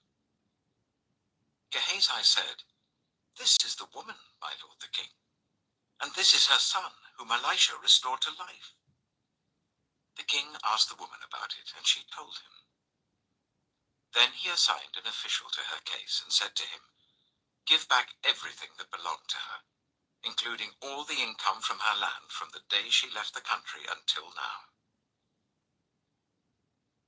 Elisha went to Damascus, and Ben-Hadad, king of Aram, was ill.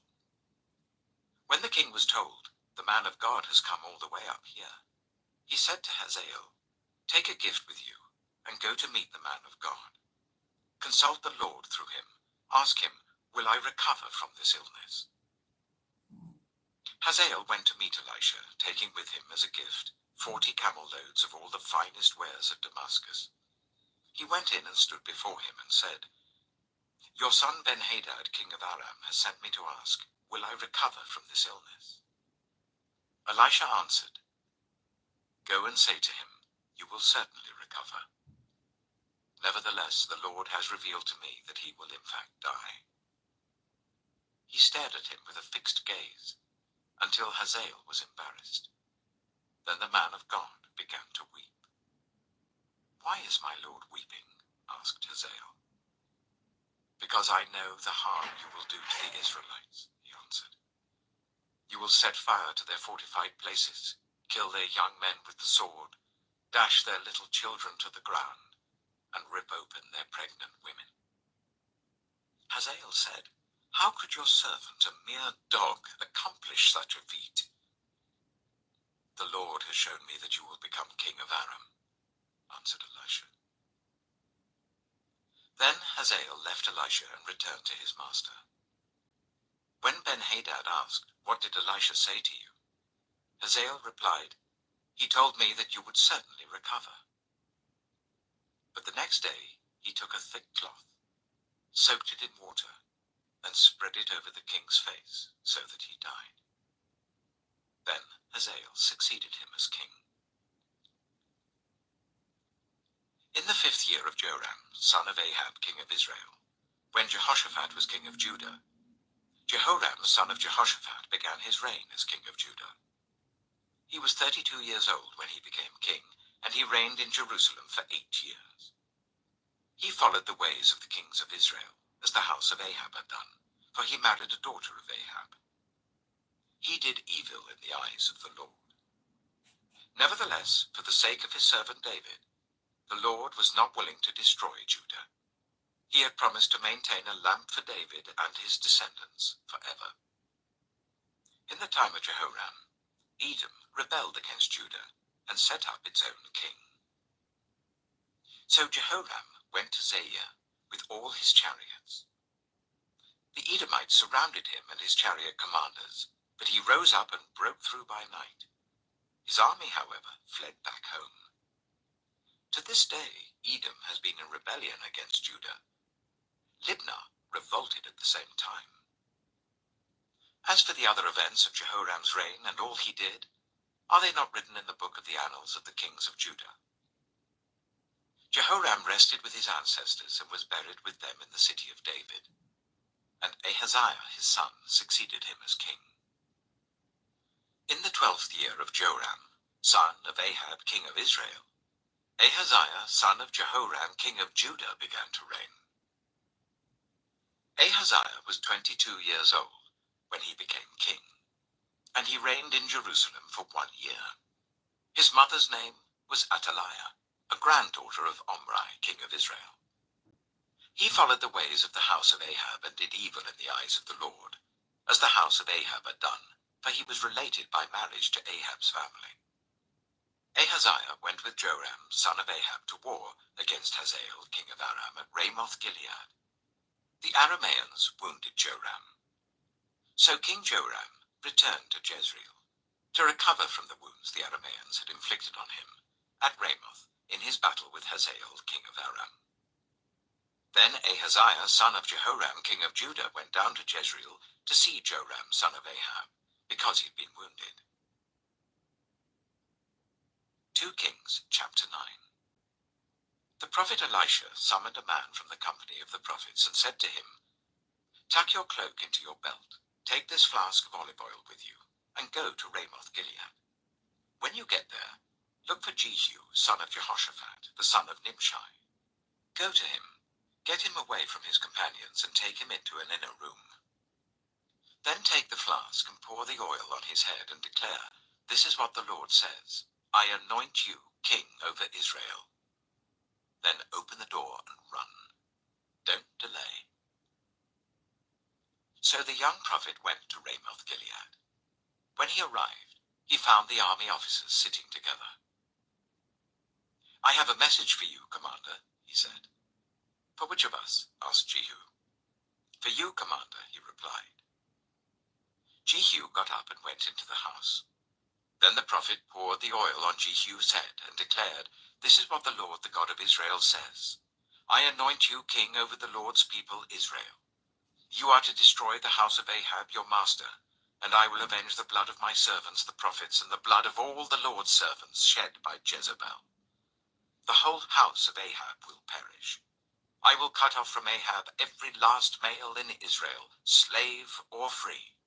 I will make the house of Ahab like the house of Jeroboam, son of Nebat, and like the house of Baasha, son of Ahijah. As for Jezebel, dogs will devour her on the plot of ground at Jezreel, and no one will bury her." Then he opened the door and ran. When Jehu went out to his fellow officers, one of them asked, "Is everything all right? Why did this maniac come to you?"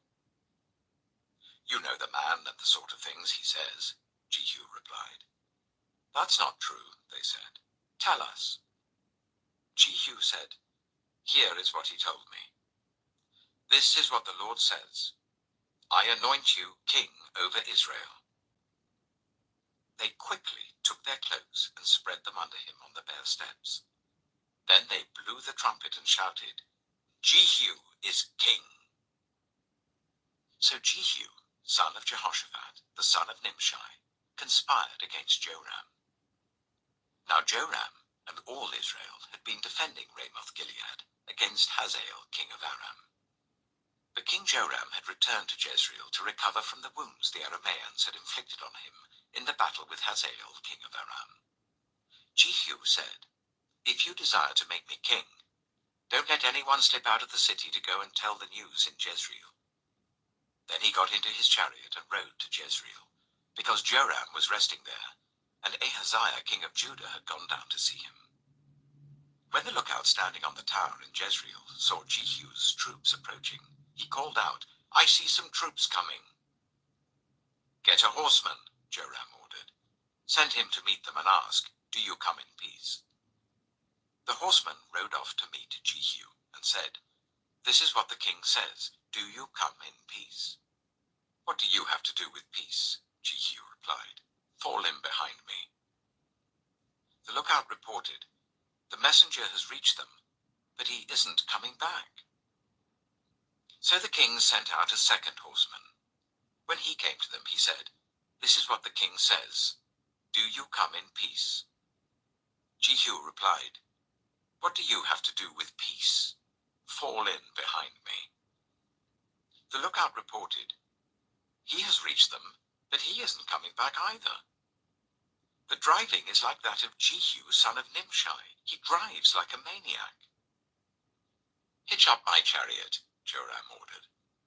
And when it was hitched up, Joram, king of Israel, and Ahaziah, king of Judah, rode out, each in his own chariot, to meet Jehu. They met him at the plot of ground that had belonged to Naboth the Jezreelite. When Joram saw Jehu, he asked, "Have you come in peace, Jehu?" "How can there be peace?" Jehu replied, "as long as all the idolatry and witchcraft of your mother Jezebel abound?" Joram turned about and fled, calling out to Ahaziah, "Treachery, Ahaziah!" Then Jehu drew his bow and shot Joram between the shoulders. The arrow pierced his heart, and he slumped down in his chariot. Jehu said to Bidkar, his chariot officer, "Pick him up and throw him on the field that belonged to Naboth the Jezreelite. Remember how you and I were riding together in chariots behind Ahab his father, when the Lord spoke this prophecy against him? 'Yesterday I saw the blood of Naboth and the blood of his sons, declares the Lord, and I will surely make you pay for it on this plot of ground, declares the Lord. Now then, pick him up and throw him on that plot, in accordance with the word of the Lord.'" When Ahaziah, king of Judah, saw what had happened, he fled up the road to Beth-Hagan. Jehu chased him, shouting, "Kill him too." They wounded him in his chariot on the way up to Gur near Ibleam, but he escaped to Megiddo and died there. His servant took him by chariot to Jerusalem and buried him with his ancestors in his tomb in the city of David. In the 11th year of Joram, son of Ahab, Ahaziah had become king of Judah. Then Jehu went to Jezreel. When Jezebel heard about it, she put on eye makeup, arranged her hair, and looked out of a window. As Jehu entered the gate, she asked, "Have you come in peace, you, Zimri, you murderer of your master?" He looked up at the window and called out, "Who is on my side? Who?" 2 or 3 eunuchs looked down at him. "Throw her down," Jehu said. So they threw her down, and some of her blood spattered the wall and the horses as they trampled her underfoot. Jehu went in and ate and drank. "Take care of that cursed accursed woman," he said, "and bury her, for she was a king's daughter." But when they went out to bury her, they found nothing except her skull, her feet, and her hands. They went back and told Jehu, who said, "This is the word of the Lord that he spoke through his servant Elijah the Tishbite. On the plot of ground at Jezreel, dogs will devour Jezebel's flesh. Jezebel's body will be like dung on the ground in the plot at Jezreel, so that no one will be able to say, 'This is Jezebel.'" 2 Kings, chapter 10. Now there were in Samaria 70 sons of the house of Ahab. So Jehu wrote letters and sent them to Samaria, to the officials of Jezreel, to the elders, and to the guardians of Ahab's children. He said, "You have your master's sons with you, and you have chariots and horses, a fortified city and weapons. Now as soon as this letter reaches you, choose the best and most worthy of your master's sons, and set him on his father's throne. Then fight for your master's house." But they were terrified and said, "If 2 kings could not resist him, how can we?" So the palace administrator, the city governor, the elders, and the guardians sent this message to Jehu: "We are your servants, and we will do anything you say. We will not appoint anyone as king. You do whatever you think best." Then Jehu wrote them a second letter, saying, "If you are on my side and will obey me, take the heads of your master's sons and come to me in Jezreel by this time tomorrow." Now the royal princes, 70 of them, were with the leading men of the city who were bringing them up. When the letter arrived, these men took the princes and slaughtered all 70 of them. They put their heads in baskets and sent them to Jehu in Jezreel. When the messenger arrived, he told Jehu, "They have brought the heads of the princes." Then Jehu ordered, "Put them in 2 piles at the entrance of the city gate until morning." The next morning, Jehu went out. He stood before all the people and said, "You are innocent. It was I who conspired against my master and killed him. But who killed all these? Know then that not a word the Lord has spoken against the house of Ahab will fail. The Lord has done what he announced through his servant Elijah." So Jehu killed everyone in Jezreel who remained of the house of Ahab, as well as all his chief men, his close friends, and his priests, leaving him no survivor. Jehu then set out and went towards Samaria. At Beth-eked of the shepherds, he met some relatives of Ahaziah, king of Judah, and asked, "Who are you?" They said, "We are relatives of Ahaziah, and we have come down to greet the families of the king and of the queen mother." "Take them alive," he ordered. So they took them alive and slaughtered them by the well of Beth-eked, 42 of them. He left no survivor. After he left there, he came upon Jehonadab, son of Rechab, who was on his way to meet him. Jehu greeted him and said, "Are you in accord with me, as I am with you?" "I am," Jehonadab answered. "If so," said Jehu, "give me your hand." So he did, and Jehu helped him up into the chariot. Jehu said, "Come with me and see my zeal for the Lord." Then he made him ride in his chariot. When Jehu came to Samaria, he killed all who were left there of Ahab's family. He destroyed them, according to the word of the Lord spoken to Elijah. Then Jehu brought all the people together and said to them, "Ahab served Baal a little. Jehu will serve him much. Now summon all the prophets of Baal, all his servants, and all his priests. See that no one is missing, because I am going to hold a great sacrifice for Baal. Anyone who fails to come will no longer live." But Jehu was acting deceptively in order to destroy the servants of Baal. Jehu said, "Call an assembly in honor of Baal." So they proclaimed it. Then he sent word throughout Israel, and all the servants of Baal came. Not one stayed away.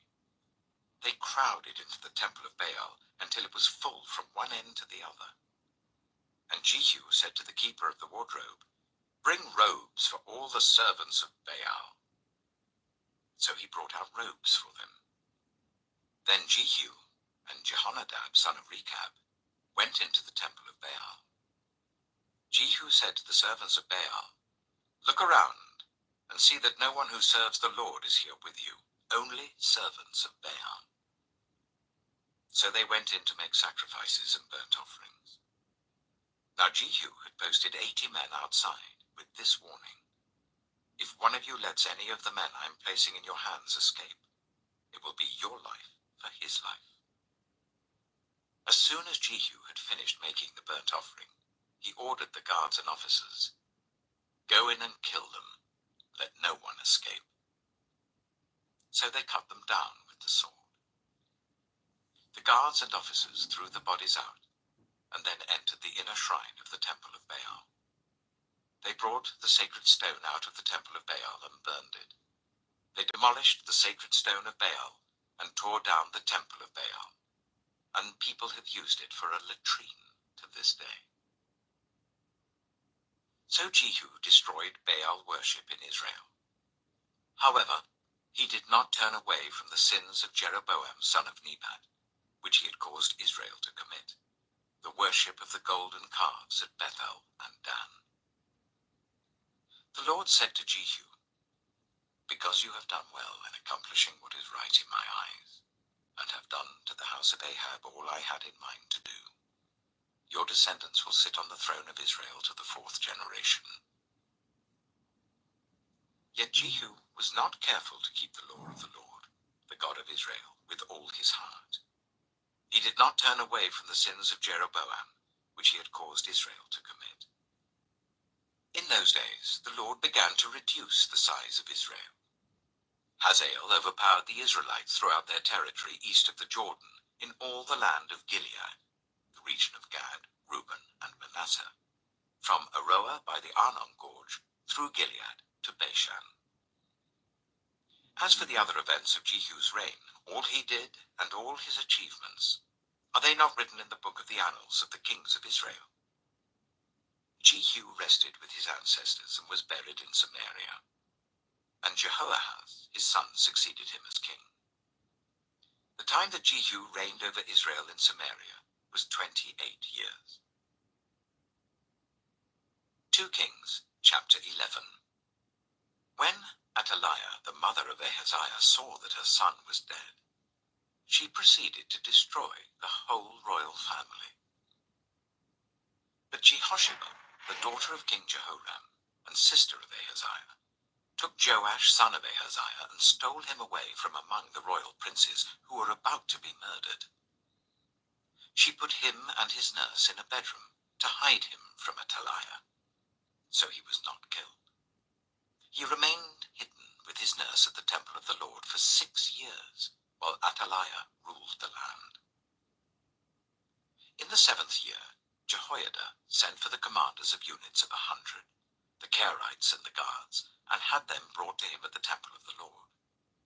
He made a covenant with them and put them under oath at the temple of the Lord. Then he showed them the king's son.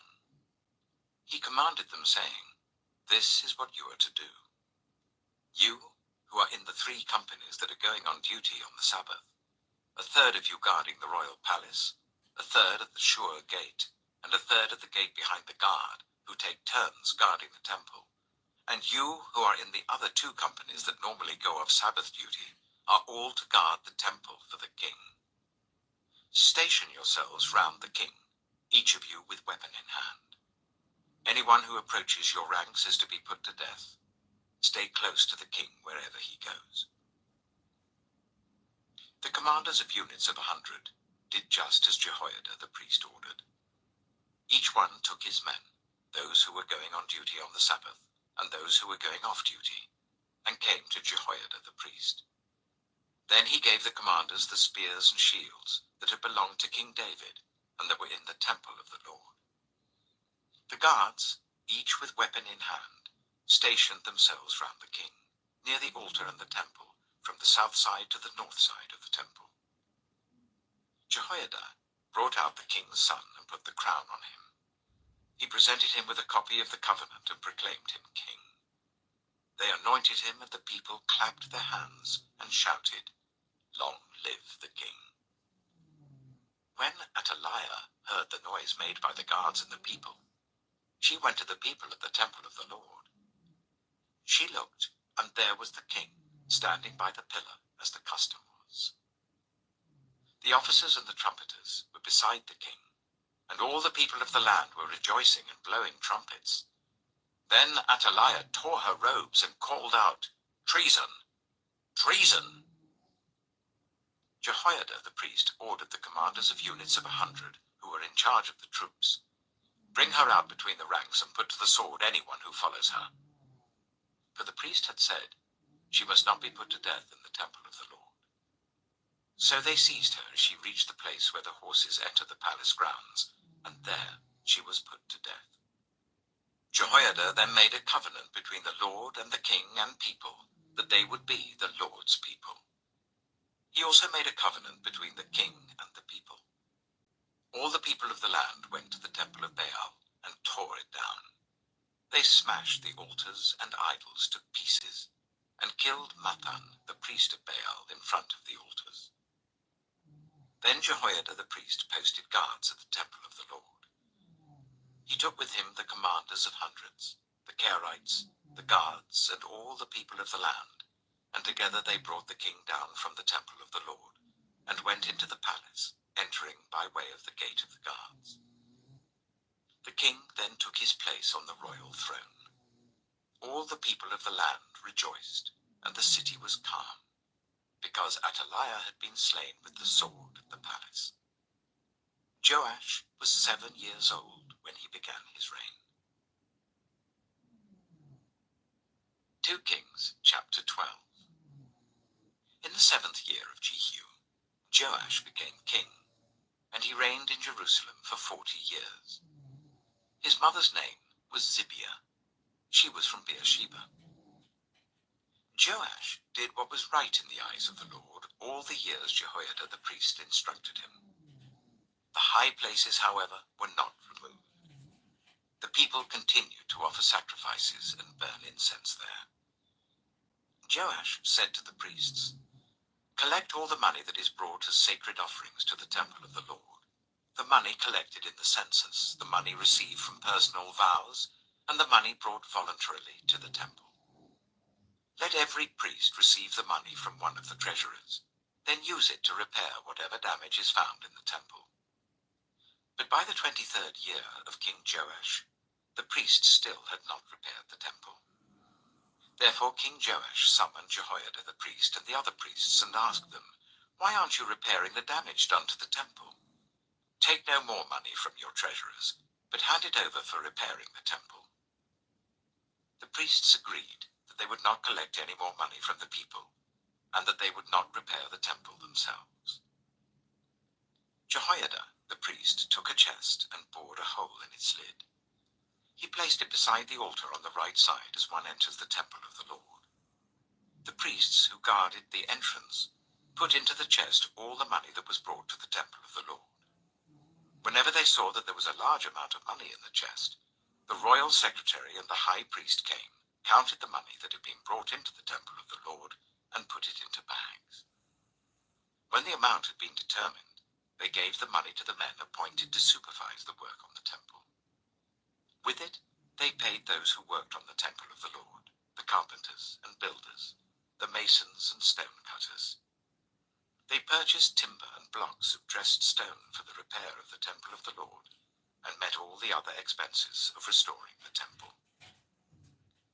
The money brought into the temple was not spent for making silver basins, wick trimmers, sprinkling bowls, trumpets, or any other articles of gold or silver for the temple of the Lord. It was paid to the workers who used it to repair the temple. They did not require an accounting from those to whom they gave the money to pay the workers, because they acted with complete honesty. The money from the guilt offerings and sin offerings was not brought into the temple of the Lord. It belonged to the priests. About this time, Hazael, king of Aram, went up and attacked Gath and captured it. Then he turned to attack Jerusalem. But Joash, king of Judah, took all the sacred objects dedicated by his predecessors, Jehoshaphat, Jehoram, and Ahaziah, the kings of Judah, and the gifts he himself had dedicated, and all the gold found in the treasuries of the temple of the Lord and of the royal palace. And he sent them to Hazael, king of Aram, who then withdrew from Jerusalem. As for the other events of the reign of Joash and all he did, are they not written in the book of the annals of the kings of Judah? His officials conspired against him, and assassinated him at Beth Millo, on the road down to Silla. The officials who murdered him were Jozabad, son of Shimeath, and Jehozabad, son of Shomer. He died and was buried with his ancestors in the city of David, and Amaziah his son succeeded him as king.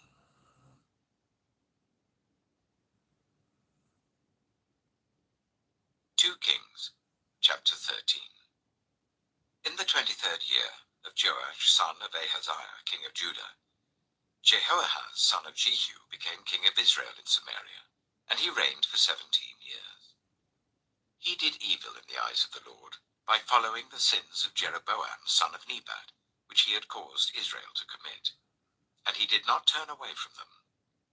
So the Lord's anger burned against Israel, and for a long time he kept them under the power of Hazael, king of Aram, and Ben-Hadad his son. Then Jehoahaz sought the Lord's favor, and the Lord listened to him, for he saw how severely the king of Aram was oppressing Israel.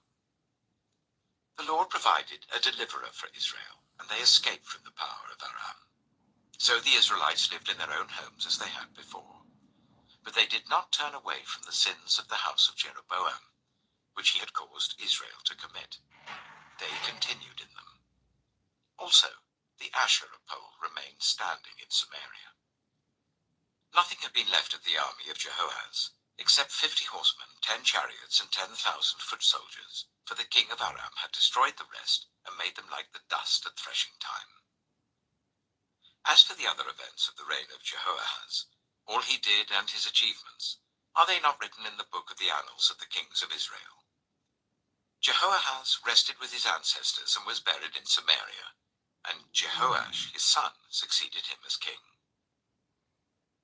In the 37th year of Joash king of Judah, Jehoash, son of Jehoahaz, became king of Israel in Samaria, and he reigned for 16 years. He did evil in the eyes of the Lord, and did not turn away from any of the sins of Jeroboam, son of Nebat, which he had caused Israel to commit. He continued in them. As for the other events of the reign of Jehoash, all he did and his achievements, including his war against Amaziah, king of Judah, are they not written in the book of the annals of the kings of Israel? Jehoash rested with his ancestors, and Jeroboam succeeded him on the throne. Jehoash was buried in Samaria with the kings of Israel. Now Elisha had been suffering from the illness from which he died. Jehoash, king of Israel, went down to see him and wept over him. My father, he cried, the chariots and horsemen of Israel. Elisha said, Get a bow and some arrows. And he did so. Take the bow in your hands, he said to the king of Israel. When he had taken it, Elisha put his hands on the king's hands. Open the east window, he said, and he opened it. Shoot, Elisha said, and he shot. The Lord's arrow of victory, the arrow of victory over Aram, Elisha declared. You will completely destroy the Arameans at Aphek. Then he said, Take the arrows, and the king took them. Elisha told him, Strike the ground. He struck it 3 times and stopped. The man of God was angry with him and said, You should have struck the ground 5 or 6 times. Then you would have defeated Aram and completely destroyed it. But now you will defeat it only 3 times. Elisha died and was buried. Now Moabite raiders used to enter the country every spring. Once, while some Israelites were burying a man, suddenly they saw a band of raiders, so they threw the man's body into Elisha's tomb.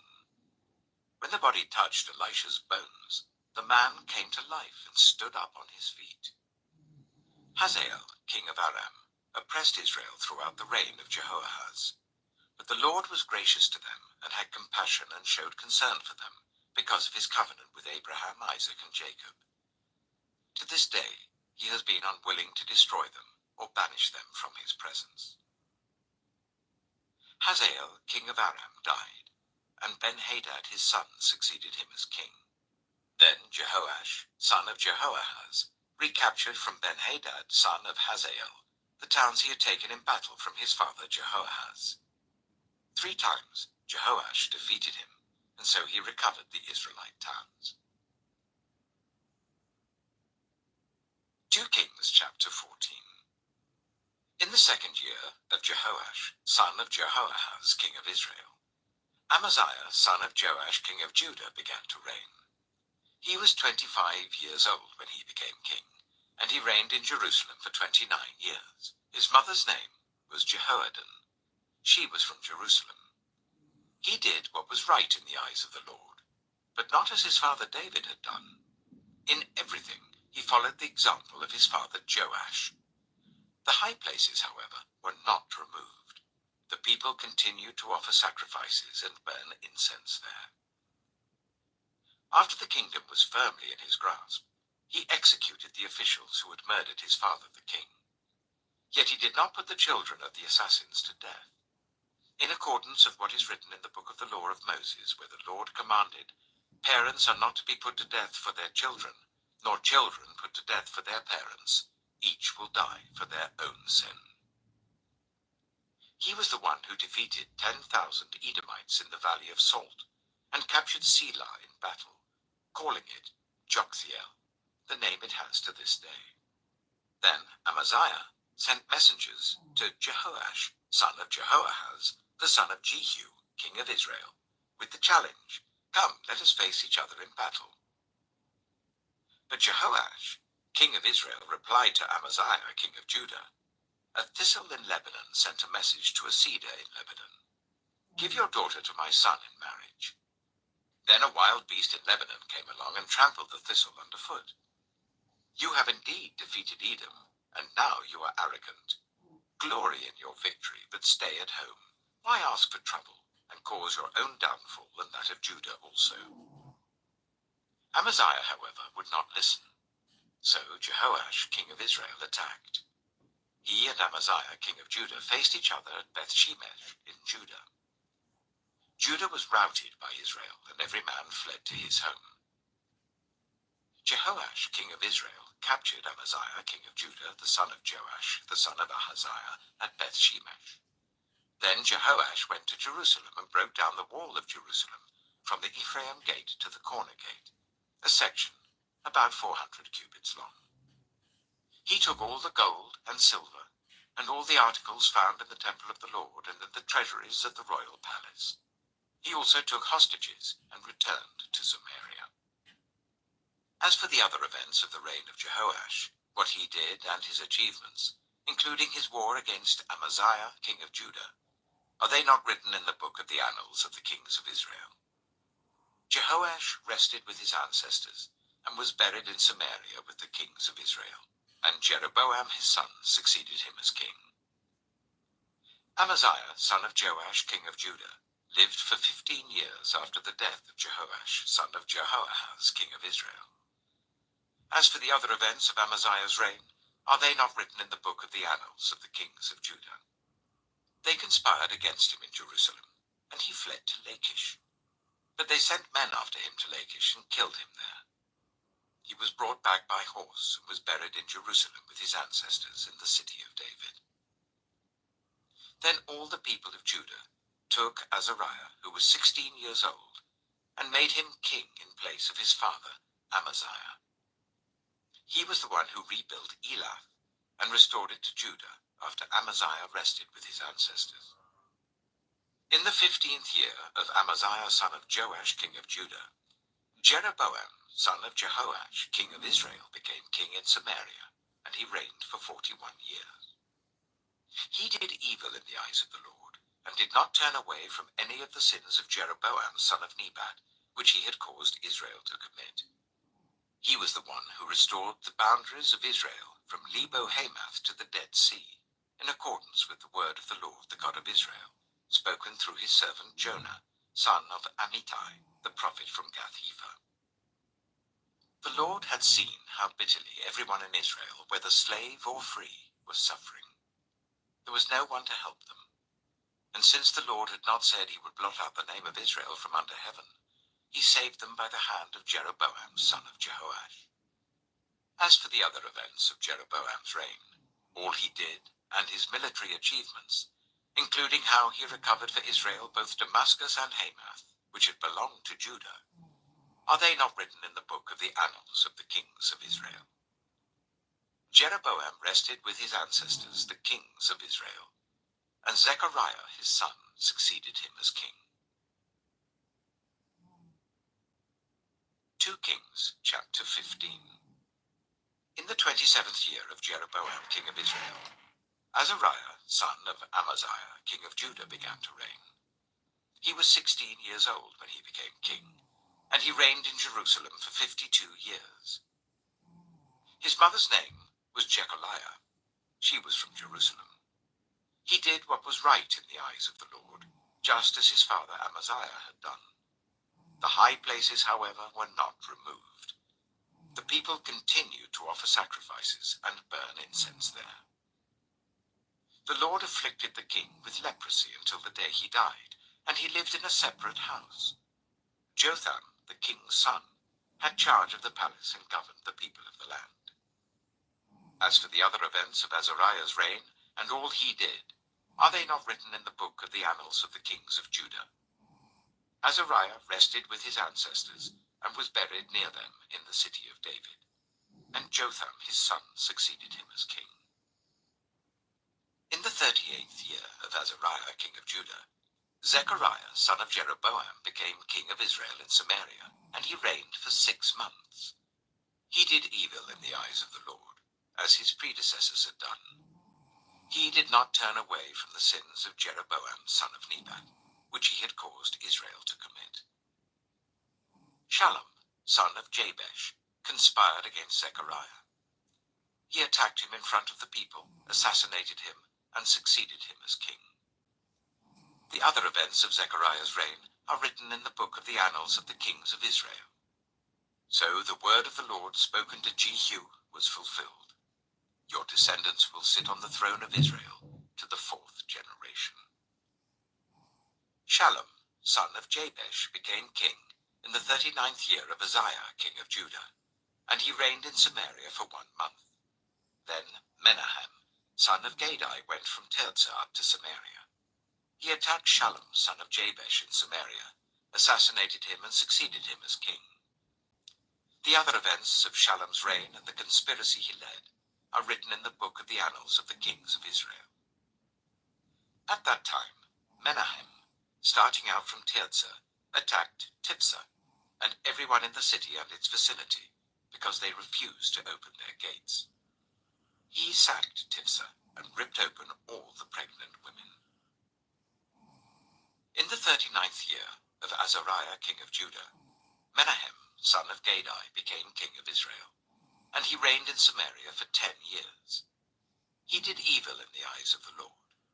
During his entire reign, he did not turn away from the sins of Jeroboam son of Nebat, which he had caused Israel to commit. Then Pul, king of Assyria, invaded the land, and Menahem gave him 1,000 talents of silver to gain his support and strengthen his own hold on the kingdom. Menahem exacted this money from Israel. Every wealthy person had to contribute 50 shekels of silver to be given to the king of Assyria. So the king of Assyria withdrew and stayed in the land no longer. As for the other events of Menahem's reign, and all he did, are they not written in the book of the annals of the kings of Israel? Menahem rested with his ancestors, and Pekahiah his son succeeded him as king. In the 50th year of Azariah king of Judah, Pekahiah son of Menahem became king of Israel in Samaria, and he reigned for 2 years. Pekahiah did evil in the eyes of the Lord. He did not turn away from the sins of Jeroboam son of Nebat, which he had caused Israel to commit. One of his chief officers, Pekah son of Remaliah, conspired against him. Taking 50 men of Gilead with him, he assassinated Pekahiah, along with Argob and Uriah, in the citadel of the royal palace at Samaria. So Pekah killed Pekahiah and succeeded him as king. The other events of Pekahiah's reign and all he did are written in the book of the annals of the kings of Israel. In the 52nd year of Azariah, king of Judah, Pekah, son of Remaliah, became king of Israel in Samaria, and he reigned for 20 years. He did evil in the eyes of the Lord. He did not turn away from the sins of Jeroboam, son of Nebat, which he had caused Israel to commit. In the time of Pekah, king of Israel, Tiglath-Pileser, king of Assyria, came and took Ijon, Abel-Beth-Maachah, Jano, Kedesh, and Hazor.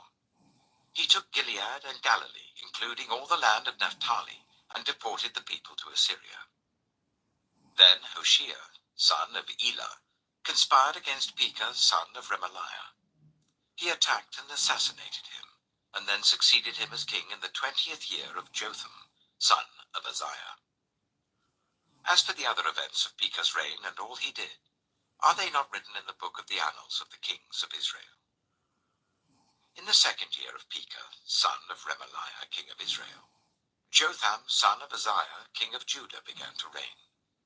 He was 25 years old when he became king, and he reigned in Jerusalem for 16 years. His mother's name was Jerusha, daughter of Zadok. He did what was right in the eyes of the Lord, just as his father Uzziah had done. The high places, however, were not removed. The people continued to offer sacrifices and burn incense there. Jotham rebuilt the upper gate of the temple of the Lord. As for the other events of Jotham's reign and what he did, are they not written in the book of the annals of the kings of Judah? In those days, the Lord began to send Rezin, king of Aram, and Pekah, son of Remaliah, against Judah. Jotham rested with his ancestors, and was buried with them in the city of David, the city of his father, and Ahaz his son succeeded him as king. 2 Kings, chapter 16. In the 17th year of Pekah, son of Remaliah, Ahaz, son of Jotham, king of Judah, began to reign. Ahaz was 20 years old when he became king, and he reigned in Jerusalem for 16 years. Unlike David his father, he did not do what was right in the eyes of the Lord his God. He followed the ways of the kings of Israel, and even sacrificed his son in the fire, engaging in the detestable practices of the nations the Lord had driven out before the Israelites. He offered sacrifices and burned incense at the high places, on the hilltops, and under every spreading tree. Then Rezin, king of Aram, and Pekah, son of Remaliah, king of Israel, marched up to fight against Jerusalem and besieged Ahaz, but they could not overpower him. At that time, Rezin, king of Aram, recovered Elath for Aram by driving out the people of Judah. Edomites then moved into Elath and have lived there to this day. Ahaz sent messengers to say to Tiglath-Pileser, king of Assyria, I am your servant and vassal. Come up and save me out of the hand of the king of Aram and of the king of Israel who are attacking me. And Ahaz took the silver and gold found in the temple of the Lord and in the treasuries of the royal palace, and sent it as a gift to the king of Assyria. The king of Assyria complied by attacking Damascus and capturing it. He deported its inhabitants to Kir and put Rezin to death.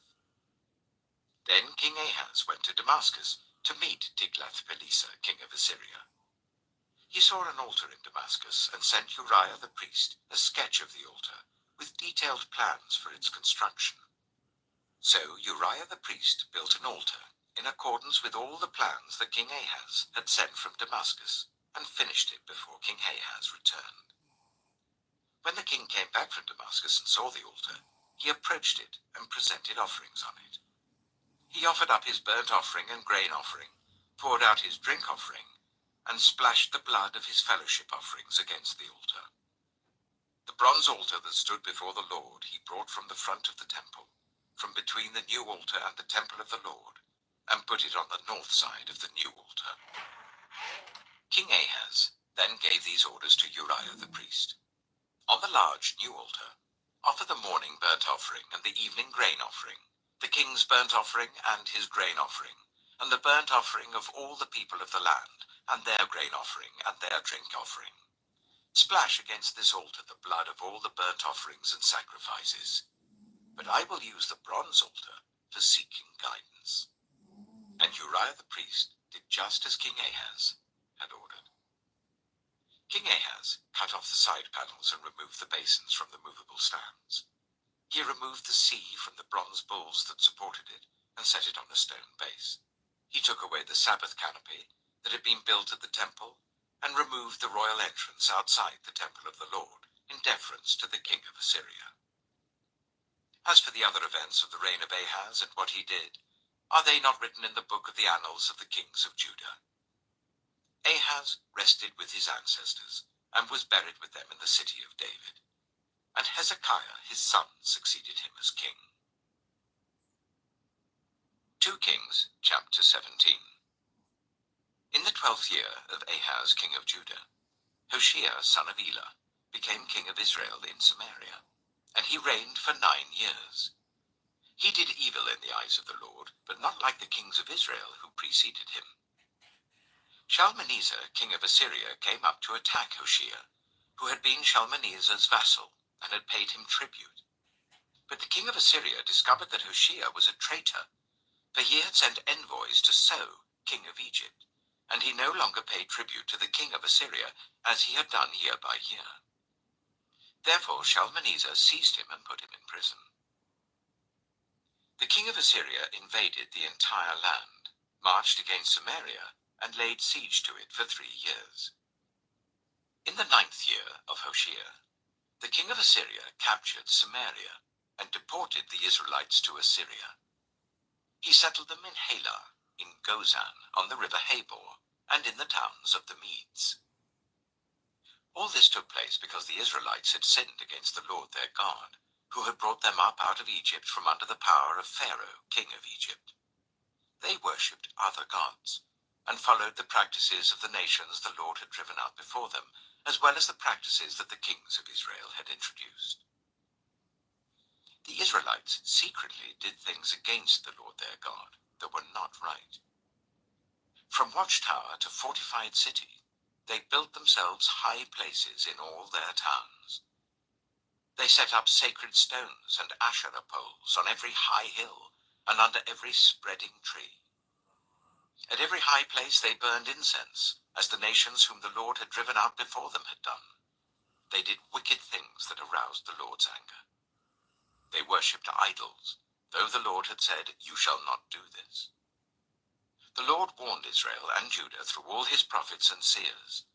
Turn from your evil ways. Observe my commands and decrees, in accordance with the entire law that I commanded your ancestors to obey, and that I delivered to you through my servants the prophets. But they would not listen, and were as stiff-necked as their ancestors, who did not trust in the Lord their God. They rejected his decrees and the covenant he had made with their ancestors and the statutes he had warned them to keep. They followed worthless idols and themselves became worthless. They imitated the nations around them, although the Lord had ordered them, "Do not do as they do." They forsook all the commands of the Lord their God and made for themselves 2 idols cast in the shape of calves and an Asherah pole. They bowed down to all the starry hosts, and they worshipped Baal. They sacrificed their sons and daughters in the fire. They practiced divination and sought omens and sold themselves to do evil in the eyes of the Lord, arousing his anger. So the Lord was very angry with Israel and removed them from his presence. Only the tribe of Judah was left, and even Judah did not keep the commands of the Lord their God. They followed the practices Israel had introduced. Therefore the Lord rejected all the people of Israel. He afflicted them and gave them into the hands of plunderers, until he thrust them from his presence. When he tore Israel away from the house of David, they made Jeroboam son of Nebat their king. Jeroboam enticed Israel away from following the Lord and caused them to commit a great sin. The Israelites persisted in all the sins of Jeroboam and did not turn away from them.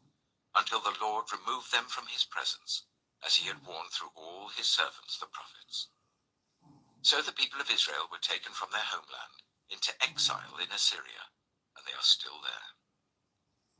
The king of Assyria brought people from Babylon, Cutha, Ava, Hamath, and Sepharvaim, and settled them in the towns of Samaria to replace the Israelites. They took over Samaria and lived in its towns.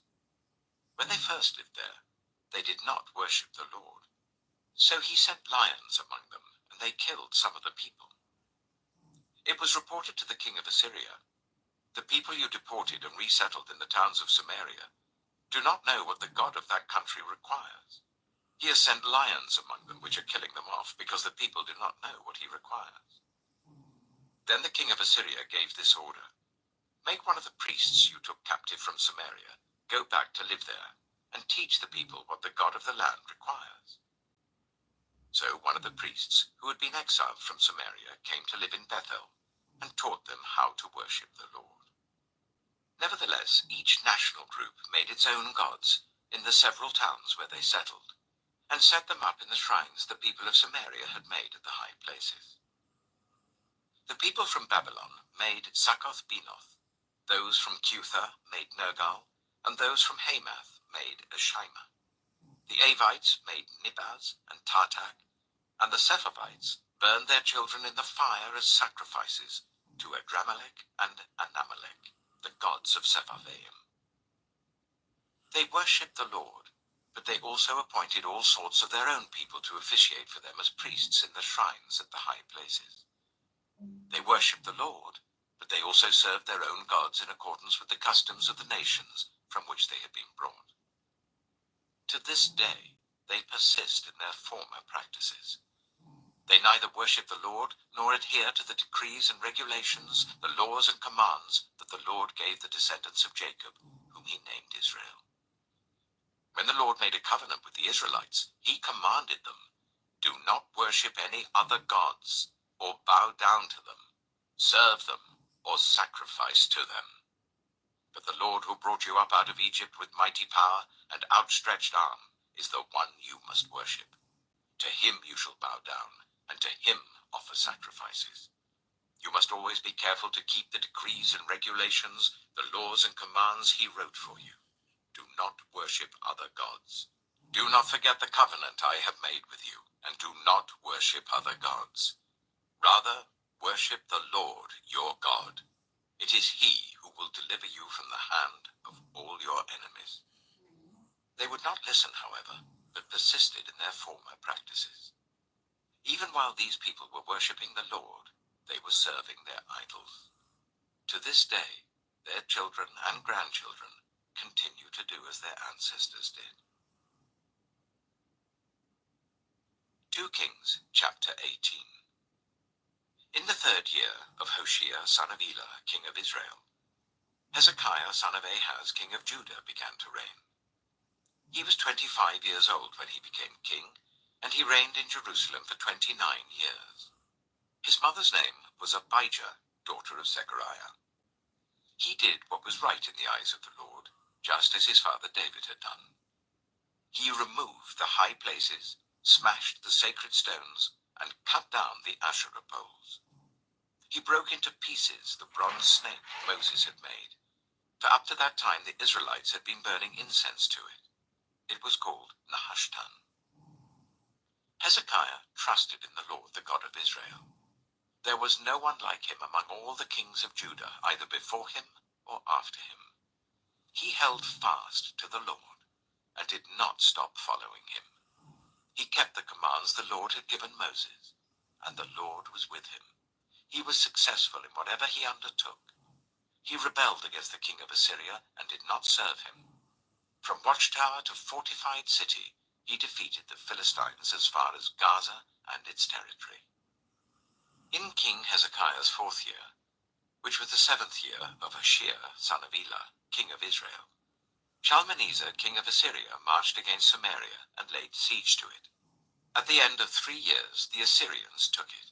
So Samaria was captured in Hezekiah's 6th year, which was the 9th year of Hoshea, king of Israel.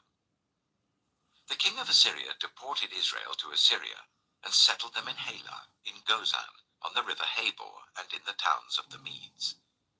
This happened because they had not obeyed the Lord their God, but had violated his covenant, all that Moses the servant of the Lord commanded.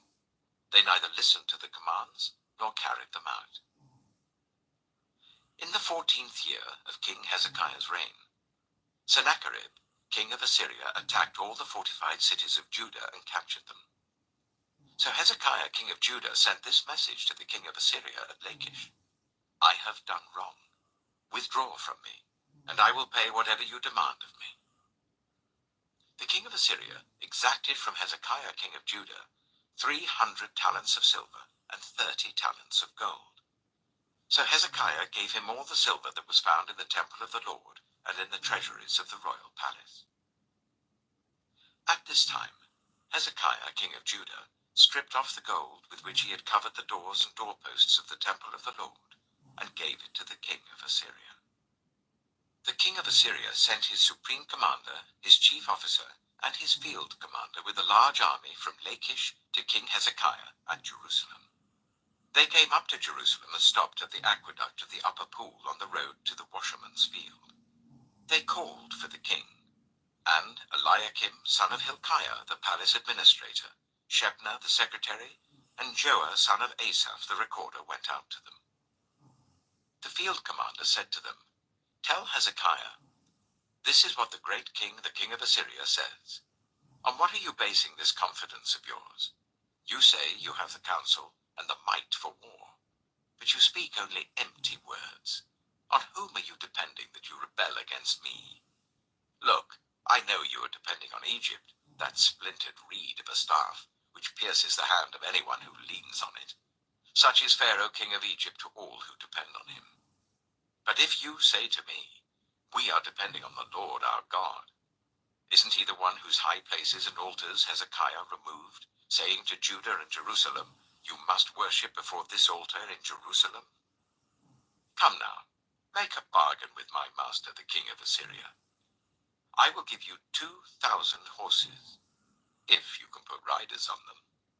How can you repulse one officer of the least of my master's officials, even though you are depending on Egypt for chariots and horsemen? Furthermore, have I come to attack and destroy this place without word from the Lord? The Lord himself told me to march against this country and destroy it. Then Eliakim, son of Hilkiah, and Shebna and Joah said to the field commander, Please speak to your servants in Aramaic, since we understand it. Don't speak to us in Hebrew in the hearing of the people on the wall. But the commander replied, Was it only to your master and you that my master sent me to say these things, and not to the people sitting on the wall, who like you will have to eat their own excrement and drink their own urine? Then the commander stood and called out in Hebrew, Hear the word of the great king, the king of Assyria. This is what the king says. Do not let Hezekiah deceive you. He cannot deliver you from my hand. Do not let Hezekiah persuade you to trust in the Lord when he says, The Lord will surely deliver us. This city will not be given into the hand of the king of Assyria. Do not listen to Hezekiah. This is what the king of Assyria says. Make peace with me and come out to me. Then each of you will eat fruit from your own vine and fig tree and drink water from your own cistern, until I come and take you to a land like your own, a land of grain and new wine, a land of bread and vineyards, a land of olive trees and honey. Choose life and not death. Do not listen to Hezekiah, for he is misleading you when he says, The Lord will deliver us. Has the God of any nation ever delivered his land from the hand of the king of Assyria? Where are the gods of Hamath and Arpad? Where are the gods of Sepharvaim, Hena, and Ivah? Have they rescued Samaria from my hand? Who of all the gods of these countries have been able to save his land from me? How then can the Lord deliver Jerusalem from my hand? But the people remained silent and said nothing in reply, because the king had commanded, Do not answer him. Then Eliakim, son of Hilkiah, the palace administrator, Shebna the secretary, and Joah, son of Asaph, the recorder, went to Hezekiah with their clothes torn and told him what the field commander had said. 2 Kings chapter 19. When King Hezekiah heard this, he tore his clothes and put on sackcloth and went into the temple of the Lord. He sent Eliakim, the palace administrator, Shebna, the secretary, and the leading priests, all wearing sackcloth, to the prophet Isaiah, son of Amos. They told him, "This is what Hezekiah says. This is a day of distress and rebuke and disgrace, as when children come to the moment of birth and there is no strength to deliver them. It may be that the Lord your God will hear all the words of the field commander, whom his master the king of Assyria had sent to ridicule the living God, and that he will rebuke him for the words the Lord your God has heard. Therefore pray for the remnant that still survives." When King Hezekiah's officials came to Isaiah, Isaiah said to them, "Tell your master, this is what the Lord says. Do not be afraid of what you have heard, those words with which the underlings of the king of Assyria have blasphemed me. Listen. When he hears a certain report, I will make him want to return to his own country, and there I will have him cut down with the sword." When the field commander heard that the king of Assyria had left Lachish, he withdrew and found the king fighting against Libnah. Now Sennacherib received a report that Tirhakah, the king of Cush, was marching out to fight against him. So he again sent messengers to Hezekiah with this word: "Say to Hezekiah, king of Judah, do not let the God you depend on deceive you when he says, 'Jerusalem will not be given into the hands of the king of Assyria.' Surely you have heard what the kings of Assyria have done to all the countries, destroying them completely. And will you be delivered? Did the gods of the nations that were destroyed by my predecessors deliver them? The gods of Gozan, Haran, Reseph, and the people of Eden, who were in Tel Assa? Where is the king of Hamath or the king of Arpad? Where are the kings of Lair, Sepharvaim, Hena, and Elah?" Hezekiah received the letter from the messengers and read it.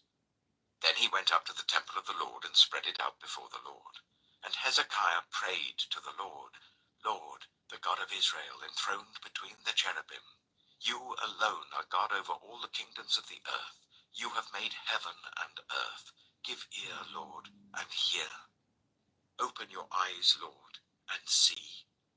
Listen to the words Sennacherib has sent to ridicule the living God. It is true, Lord, that the Assyrian kings have laid waste these nations and their lands. They have thrown their gods into the fire and destroyed them, for they were not gods, but only wood and stone fashioned by human hands.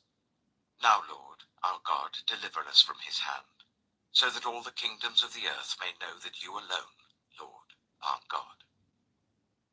Then Isaiah, son of Amos, sent a message to Hezekiah. "This is what the Lord, the God of Israel, says. I have heard your prayer concerning Sennacherib, king of Assyria. This is the word that the Lord has spoken against him. Virgin daughter Zion despises you and mocks you. Daughter Jerusalem tosses her head as you flee. Who is it you have ridiculed and blasphemed? Against whom have you raised your voice and lifted your eyes in pride? Against the Holy One of Israel. By your messengers you have ridiculed the Lord, and you have said, 'With my many chariots I have ascended the heights of the mountains, the utmost heights of Lebanon. I have cut down its tallest cedars, the choicest of its junipers.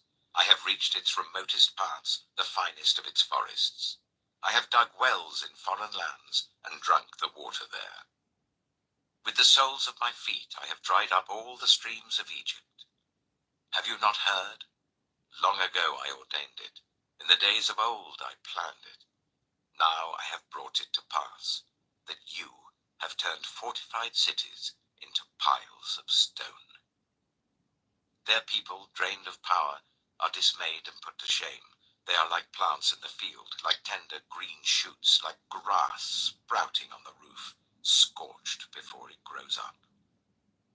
But I know where you are, and when you come and go, and how you rage against me.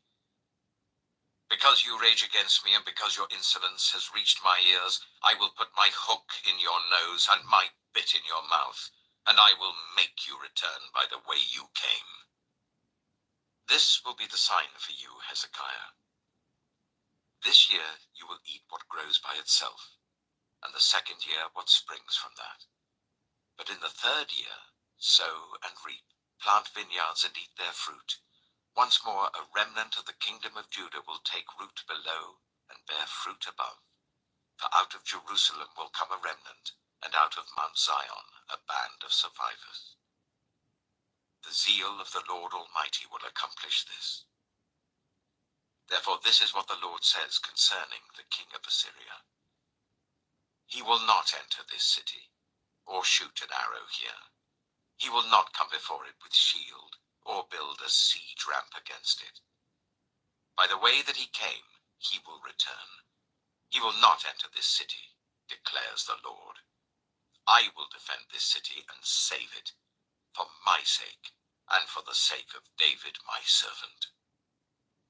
That night the angel of the Lord went out and put to death 185,000 in the Assyrian camp. When the people got up the next morning, there were all the dead bodies.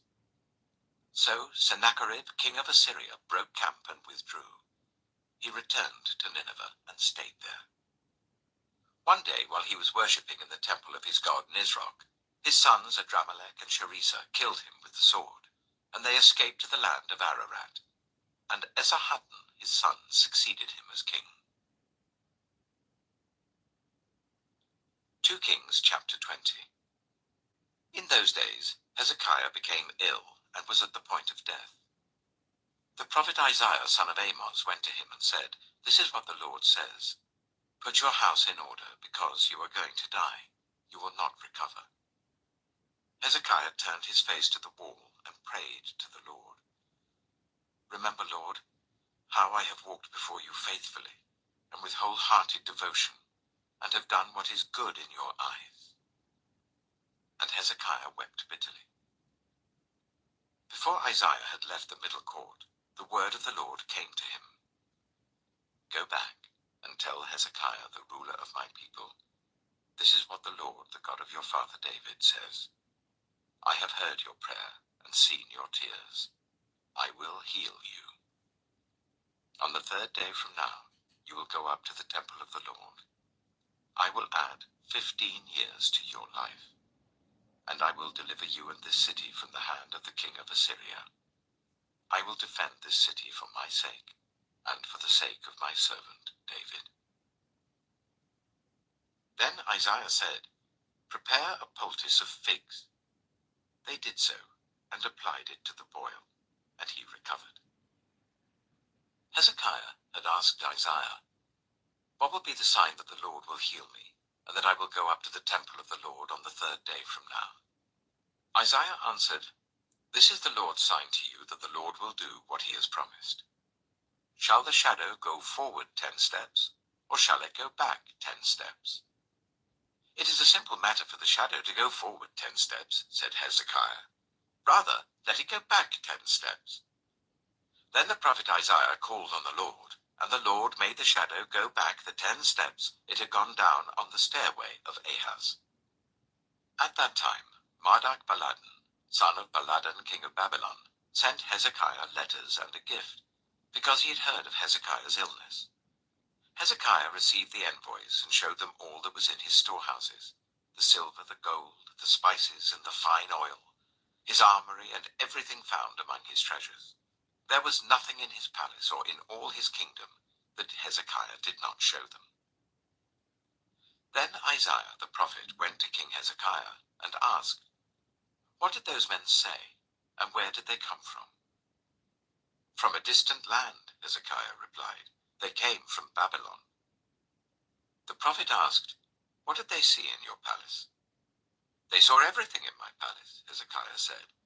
"There is nothing among my treasures that I did not show them." Then Isaiah said to Hezekiah, "Hear the word of the Lord. The time will surely come when everything in your palace, and all that your predecessors have stored up until this day, will be carried off to Babylon. nothing will be left, says the Lord. And some of your descendants, your own flesh and blood, who will be born to you, will be taken away, and they will become eunuchs in the palace of the king of Babylon. The word of the Lord you have spoken is good, Hezekiah replied, for he thought, will there not be peace and security in my lifetime?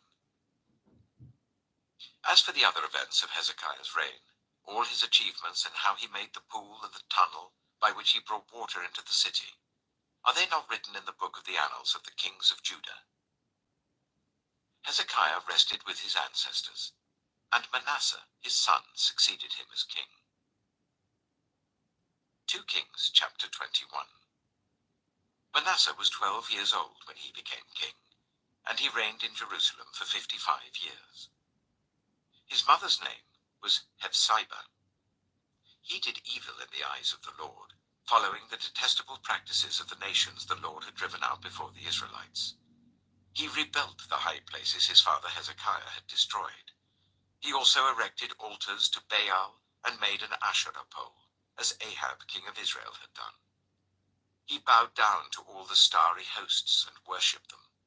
He built altars in the temple of the Lord, of which the Lord had said, in Jerusalem I will put my name. In the 2 courts of the temple of the Lord he built altars to all the starry hosts. He sacrificed his own son in the fire, practiced divination, sought omens, and consulted mediums and spiritists. He did much evil in the eyes of the Lord, arousing his anger. He took the carved Asherah pole he had made and put it in the temple, of which the Lord had said to David and to his son Solomon, in this temple and in Jerusalem, which I have chosen out of all the tribes of Israel, I will put my name forever. I will not again make the feet of the Israelites wander from the land I gave their ancestors, if only they will be careful to do everything I commanded them, and will keep the whole law that my servant Moses gave them. But the people did not listen. Manasseh led them astray, so that they did more evil than the nations the Lord had destroyed before the Israelites. The Lord said through his servants the prophets, Manasseh, king of Judah, has committed these detestable sins. He has done more evil than the Amorites who preceded him, and has led Judah into sin with his idols. Therefore this is what the Lord, the God of Israel, says. I am going to bring such disaster on Jerusalem and Judah, that the ears of everyone who hears of it will tingle. I will stretch out over Jerusalem the measuring line used against Samaria, and the plumb line used against the house of Ahab. I will wipe out Jerusalem as one wipes out a dish, wiping it and turning it upside down.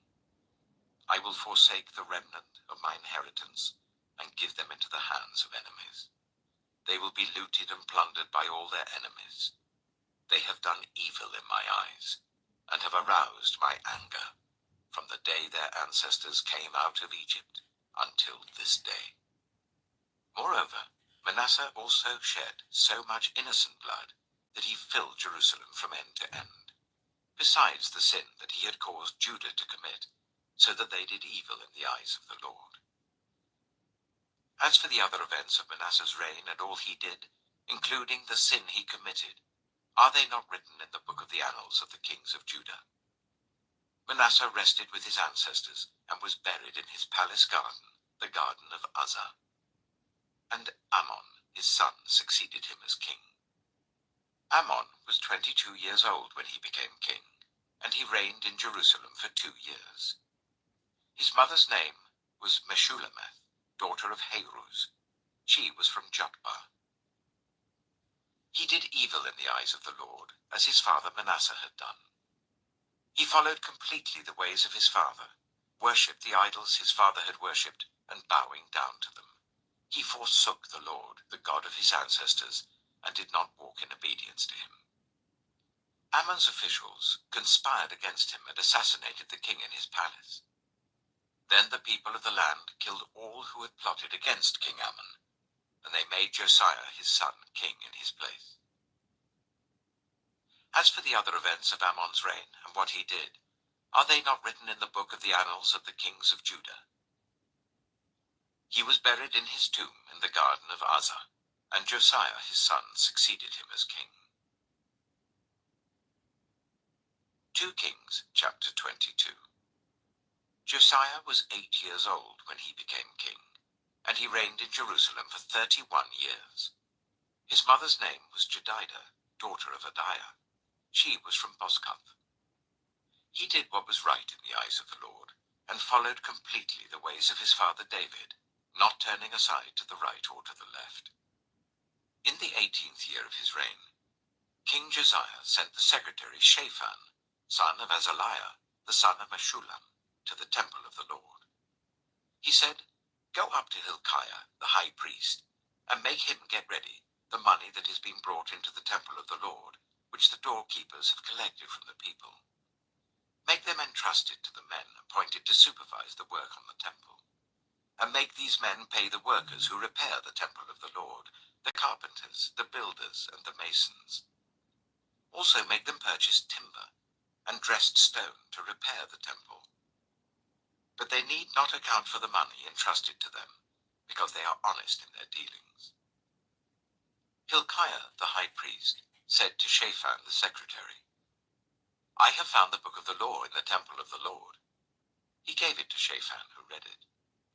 Then Shaphan the secretary went to the king and reported to him, "Your officials have paid out the money that was in the temple of the Lord, and have entrusted it to the workers and supervisors at the temple." Then Shaphan the secretary informed the king, "Hilkiah the priest has given me a book," and Shaphan read from it in the presence of the king. When the king heard the words of the book of the law, he tore his robes. He gave these orders to Hilkiah the priest, Ahikam son of Shaphan, Akbor son of Micaiah, Shaphan the secretary, and Asaiah the king's attendant. "Go and inquire of the Lord for me, and for the people, and for all Judah, about what is written in this book that has been found. Great is the Lord's anger that burns against us, because those who have gone before us have not obeyed the words of this book. They have not acted in accordance with all that is written there concerning us." Hilkiah the priest, Ahikam, Akbor, Shaphan, and Asaiah went to speak to the prophet Huldah, who was the wife of Shallum, son of Tikvah, the son of Harhas, keeper of the wardrobe. She lived in Jerusalem, in the new quarter. She said to them, "This is what the Lord, the God of Israel, says. Tell the man who sent you to me, this is what the Lord says. I am going to bring disaster on this place and its people, according to everything written in the book the king of Judah has read. Because they have forsaken me and burned incense to other gods, and aroused my anger by all the idols their hands have made, my anger will burn against this place and will not be quenched. Tell the king of Judah who sent you to inquire of the Lord, this is what the Lord, the God of Israel, says concerning the words you have heard.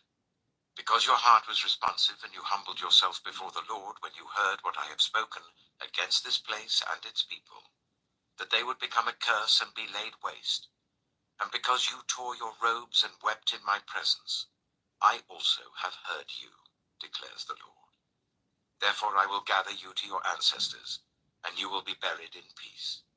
Your eyes will not see all the disaster I'm going to bring on this place." So they took her answer back to the king. 2 Kings chapter 23. Then the king called together all the elders of Judah and Jerusalem. He went up to the temple of the Lord with the people of Judah, the inhabitants of Jerusalem, the priests and the prophets, all the people from the least to the greatest. He read in their hearing all the words of the book of the covenant, which had been found in the temple of the Lord. The king stood by the pillar and renewed the covenant in the presence of the Lord, to follow the Lord and keep his commands, statutes, and decrees with all his heart and all his soul, thus confirming the words of the covenant written in this book. Then all the people pledged themselves to the covenant.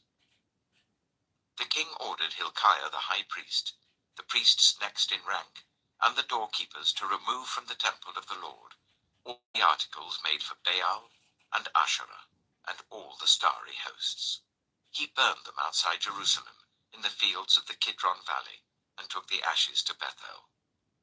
He did away with the idolatrous priests appointed by the kings of Judah to burn incense on the high places of the towns of Judah and on those around Jerusalem, those who burned incense to Baal, to the sun and moon, to the constellations, and to all the starry hosts. He took the Asherah pole from the temple of the Lord to the Kidron Valley outside Jerusalem and burned it there. He ground it to powder and scattered the dust over the graves of the common people. He also tore down the quarters of the male shrine prostitutes that were in the temple of the Lord, the quarters where women did weaving for Asherah.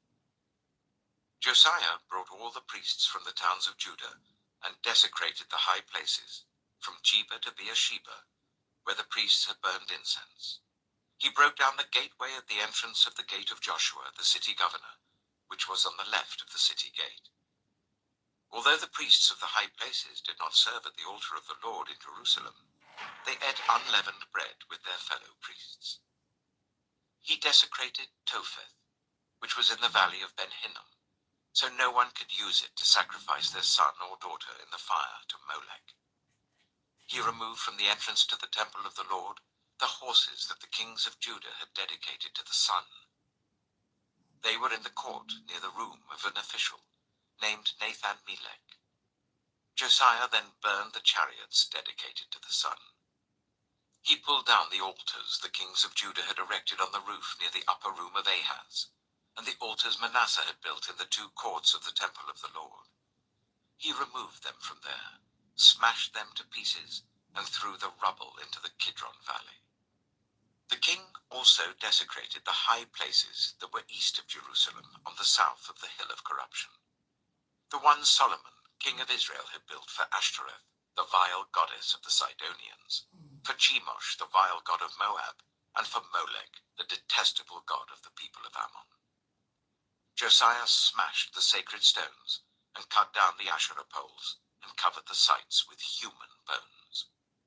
Even the altar at Bethel, the high place made by Jeroboam son of Nebat, who had caused Israel to sin, even that altar and high place he demolished. He burned the high place and ground it to powder, and burned the Asherah pole also. Then Josiah looked around, and when he saw the tombs that were there on the hillside, he had the bones removed from them and burned on the altar to defile it, in accordance with the word of the Lord proclaimed by the man of God who foretold these things. The king asked, "What is that tombstone I see?"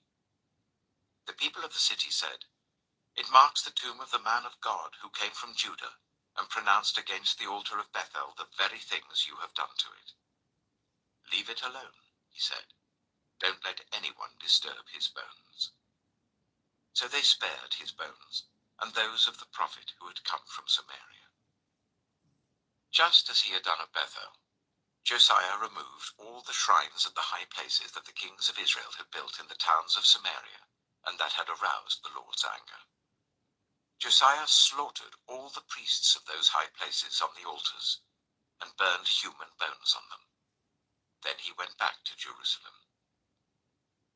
The king gave this order to all the people: "Celebrate the Passover to the Lord your God, as it is written in this book of the covenant. Neither in the days of the judges who led Israel, nor in the days of the kings of Israel and the kings of Judah, had any such Passover been observed. But in the 18th year of King Josiah, this Passover was celebrated to the Lord in Jerusalem." Furthermore, Josiah got rid of the mediums and spiritists, the household gods, the idols, and all the other detestable things seen in Judah and Jerusalem. This he did to fulfill the requirements of the law written in the book that Hilkiah the priest had discovered in the temple of the Lord. Neither before nor after Josiah was there a king like him, who turned to the Lord as he did, with all his heart and with all his soul and with all his strength, in accordance with all the law of Moses. Nevertheless, the Lord did not turn away from the heat of his fierce anger, which burned against Judah because of all that Manasseh had done to arouse his anger.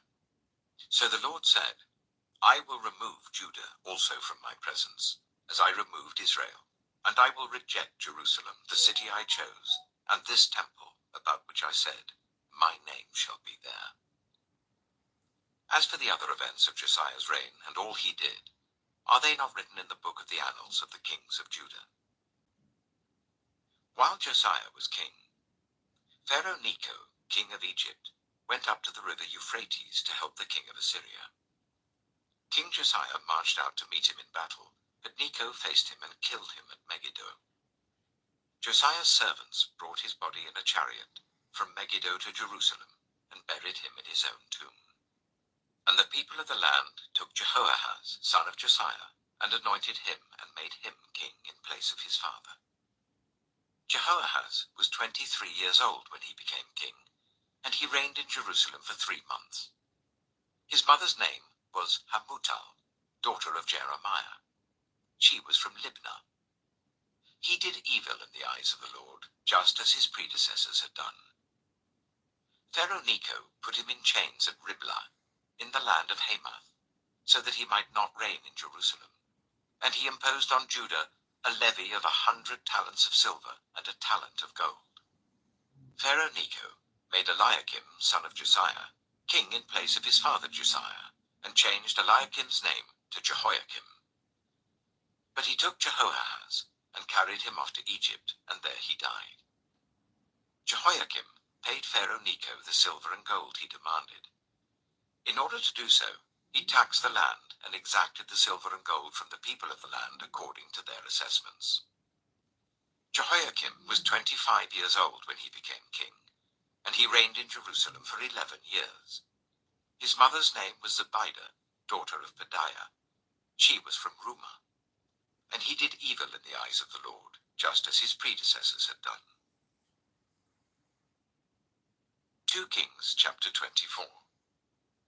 During Jehoiakim's reign, Nebuchadnezzar, king of Babylon, invaded the land, and Jehoiakim became his vassal for 3 years. But then he turned against Nebuchadnezzar and rebelled. The Lord sent Babylonian, Aramean, Moabite, and Ammonite raiders against him to destroy Judah, in accordance with the word of the Lord proclaimed by his servants the prophets. Surely these things happened to Judah according to the Lord's command, in order to remove them from his presence, because of the sins of Manasseh and all he had done, including the shedding of innocent blood. For he had filled Jerusalem with innocent blood, and the Lord was not willing to forgive. As for the other events of Jehoiakim's reign, and all he did, are they not written in the book of the annals of the kings of Judah? Jehoiakim rested with his ancestors, and Jehoiakim, his son, succeeded him as king. The king of Egypt did not march out from his own country again, because the king of Babylon had taken all his territory, from the Wadi of Egypt to the river Euphrates. Jehoiakim was 18 years old when he became king, and he reigned in Jerusalem for 3 months. His mother's name was Nehushta, daughter of Elnathan. She was from Jerusalem. He did evil in the eyes of the Lord, just as his father had done. At that time, the officers of Nebuchadnezzar, king of Babylon, advanced on Jerusalem and laid siege to it, and Nebuchadnezzar himself came up to the city while his officers were besieging it. Jehoiakim, king of Judah, his mother, his attendants, his nobles, and his officials all surrendered to him. In the 8th year of the reign of the king of Babylon, he took Jehoiakim prisoner. As the Lord had declared, Nebuchadnezzar removed the treasures from the temple of the Lord and from the royal palace, and cut up the gold articles that Solomon, king of Israel, had made for the temple of the Lord. He carried all Jerusalem into exile, all the officers and fighting men, and all the skilled workers and artisans, a total of 10,000. Only the poorest people of the land were left. Nebuchadnezzar took Jehoiakim captive to Babylon.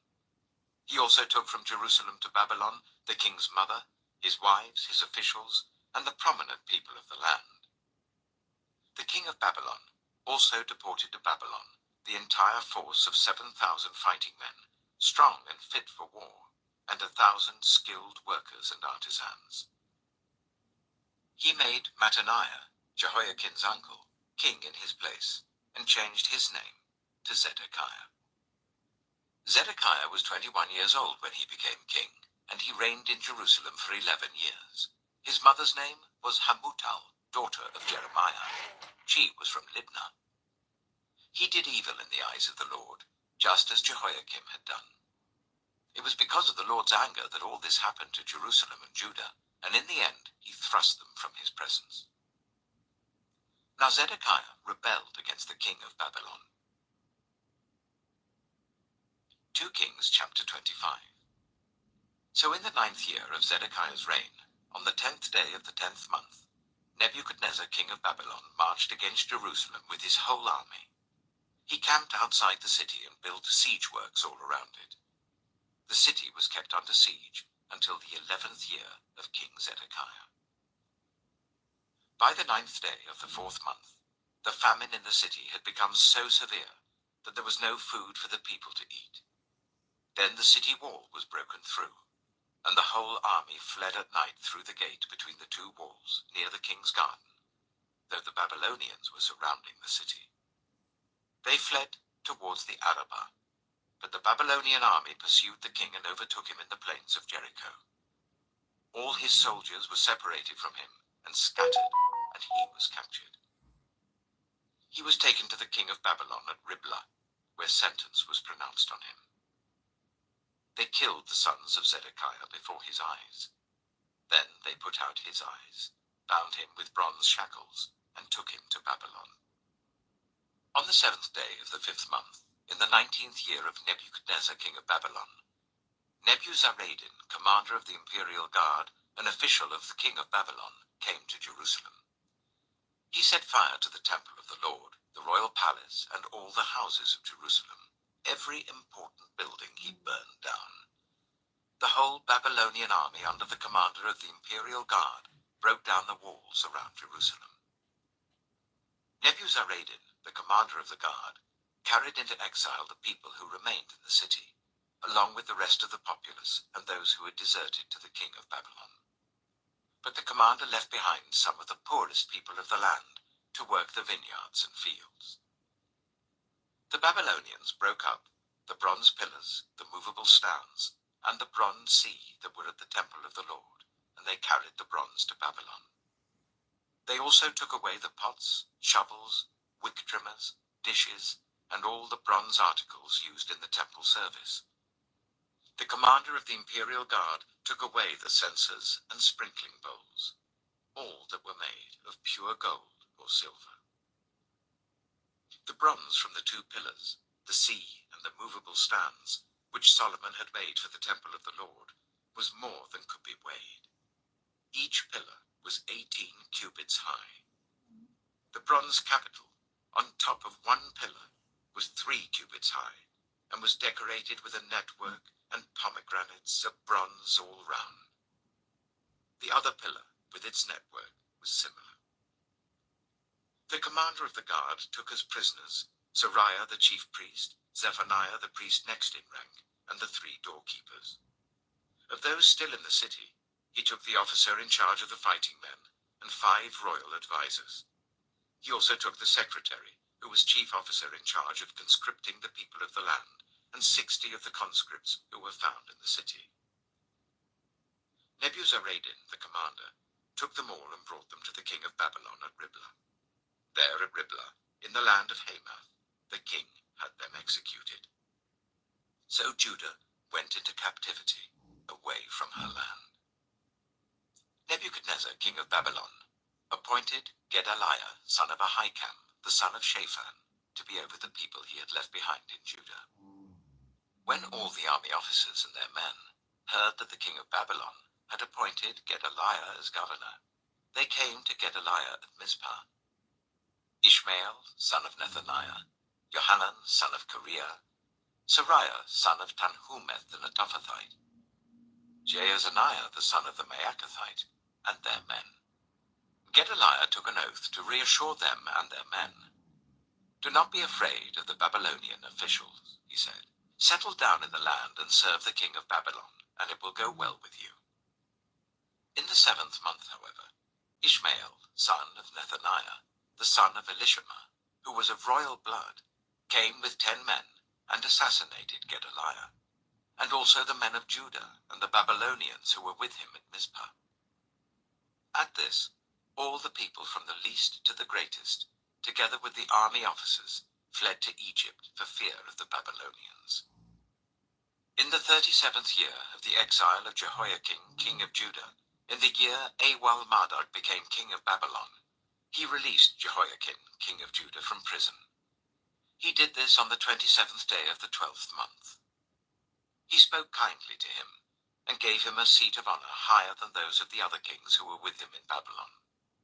So Jehoiakim put aside his prison clothes, and for the rest of his life ate regularly at the king's table. Day by day, the king gave Jehoiakim a regular allowance as long as he lived. The first book of Chronicles. 1 Chronicles, chapter 1. Historical records from Adam to Abraham. To Noah's sons, Adam, Seth, Enosh, Kenan, Mahalalel, Jared, Enoch, Methuselah, Lamech, Noah. The sons of Noah, Shem, Ham, and Japheth. The sons of Japheth, Gomer, Magog, Madai, Javan, Tubal, Meshech, and Tiras. The sons of Gomer, Ashkenaz, Riphath, and Tidama. The sons of Javan, Elisha, Tarshish, the Kittites, and the Rodanites. The sons of Ham, Cush, Egypt, Put, and Canaan. The sons of Cush, Seba, Havilah, Sabta, Reama, and Sabtika. The sons of Reama, Sheba, and Dedan. Cush was the father of Nimrod, who became a mighty warrior on earth. Egypt was the father of the Ludites, Anamites, Lehabites, Naphthathites, Pathrusites, Kazuhites, from whom the Philistines came, and Caphtorites. Canaan was the father of Sidon, his firstborn, and of the Hittites, Jebusites, Amorites, Girgashites, Hivites, Archites, Sinites, Arvadites, Zemarites, and Hamathites. The sons of Shem, Elam, Ashur, Arphaxad, Lud, and Aram. The sons of Aram, Uz, Hul, Gether, and Meshech. Arphaxad was the father of Shelah, and Shelah the father of Eber. 2 sons were born to Eber. One was named Peleg, because in his time the earth was divided. His brother was named Joktan. Joktan was the father of Almodad, Sheleph, Hazarmaveth, Jirah, Hadoram, Uzal, Diklah, Obel, Abimael, Sheba, Ophir, Havilah, and Jobab. All these were sons of Joktan. Shem, Arphaxad, Shelah, Eber, Peleg, Reu, Serug, Nahor, Terah, and Abram, that is, Abraham. The sons of Abraham, Isaac and Ishmael. These were their descendants. Nebaioth, the firstborn of Ishmael, Kedar, Adbeel, Mibsam, Mishma, Duma, Massa, Hadad, Tema, Jethur, Naphish, and Kedemah. These were the sons of Ishmael. The sons born to Keturah, Abraham's concubine, Zimram, Jokshan, Medan, Midian, Ishbak, and Shua. The sons of Jokshan, Sheba and Dedan. The sons of Midian, Ephah, Epher, Hanok, Abida, and Eldaah. All these were descendants of Keturah. Abraham was the father of Isaac. The sons of Isaac, Esau and Israel. The sons of Esau, Eliphaz, Ruel, Jeush, Jalem, and Korah. The sons of Eliphaz, Teman, Omar, Zepho, Gatam, and Kenaz. By Timnah, Amalek. The sons of Ruel, Nahath, Zerah, Shammah, and Mitzah. The sons of Seir, Lotan, Shobal, Zibeon, Anah, Dishon, Ezer, and Dishan. The sons of Lotan, Hurai, and Homam. Timnah was Lotan's sister. The sons of Shobal, Alvan, Manahath, Ebal, Shepho, and Onam. The sons of Zibeon, Aya and Anah. The sons of Anah, Dishon. The sons of Dishon, Hemdam, Eshban, Ithran, and Kiran. The sons of Ezer, Bilhan, Zealvan, and Achan. The sons of Dishan, Uz and Aran. These were the kings who reigned in Edom before any Israelite king reigned. Bela, son of Beor, whose city was named Dinhabah. When Bela died, Jobab, son of Zerah from Bozrah, succeeded him as king. When Jobab died, Husham from the land of the Temanites succeeded him as king. When Husham died, Hadad, son of Bedad, who defeated Midian in the country of Moab, succeeded him as king. His city was named Avith. When Hadad died, Samlah from Masrekah succeeded him as king. When Samlah died, Shaul from Rehoboth on the river succeeded him as king. When Shaul died, Baal-Hanan, son of Akbor, succeeded him as king. When Baal-Hanan died, Hadad succeeded him as king. His city was named Peiu, and his wife's name was Mehetabel, daughter of Matred, the daughter of Messahab. Hadad also died.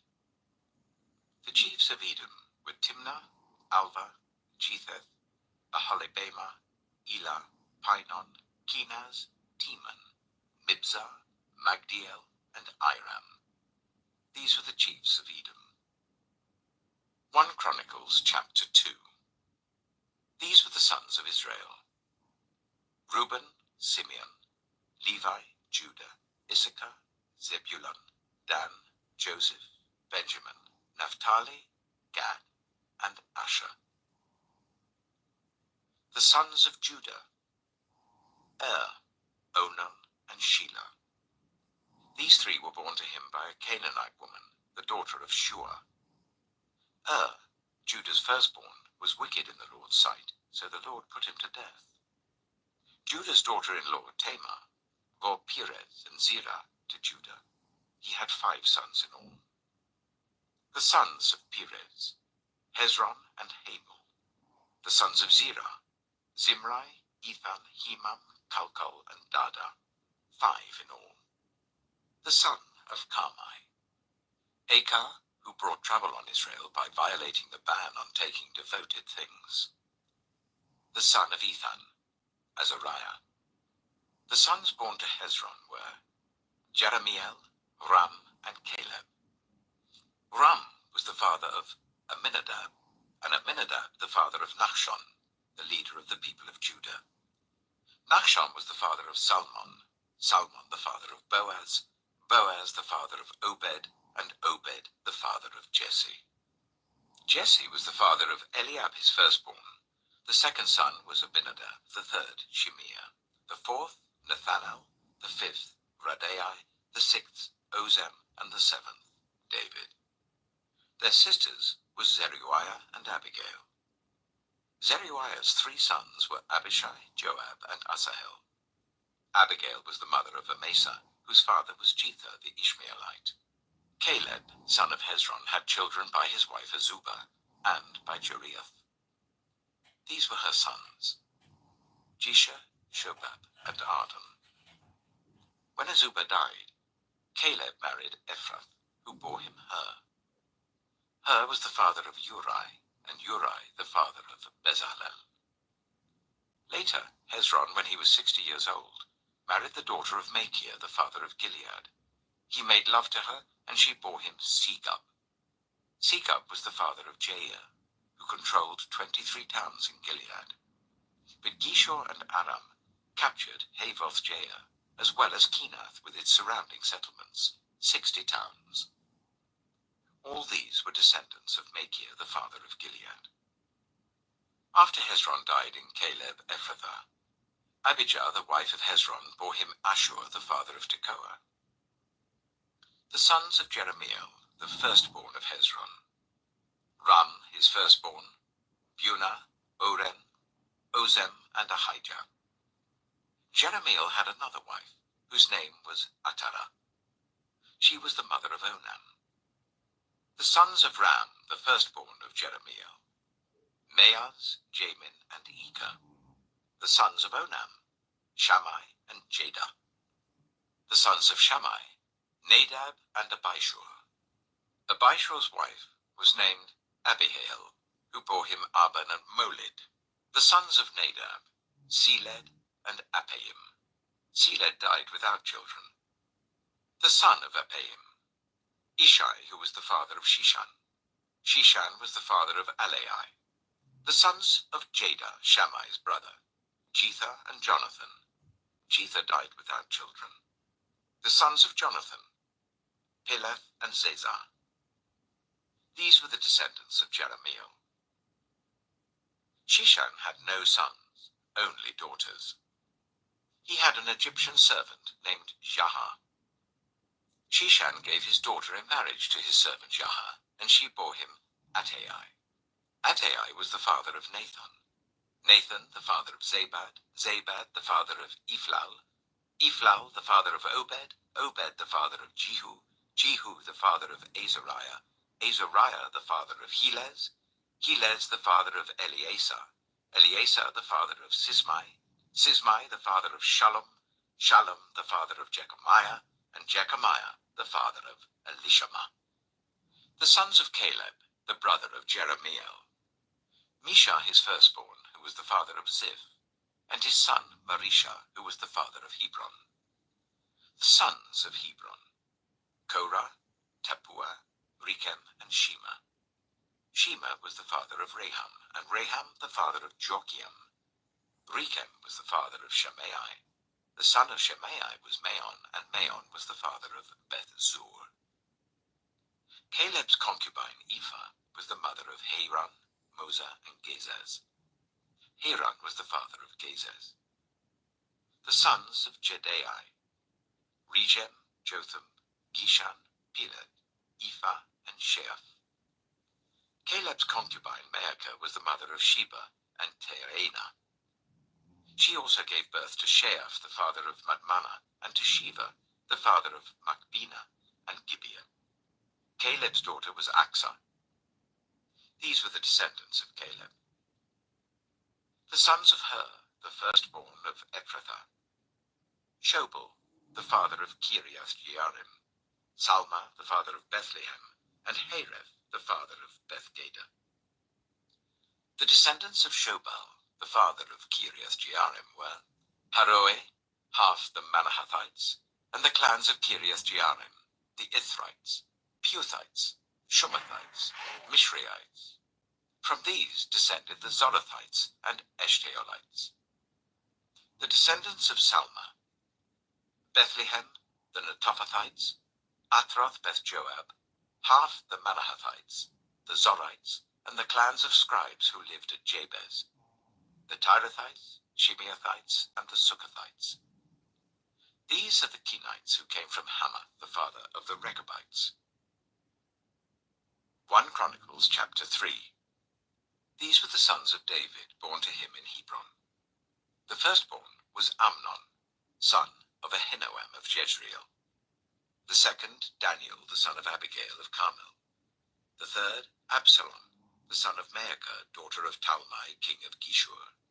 The fourth, Adonijah, the son of Haggith. The fifth, Shephatiah, the son of Abital.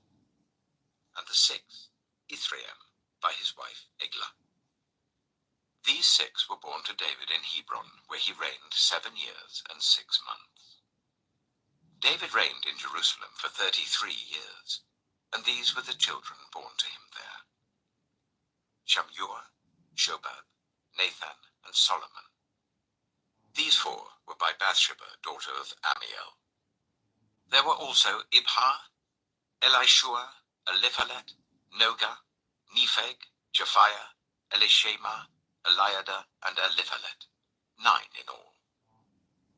All these were the sons of David, besides his sons by his concubines, and Tamar was their sister. Solomon's son was Rehoboam, Abijah his son, Asa his son, Jehoshaphat his son, Jehoram his son, Ahaziah his son, Joash his son, Amaziah his son, Azariah his son, Jotham his son, Ahaz his son, Hezekiah his son, Manasseh his son, Ammon his son, Josiah his son. The sons of Josiah: Johanan the firstborn, Jehoiakim the second son, Zedekiah the third, Shallum the fourth. The successors of Jehoiakim: Jehoiakim his son, and Zedekiah.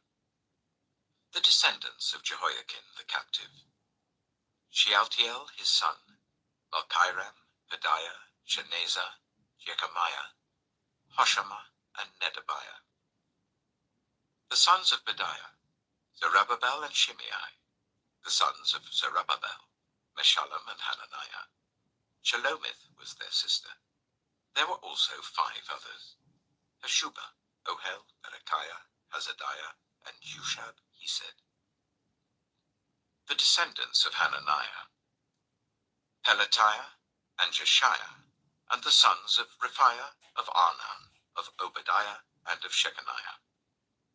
The descendants of Shechaniah: Shemaiah and his sons, Hattush, Igal, Bariah, Neariah, and Shaphat, 6 in all. The sons of Neariah: Eloah-enai, Hizkiah, Azrikam, 3 in all. The sons of Elioenai: Hodaviah, Eliashib, Pelaiah, Akub, Johanan, Deliah, and Anani, 7 in all. 1 Chronicles chapter 4. The descendants of Judah: Perez, Hezron, Carmi, Hur, and Shobal. Reiah, son of Shobal, was the father of Jahath, and Jahath the father of Ahumai and Lahad. These were the clans of the Zorathites. These were the sons of Etam: Jezreel, Ishma, and Idbash. Their sister was named Hazalel-Ponai. Penuel was the father of Gedor, and Ezer the father of Husha. These were the descendants of Hur, the firstborn of Ephrathah, and father of Bethlehem. Ashur, the father of Tekoa, had 2 wives, Helah and Naara. Naara bore him Ahuzam, Hepher, Temani, and Hahashterai. These were the descendants of Naara. The sons of Helah: Zereth, Zohar, Ethnon, and Kaz, who was the father of Anab and Hazobiah, and the clans of Ahahel, son of Harum. Jabez was more honorable than his brothers. His mother had named him Jabez, saying, "I gave birth to him in pain." Jabez cried out to the God of Israel, "Oh, that you would bless me and enlarge my territory. Let your hand be with me and keep me from harm, so that I will be free from pain." And God granted his request. Chelub, Shuha's brother, was the father of Mihah, who was the father of Eshton. Eshton was the father of Beth-Rapha, Peziah, and Tehinnah the father of Nahash. These were the men of Rekah. The sons of Kenaz: Othniel and Sariah. The sons of Othniel: Hathath and Meonothai. Meonothai was the father of Ophrah. Sariah was the father of Joab, the father of Jehoshaphat. It was called this because its people were skilled workers. The sons of Caleb, son of Jephunneh: Iru, Elah, and Nahum. The son of Elah: Kenaz. The sons of Jehalelel: Ziph, Ziphah, Tiriah, and Asarel. The sons of Ezra: Jether, Mered, Ephah, and Jalon. One of Mered's wives gave birth to Miriam, Shammai, and Ishbah, the father of Eshtemoa. His wife from the tribe of Judah gave birth to Jered, the father of Gedor, Heber, the father of Soko, and Jekuthiel, the father of Zanoah. These were the children of Pharaoh's daughter, Bithiah, whom Mered had married. The sons of Hodiah's wife, the sister of Nahum: the father of Keilah the Garmite, and Eshtemoa the Maacathite. The sons of Shimon: Amnon, Rinnah, Ben-Hanan, and Tilon. The descendants of Ishai: Zoheth and Ben-Zoheth. The sons of Shelah, son of Judah: the father of Leka, Leada, the father of Marashah, and the clans of the linen workers at Beth Ashbia: Jokem, the men of Koseba, and Joash and Seraph, who ruled in Moab, and Jeshubai-Lehem. These records are from ancient times. They were the potters who lived at Netaim and Gedera. They stayed there and worked for the king. The descendants of Simeon: Nemuel, Jamin, Jalib, Zerah, and Shaul. Shallum was Shaul's son, Mibsam his son, and Mishma his son. The descendants of Mishma: Hamuel his son, Zakkur his son, and Shimei his son. Shimei had 16 sons and 6 daughters, but his brothers did not have many children, so their entire clan did not become as numerous as the people of Judah. They lived in Beersheba, Moladah, Hazar-Shual, Bilhah, Ezem, Tolad, Bethuel, Hormah, Ziklag, Beth-Markaboth, Hazar-Suhim, Beth-Birai, and Shearaim. These were their towns until the reign of David. Their surrounding villages were Etam, Ain, Rimmon, Token, and Ashan, 5 towns. And all the villages around these towns, as far as Baalath. These were their settlements, and they kept a genealogical record. Meshobab, Jamlech, Joshua, son of Amaziah, Joel, Jehu, son of Josabiah, the son of Sariah, the son of Aziel.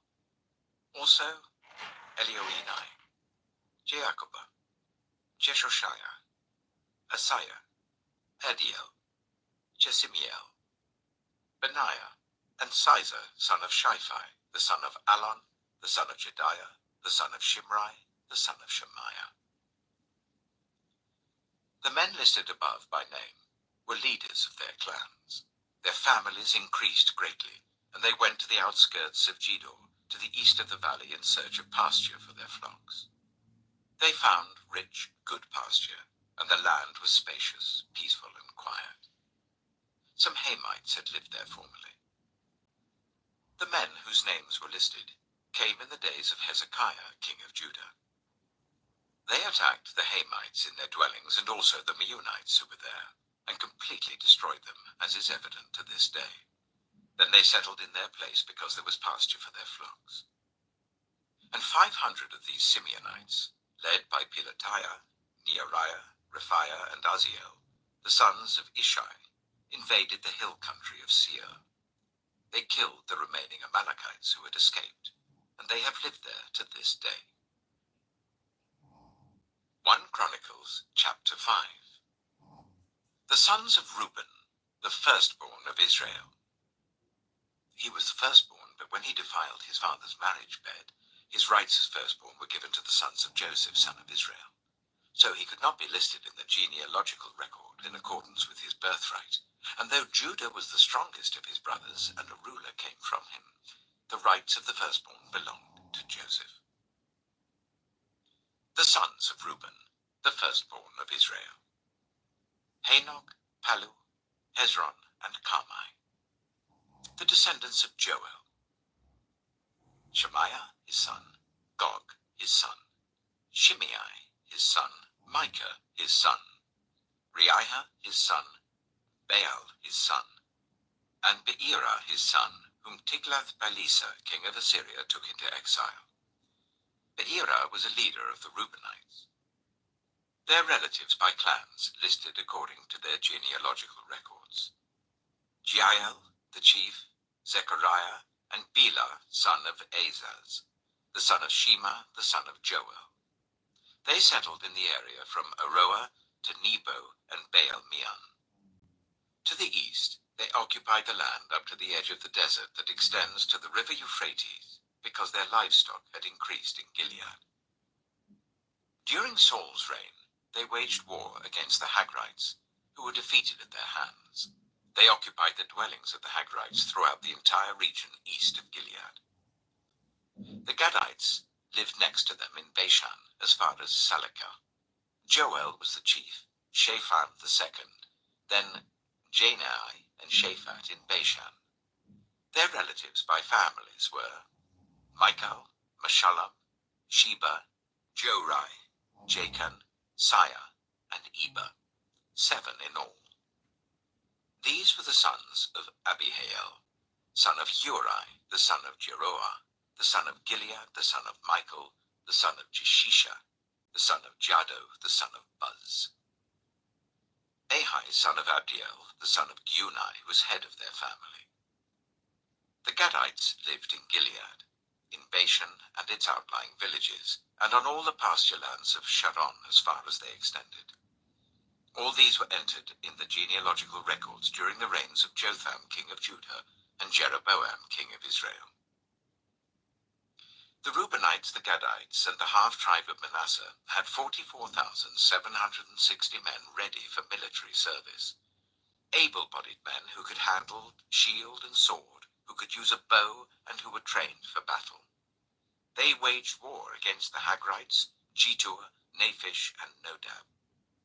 They were helped in fighting them, and God delivered the Hagrites and all their allies into their hands, because they cried out to him during the battle. He answered their prayers, because they trusted in him. They seized the livestock of the Hagrites, 50,000 camels, 250,000 sheep, and 2,000 donkeys. They also took 100,000 people captive, and many others fell slain, because the battle was God's, and they occupied the land until the exile. The people of the half-tribe of Manasseh were numerous. They settled in the land from Bashan to Baal Hermon, that is, to Senir, Mount Hermon. These were the heads of their families: Ether, Ishai, Eliel, Azriel, Jeremiah, Hodaviah, and Jadiel. They were brave warriors, famous men, and heads of their families. But they were unfaithful to the God of their ancestors, and prostituted themselves to the gods of the peoples of the land, whom God had destroyed before them. So the God of Israel stirred up the spirit of Pul, king of Assyria, that is, Tiglath-Pileser, king of Assyria, who took the Reubenites, the Gadites, and the half-tribe of Manasseh into exile. He took them to Halah, Habor, Harah, and the river of Gozan, where they are to this day. 1 Chronicles chapter 6. The sons of Levi: Gershon, Kohath, and Merari. The sons of Kohath: Amram, Itzah, Hebron, and Uzziel. The children of Amram: Aaron, Moses, and Miriam. The sons of Aaron: Nadab, Abihu, Eleazar, and Ithamar. Eleazar was the father of Phinehas, Phinehas the father of Abishua, Abishua the father of Bacchai, Bacchai the father of Azai, Azai the father of Zerahiah, Zerahiah the father of Meraioth, Meraioth the father of Amariah, Amariah the father of Ahitub, Ahitub the father of Zadok, Zadok the father of Ahimaaz, Ahimaaz the father of Azariah, Azariah the father of Johanan, Johanan the father of Azariah. It was he who served as priest in the temple Solomon built in Jerusalem. Azariah the father of Amariah, Amariah the father of Ahitub, Ahitub the father of Zadok, Zadok the father of Shallum, Shallum the father of Hilkiah, Hilkiah the father of Azariah, Azariah the father of Siriah, and Siriah the father of Josedek. Josedek was deported when the Lord sent Judah and Jerusalem into exile by the hand of Nebuchadnezzar. The sons of Levi: Gershon, Kohath, and Merari. These are the names of the sons of Gershon: Libni and Shimei. The sons of Kohath: Amram, Itzah, Hebron, and Uzziel. The sons of Merari: Malai and Mushai. These are the clans of the Levites listed according to their fathers. Of Gershon: Libni his son, Jahath his son, Zimmah his son, Joah his son, Iddo his son, Zerah his son, and Jeatherai, his son. The descendants of Kohath: Aminadab, his son, Korah, his son, Asa, his son, Elkanah, his son, Abiasaph, his son, Asa, his son, Tahath, his son, Uriel, his son, Uzziah, his son, and Shaul, his son. The descendants of Elkanah: Amasai, Ahimoth, Elkanah, his son, Zophai, his son, Nahath, his son, Eliab, his son, Jeroham, his son, Elkanah, his son, and Samuel, his son. The sons of Samuel: Joel, the firstborn, and Abijah, the second son. The descendants of Merari: Mahli, Libni, his son, Shimei, his son, Uzzah, his son, Shemaiah, his son, Haggiah, his son, and Asaiah, his son. These are the men David put in charge of the music in the house of the Lord after the ark came to rest there. They ministered with music before the tabernacle, the tent of meeting, until Solomon built the temple of the Lord in Jerusalem. They performed their duties according to the regulations laid down for them. Here are the men who served, together with their sons. From the Kohathites: Heman, the musician, the son of Joel, the son of Samuel, the son of Elkanah, the son of Jeroham, the son of Eliel, the son of Toah, the son of Zaph, the son of Elkanah, the son of Mahath, the son of Amasai, the son of Elkanah, the son of Joel, the son of Azariah, the son of Zephaniah, the son of Tahath, the son of Asa, the son of Abiasaph, the son of Korah, the son of Itzar, the son of Kohath, the son of Levi, the son of Israel, and Heman's associate Asaph, who served at his right hand. Asaph, son of Berechiah, the son of Shimeah, the son of Michael, the son of Baasiah, the son of Malchiah, the son of Ethnai, the son of Zerah, the son of Adiah, the son of Ethan, the son of Zimmah, the son of Shimei, the son of Jahath, the son of Gershon, the son of Levi. And from their associates, the Merarites at his left hand: Ethan, son of Kishai, the son of Abdai, the son of Malach, the son of Hashabiah, the son of Amaziah, the son of Hilkiah, the son of Amzai, the son of Bani, the son of Shema, the son of Mahli, the son of Mushai, the son of Merari, the son of Levi. Their fellow Levites were assigned to all the other duties of the tabernacle, the house of God. But Aaron and his descendants were the ones who presented offerings on the altar of burnt offering and on the altar of incense, in connection with all that was done in the most holy place, making atonement for Israel, in accordance with all that Moses, the servant of God, had commanded. These were the descendants of Aaron: Eleazar, his son, Phinehas, his son, Abishua, his son, Bacchai, his son, Uzzi, his son, Zerahiah, his son, Merioth, his son, Amariah, his son, Ahitub, his son, Zadok, his son, and Ahimaaz, his son. These were the locations of their settlements allotted as their territory. They were assigned to the descendants of Aaron, who were from the Kohathite clan, because the first lot was for them. They were given Hebron in Judah with its surrounding pasture lands, but the fields and villages around the city were given to Caleb, son of Jephunneh.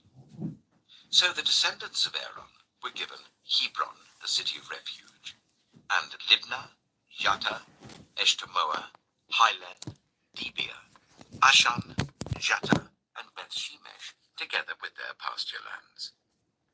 And from the tribe of Benjamin they were given Gibeon, Geba, Alameth, and Anathoth, together with their pasture lands. The total number of towns distributed among the Kohathite clans came to 13. The rest of Kohath's descendants were allotted 10 towns from the clans of half the tribe of Manasseh. The descendants of Gershon, clan by clan, were allotted 13 towns from the tribes of Issachar, Asher, Naphtali, and from the part of the tribe of Manasseh that is in Bashan. The descendants of Merari clan were allotted 12 towns from the tribes of Reuben, Gad, and Zebulun. So the Israelites gave the Levites these towns and their pasture lands. From the tribes of Judah, Simeon, and Benjamin, they allotted the previously named towns. Some of the Kohathite clans were given as their territory towns from the tribe of Ephraim. In the hill country of Ephraim, they were given Shechem, a city of refuge, and Gezer, Jokmeam, Beth-horon, Ajalon, and Gath-rimmon, together with their pasture lands. And from half the tribe of Manasseh, the Israelites gave Anah and Bileam, together with their pasture lands, to the rest of the Kohathite clans. The Gershonites received the following. From the clan of the half-tribe of Manasseh, they received Golan in Bashan, and also Ashtaroth, together with their pasture lands. From the tribe of Issachar, they received Kedesh, Dabarath, Ramoth, and Anem, together with their pasture lands. From the tribe of Asher, they received Mashal, Abdon, Hukok, and Rehob, together with their pasture lands. And from the tribe of Naphtali, they received Kedesh in Galilee, Hammon, and Kiriathaim, together with their pasture lands. The Merarites, the rest of the Levites, received the following. From the tribe of Zebulun, they received Jokneam, Karta, Ramono, and Tabor, together with their pasture lands. From the tribe of Reuben across the Jordan, east of Jericho, they received Bezer in the wilderness, Jazer, Kedemoth, and Mephaeth, together with their pasture lands.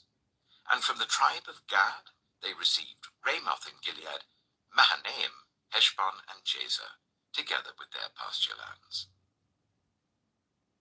1 Chronicles chapter 7.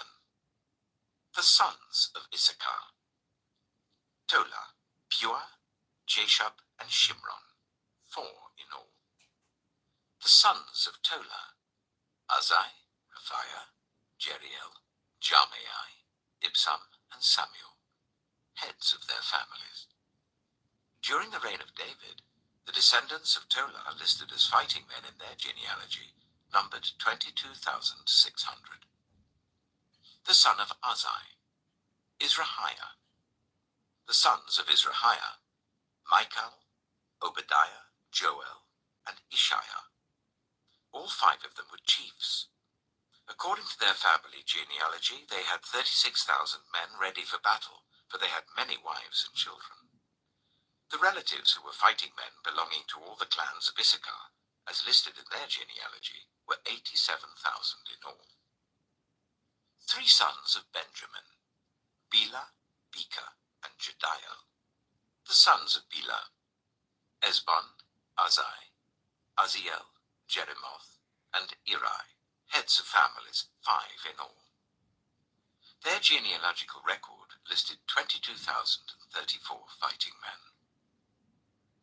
The sons of Beka: Zemira, Joash, Eliezer, Elioenai, Omri, Jeremoth, Abijah, Anathoth, and Elameth. All these were the sons of Beka. Their genealogical record listed the heads of families and 20,200 fighting men. The son of Jediel: Bilhan.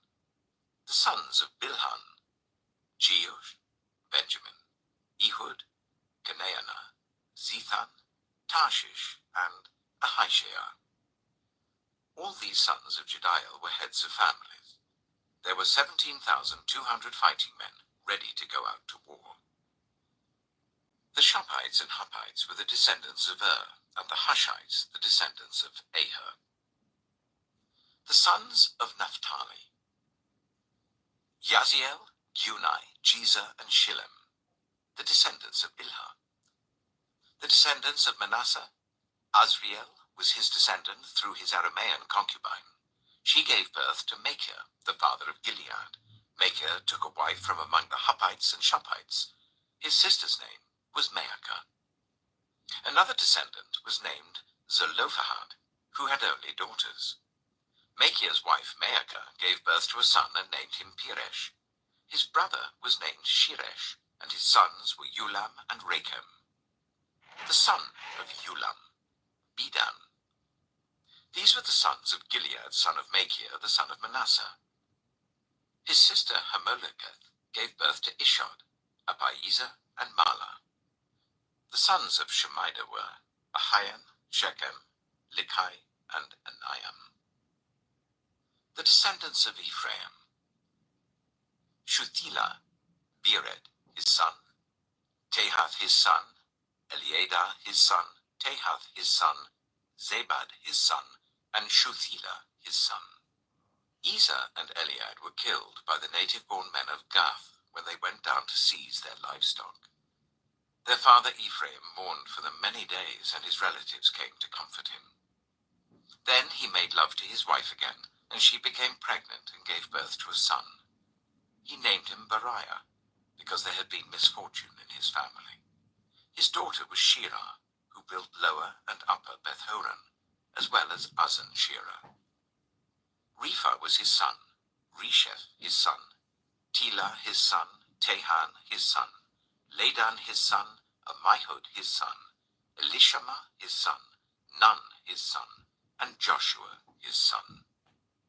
Their lands and settlements included Bethel and its surrounding villages, Neoran to the east, Gezer and its villages to the west, and Shechem and its villages, all the way to Aiah and its villages. Along the borders of Manasseh were Beth-shan, Taanach, Megiddo, and Dor, together with their villages.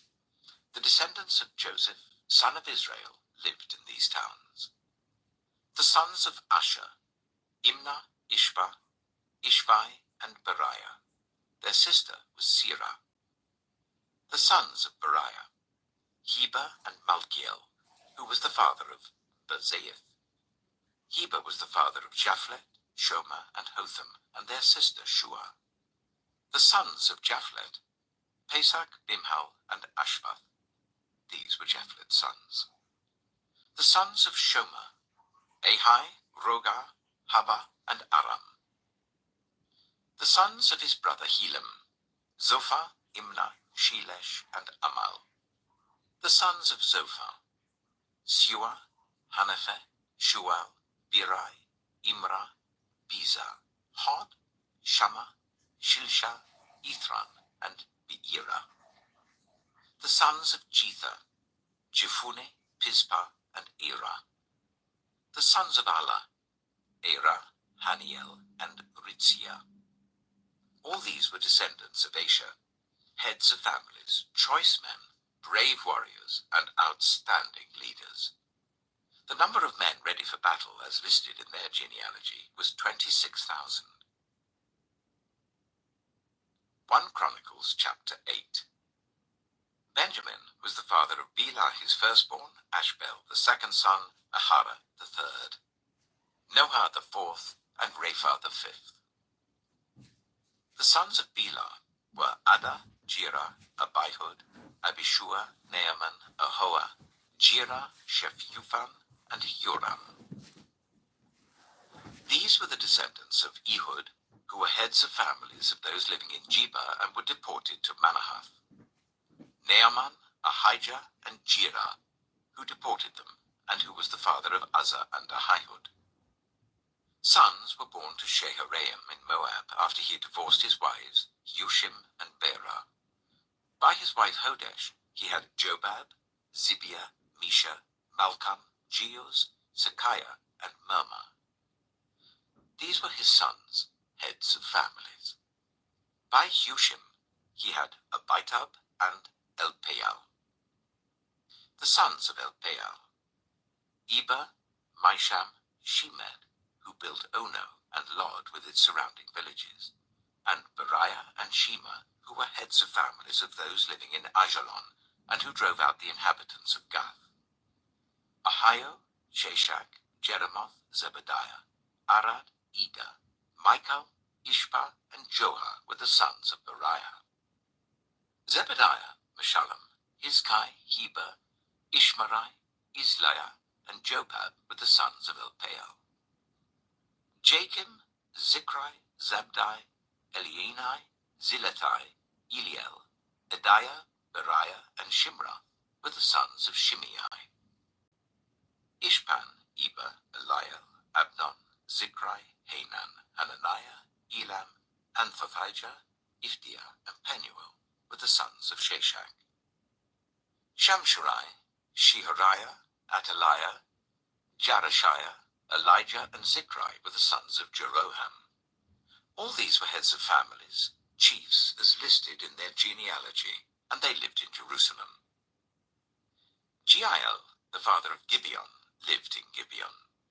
His wife's name was Maacah, and his firstborn son was Abdon, followed by Zur, Kish, Baal, Ner, Nadab, Gedor, Ahio, Zekah, and Mikloth, who was the father of Shimea. They too lived near their relatives in Jerusalem. Ner was the father of Kish, Kish the father of Saul, and Saul the father of Jonathan, Malchishua, Abinadab, and Eshbaal. The son of Jonathan, Merib-Baal, who was the father of Micah. The sons of Micah, Pithon, Melech, Teriah, and Ahaz. Ahaz was the father of Jehoiada. Jehoiada was the father of Alamath, Azmaveth, and Zimri was the father of Moza. Moza was the father of Biniah. Rapha was his son, Eleazar his son, and Azel his son.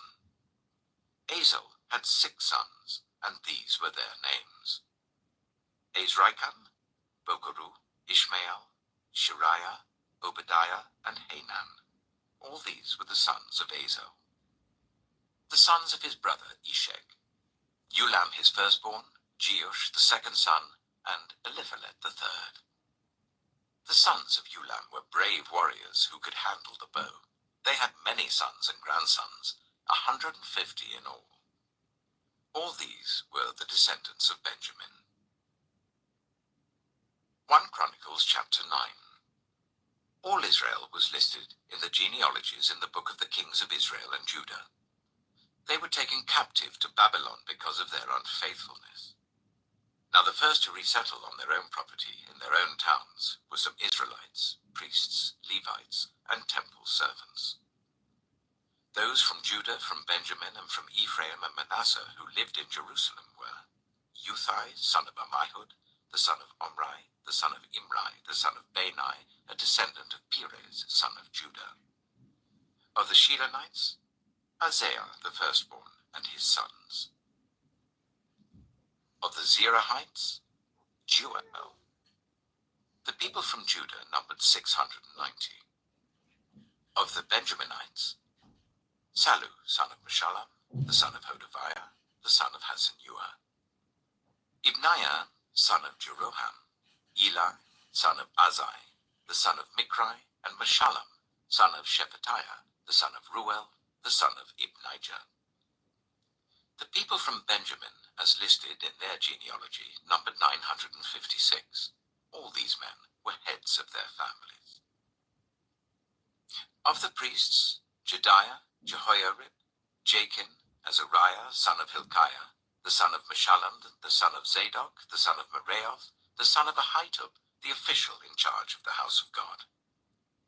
Adiah, the son of Jeroham, the son of Pashur, the son of Malchijah, and Maasai, son of Adiel, the son of Jazerah, the son of Meshullam, the son of Meshillemeth, the son of Immer. The priests, who were heads of families, numbered 1,760. They were able men, responsible for ministering in the house of God. Of the Levites, Shemaiah, son of Hashub, the son of Azrikam, the son of Hashabiah, a Merarite, Bakbakkar, Heresh, Galal, and Mattaniah, son of Micah, the son of Zikri, the son of Asaph. Obadiah, son of Shemaiah, the son of Galal, the son of Jeduthun, and Berechiah, son of Asa, the son of Elkanah, who lived in the villages of the Netophathites. The gatekeepers: Shalom, Akub, Talmon, Ahiman, and their fellow Levites, Shalom their chief, being stationed at the king's gate on the east up to the present time. These were the gatekeepers belonging to the camp of the Levites.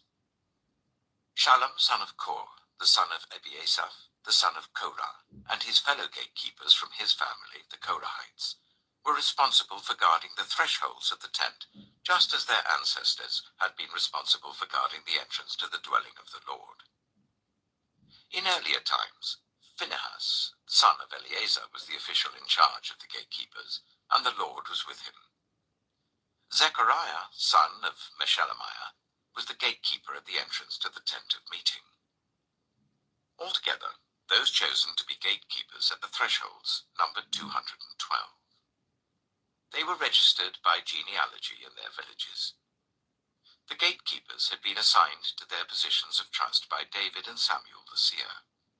They and their descendants were in charge of guarding the gates of the house of the Lord, the house called the tent of meeting.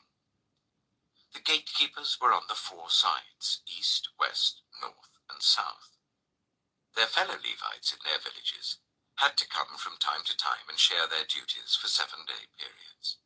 But the four principal gatekeepers, who were Levites, were entrusted with the responsibility for the rooms and treasuries in the house of God.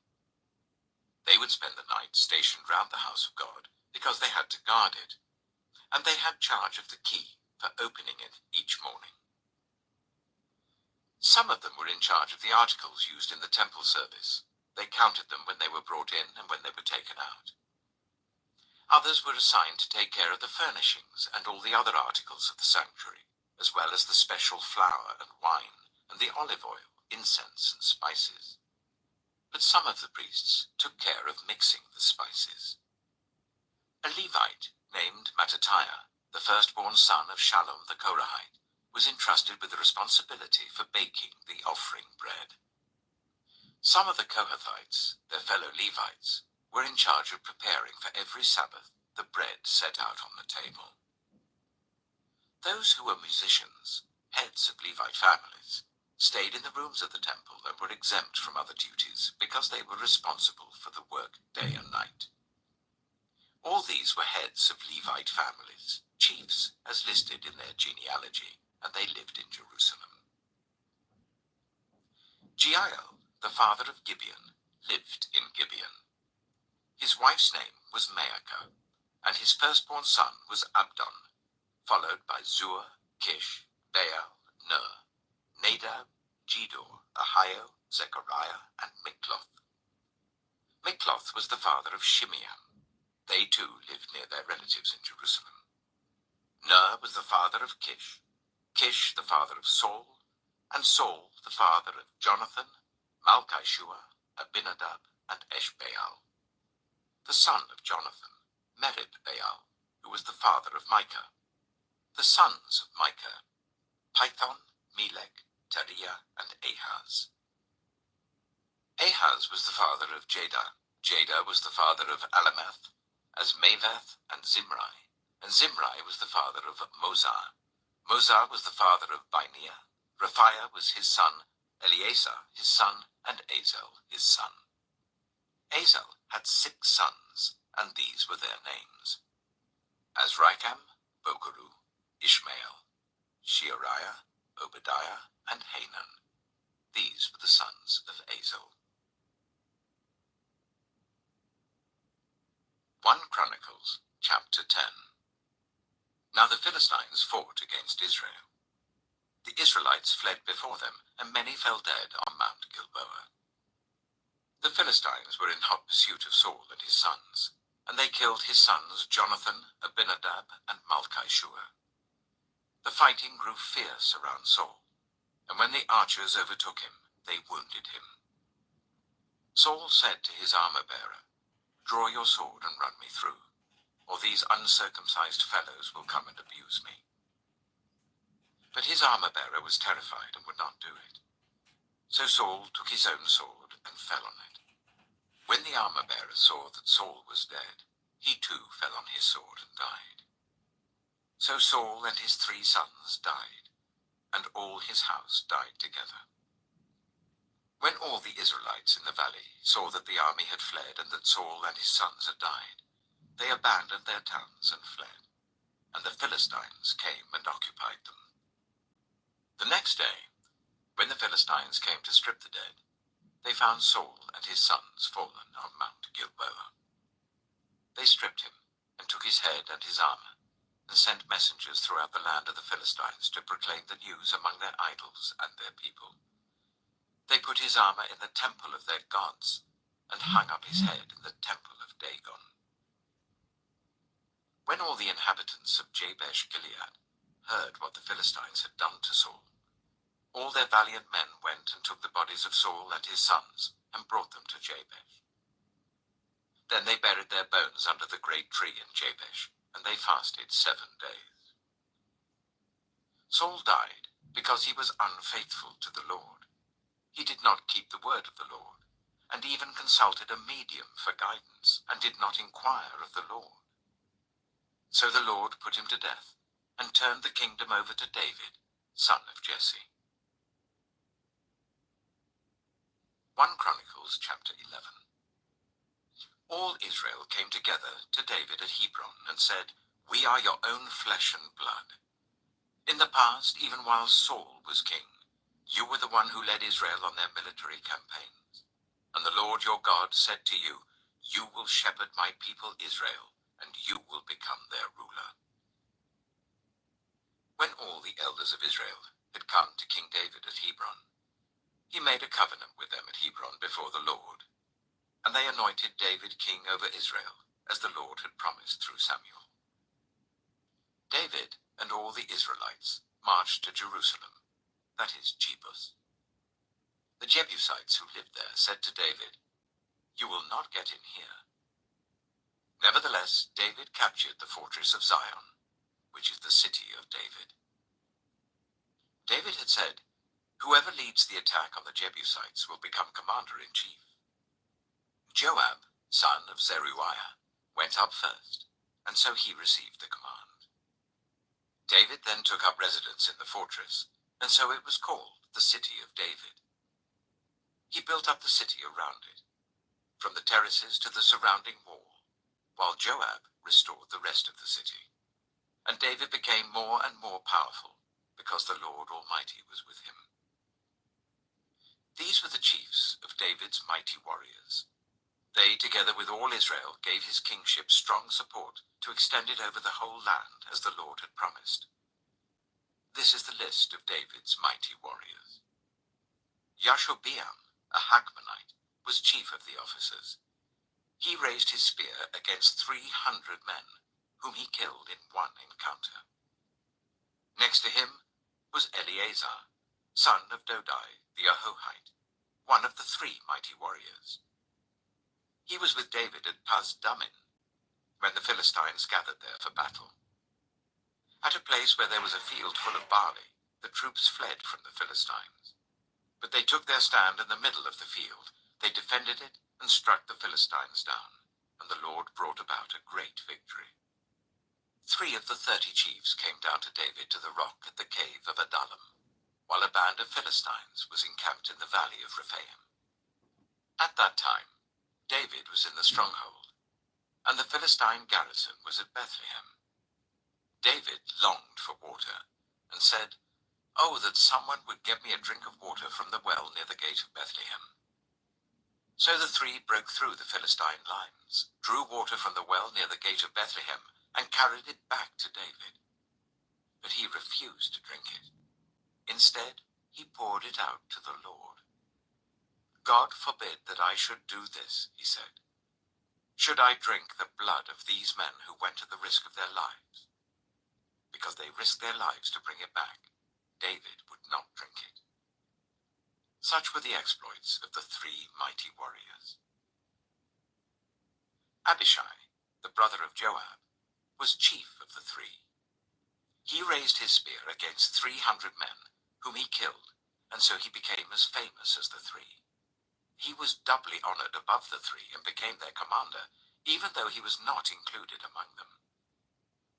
Benaiah, son of Jehoiada, a valiant fighter from Kabzeel, performed great exploits. He struck down Moab's 2 mightiest warriors. He also went down into a pit on a snowy day and killed a lion. And he struck down an Egyptian who was 5 cubits tall. Although the Egyptian had a spear like a weaver's rod in his hand, Benaiah went against him with a club. He snatched the spear from the Egyptian's hand and killed him with his own spear. Such were the exploits of Benaiah son of Jehoiada. He too was as famous as the 3 mighty warriors. He was held in greater honor than any of the 30, but he was not included among the 3. And David put him in charge of his bodyguard. The mighty warriors were Asahel, the brother of Joab, Elhanan, son of Dodo from Bethlehem, Shamoth, the Harorite, Helez, the Pelonite, Ira, son of Ikesh from Tekoa, Abiezer from Anathoth, Sibbecai, the Hushathite, Ilai, the Ahohite, Maharai, the Netophathite, Heled, son of Baana, the Netophathite, Itai, son of Ribai, from Gibeah in Benjamin, Benaiah, the Pirathonite, Hurai, from the ravines of Gaash, Abiel, the Arbathite, Asmaveth, the Baharumite, Eliabah, the Shaalbonite, the sons of Hashem, the Gizonite, Jonathan, son of Shagi, the Herarite, Ahiam, son of Sakar, the Herarite, Eliphal, son of Kepha, the Megirathite, Ahijah, the Pelonite, Hezro, the Carmelite, Naharai, son of Ezbai, Joel, the brother of Nathan, Mibhas, son of Hagrai, Zelek, the Ammonite, Naharai, the Beerothite, the armor-bearer of Joab, son of Zeruiah, Ira, the Ithrite, Gareb, the Ithrite, Uriah, the Hittite, Zabad, son of Alai, Adina, son of Shizah, the Reubenite, who was chief of the Reubenites, and the 30 with him, Hanan, son of Maacah, Joshaphat, the Mithnite, Azariah, the Ashterathite, Shema and Jeiel, the sons of Hotham, the Arorite, Jediael, son of Shimri, his brother Joha, the Tizite, Eliel, the Mahavite, Jerubbaal, and Joshaviah, the sons of Elnaam, Ithmar, the Moabite, Eliel, Obed, and Jehasiel, the Mezobaite. 1 Chronicles chapter 12. These were the men who came to David at Ziklag, while he was banished from the presence of Saul, son of Kish. They were among the warriors who helped him in battle. They were armed with bows, and were able to shoot arrows or to sling stones, right-handed or left-handed. They were relatives of Saul from the tribe of Benjamin.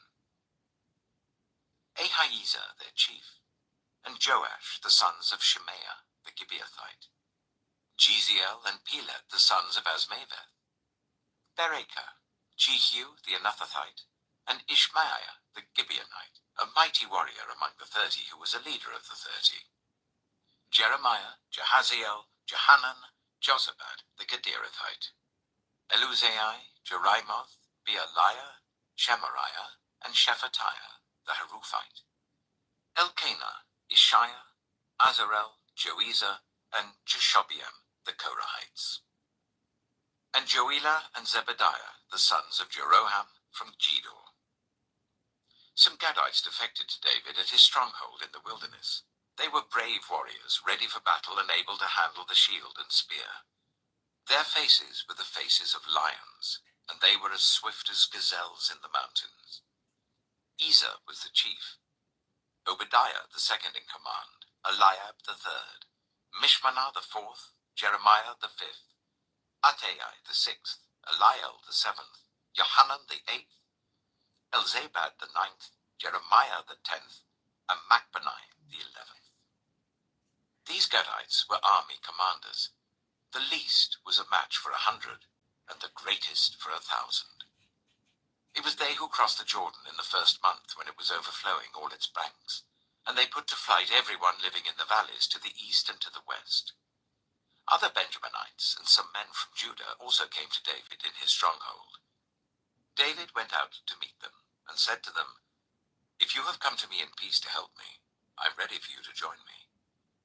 But if you have come to betray me to my enemies when my hands are free from violence, may the God of our ancestors see it and judge you."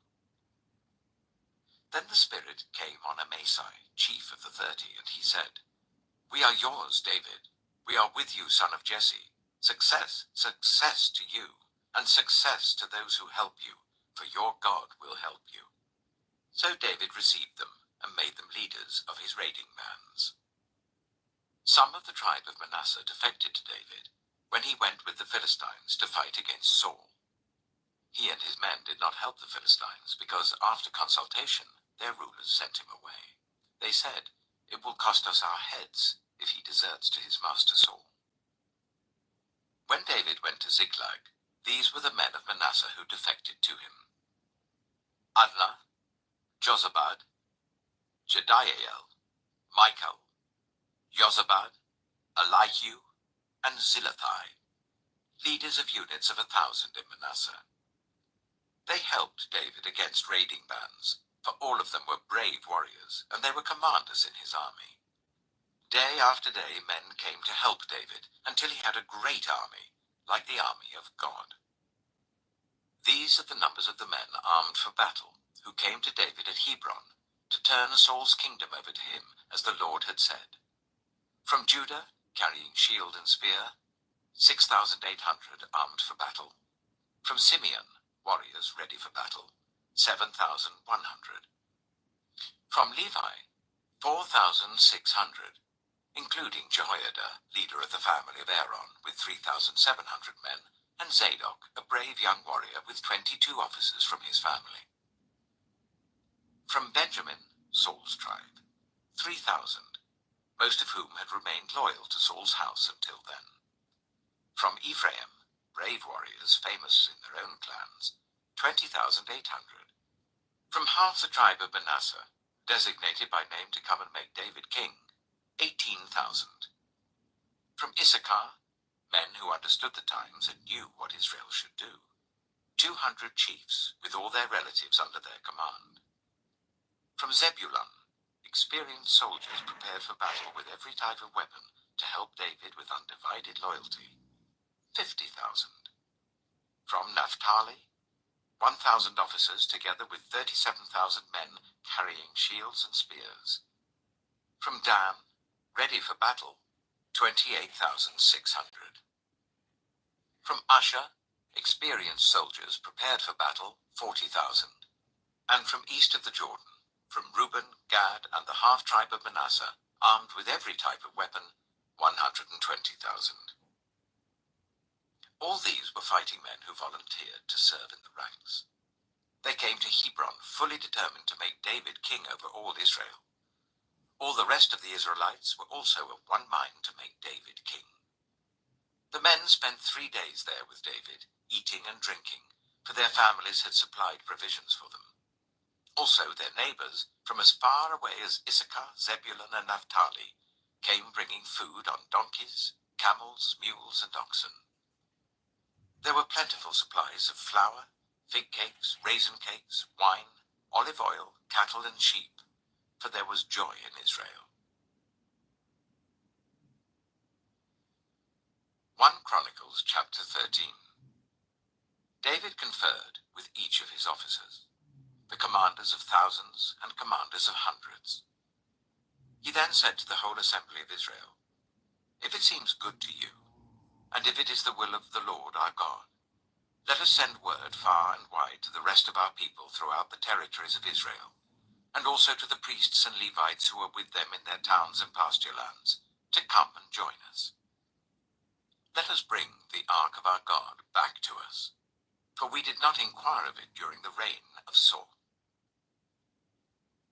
The whole assembly agreed to do this, because it seemed right to all the people.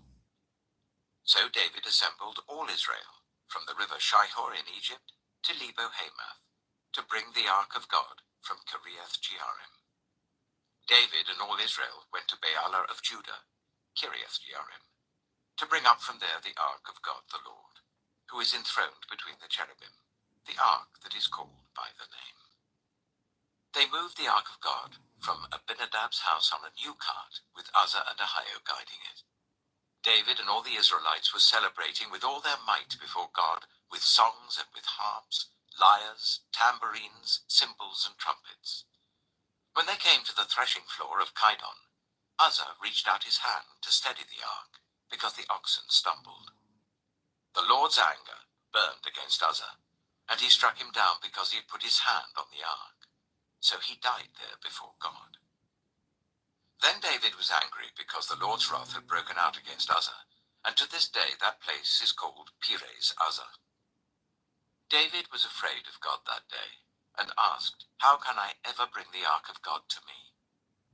He did not take the ark to be with him in the city of David. Instead, he took it to the house of Obed-Edom the Gittite. The ark of God remained with the family of Obed-Edom in his house for 3 months, and the Lord blessed his household and everything he had. 1 Chronicles chapter 14. Now Hiram, king of Tyre, sent messengers to David, along with cedar logs, stonemasons, and carpenters, to build a palace for him. And David knew that the Lord had established him as king over Israel, and that his kingdom had been highly exalted for the sake of his people Israel. In Jerusalem, David took more wives, and became the father of more sons and daughters. These are the names of the children born to him there: Shammua, Shobab, Nathan, Solomon, Ibhar, Elishua, Elpelet, Noga, Nepheg, Japhiah, Elishama, Beliada, and Eliphalet. When the Philistines heard that David had been anointed king over all Israel, they went up in full force to search for him. But David heard about it and went out to meet them. Now the Philistines had come and raided the valley of Rephaim. So David inquired of God, "Shall I go and attack the Philistines? Will you deliver them into my hands?" The Lord answered him, "Go, I will deliver them into your hands." So David and his men went up to Baal Perazim, and there he defeated them. He said, "As waters break out, God has broken out against my enemies by my hand." So that place was called Baal Perazim. The Philistines had abandoned their gods there, and David gave orders to burn them in the fire. Once more the Philistines raided the valley. So David inquired of God again, and God answered him, "Do not go directly after them, but circle round them and attack them in front of the poplar trees. As soon as you hear the sound of marching in the tops of the poplar trees, move out to battle, because that will mean God has gone out in front of you to strike the Philistine army." So David did as God commanded him, and they struck down the Philistine army all the way from Gibeon to Gezer. So David's fame spread throughout every land, and the Lord made all the nations fear him. 1 Chronicles chapter 15. After David had constructed buildings for himself in the city of David, he prepared a place for the ark of God and pitched a tent for it. Then David said, "No one but the Levites may carry the ark of God, because the Lord chose them to carry the ark of the Lord and to minister before him forever." David assembled all Israel in Jerusalem to bring up the ark of the Lord to the place he had prepared for it. He called together the descendants of Aaron and the Levites. From the descendants of Kohath, Uriel, the leader, and 120 relatives. From the descendants of Merari, Isaiah, the leader, and 220 relatives. From the descendants of Gershon, Joel, the leader, and 130 relatives. From the descendants of Elizaphan, Shemaiah, the leader, and 200 relatives. From the descendants of Hebron, Eliel, the leader, and 80 relatives. From the descendants of Uzziel, Aminadab, the leader, and 112 relatives. Then David summoned Zadok and Abiathar the priests, and Uriel and Isaiah, Joel, Shemaiah, Eliel, and Aminadab, the Levites. He said to them, "You are the heads of the Levitical families. You and your fellow Levites are to consecrate yourselves and bring up the ark of the Lord, the God of Israel, to the place I have prepared for it. It was because you, the Levites, did not bring it up the first time that the Lord our God broke out in anger against us. We did not inquire of him about how to do it in the prescribed way." So the priests and Levites consecrated themselves in order to bring up the ark of the Lord, the God of Israel. and the Levites carried the ark of God with the poles on their shoulders, as Moses had commanded, in accordance with the word of the Lord. David told the leaders of the Levites to appoint their fellow Levites as musicians, to make a joyful sound with musical instruments, lyres, harps, and cymbals. So the Levites appointed Heman, son of Joel, from his relatives, Asaph, son of Berechiah, and from their relatives, the Merarites, Ethan, son of Cushiah, and with them their relatives next in rank, Zechariah, Jahaziel, Shemiramoth, Jehiel, Uni, Eliab, Benaiah, Maaseiah, Mattithiah, Eliphelehu, Micniah, Obed-Edom, and Jeiel, the gatekeepers. The musicians, Heman, Asaph, and Ethan, were to sound the bronze cymbals. Zechariah, Jahaziel, Shemiramoth, Jehiel, Uni, Eliab, Maaseiah, and Benaiah were to play the lyres according to Alamoth. And Mattithiah, Eliphelehu, Micniah, Obed-Edom, Jeiel, and Azaziah were to play the harps, directing according to Sheminith. Kenaniah, the head Levite, was in charge of the singing. That was his responsibility because he was skillful at it. Berechiah and Elkanah were to be doorkeepers for the ark. Shebaniah, Joshaphat, Nathanael, Amasai, Zechariah, Benaiah, and Eliezer, the priests, were to blow trumpets before the ark of God. Obed-Edom and Jehiel were also to be doorkeepers for the ark. So David and the elders of Israel and the commanders of units of 1,000 went to bring up the ark of the covenant of the Lord from the house of Obed-Edom with rejoicing. Because God had helped the Levites who were carrying the ark of the covenant of the Lord, 7 bulls and 7 rams were sacrificed. Now David was clothed in a robe of fine linen, as were all the Levites who were carrying the ark, and as were the musicians, and Kenaniah, who was in charge of the singing of the choirs. David also wore a linen ephod. So all Israel brought up the ark of the covenant of the Lord with shouts, with the sounding of ram's horns and trumpets, and of cymbals, and the playing of lyres and harps. As the ark of the covenant of the Lord was entering the city of David, Michal, daughter of Saul, watched from a window. And when she saw King David dancing and celebrating, she despised him in her heart. 1 Chronicles chapter 16. They brought the ark of God and set it inside the tent that David had pitched for it, and they presented burnt offerings and fellowship offerings before God. After David had finished sacrificing the burnt offerings and fellowship offerings, he blessed the people in the name of the Lord. Then he gave a loaf of bread, a cake of dates, and a cake of raisins to each Israelite man and woman. He appointed some of the Levites to minister before the ark of the Lord, to extol, thank, and praise the Lord, the God of Israel. Asaph was the chief, and next to him in rank was Zechariah, then Jahaziel, Shemiramoth, Jehiel, Mattithiah, Eliab, Benaiah, Obed-Edom, and Jeiel. They were to play the lyres and harps. Asaph was to sound the cymbals, and Benaiah and Jahaziel, the priests, were to blow the trumpets regularly before the ark of the covenant of God. That day David first appointed Asaph and his associates to give praise to the Lord in this manner. Give praise to the Lord, proclaim his name.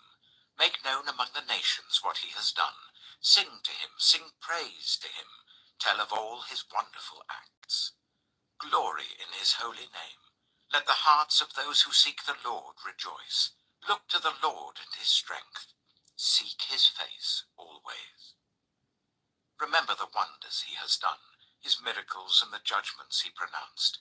You, his servants, the descendants of Israel, his chosen ones, the children of Jacob. He is the Lord our God. His judgments are in all the earth. He remembers his covenant forever, the promise he made for 1,000 generations, the covenant he made with Abraham, the oath he swore to Isaac. He confirmed it to Jacob as a decree, to Israel as an everlasting covenant. To you I will give the land of Canaan as the portion you will inherit. When they were but few in number, few indeed and strangers in it, they wandered from nation to nation, from one kingdom to another. He allowed no one to oppress them. For their sake he rebuked kings. Do not touch my anointed ones. Do my prophets no harm. Sing to the Lord, all the earth. Proclaim his salvation day after day. Declare his glory among the nations, his marvelous deeds among all peoples. For great is the Lord and most worthy of praise. He is to be feared above all gods. For all the gods of the nations are idols, but the Lord made the heavens. Splendor and majesty are before him. Strength and joy are in his dwelling place. Ascribe to the Lord, all you families of nations. Ascribe to the Lord glory and strength. Ascribe to the Lord the glory due to his name. Bring an offering and come before him. Worship the Lord in the splendor of his holiness. Tremble before him, all the earth. The world is firmly established. It cannot be moved. Let the heavens rejoice. Let the earth be glad. Let them say among the nations, the Lord reigns. Let the sea resound, and all that is in it. Let the fields be jubilant, and everything in them. Let the trees of the forest sing. Let them sing for joy before the Lord, for he comes to judge the earth. Give thanks to the Lord, for he is good. His love endures forever. Cry out, save us, God our Saviour. Gather us and deliver us from the nations, that we may give thanks to your holy name and glory in your praise. Praise be to the Lord, the God of Israel, from everlasting to everlasting. Then all the people said, Amen, and praise the Lord. David left Asaph and his associates before the Ark of the Covenant of the Lord to minister there regularly, according to each day's requirements. He also left Obed-Edom and his 68 associates to minister with them. Obed-Edom, son of Jeduthun, and also Hosah were gatekeepers.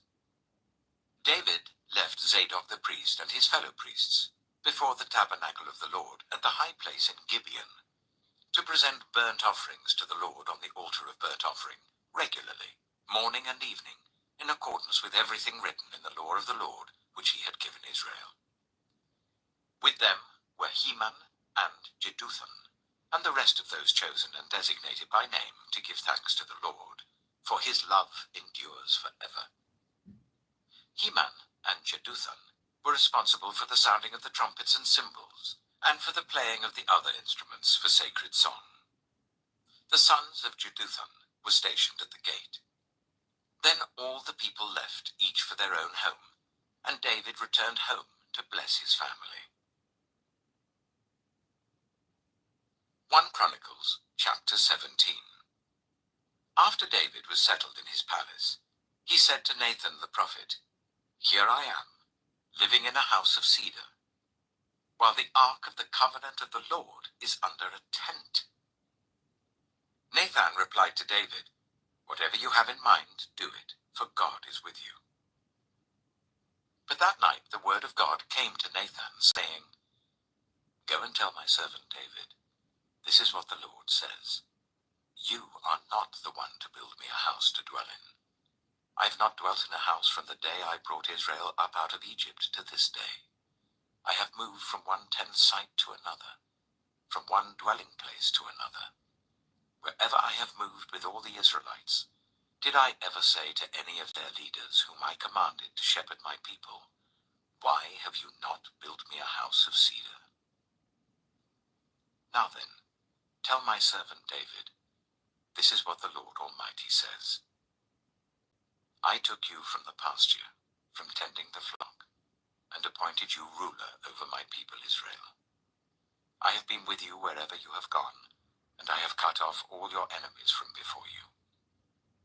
Now I will make your name like the names of the greatest men on earth, and I will provide a place for my people Israel, and will plant them so that they can have a home of their own, and no longer be disturbed.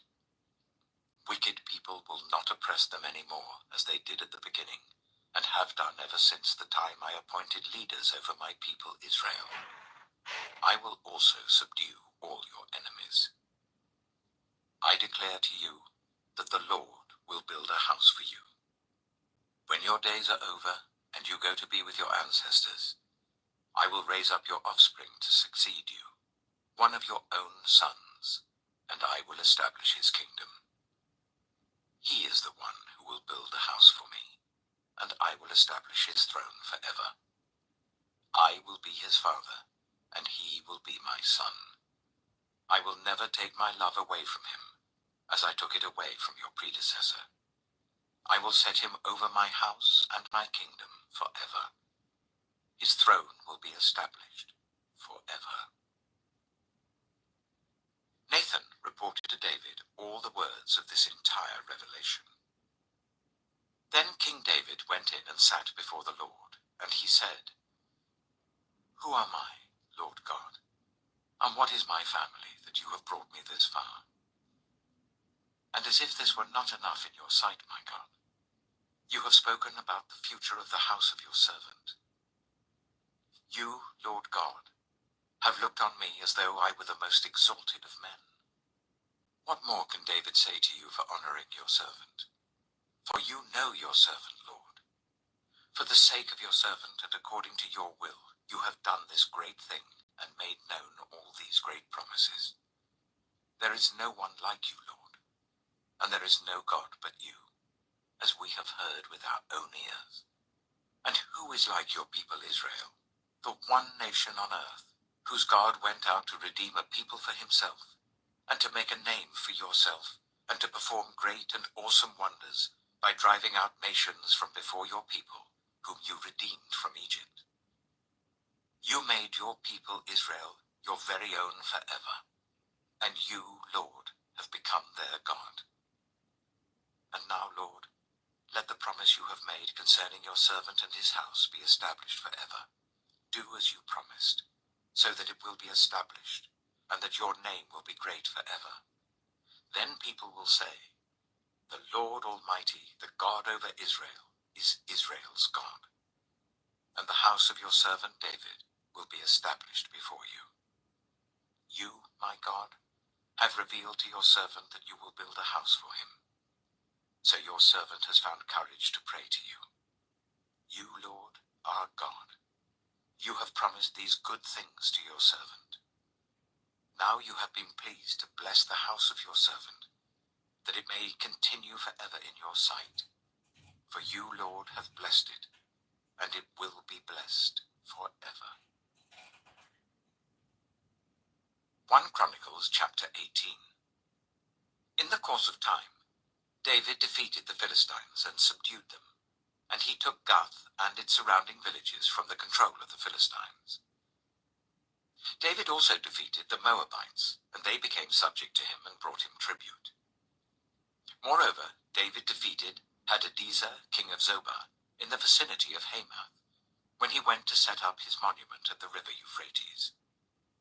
David captured 1,000 of his chariots, 7,000 charioteers, and 20,000 foot soldiers. He hamstrung all but 100 of the chariot horses.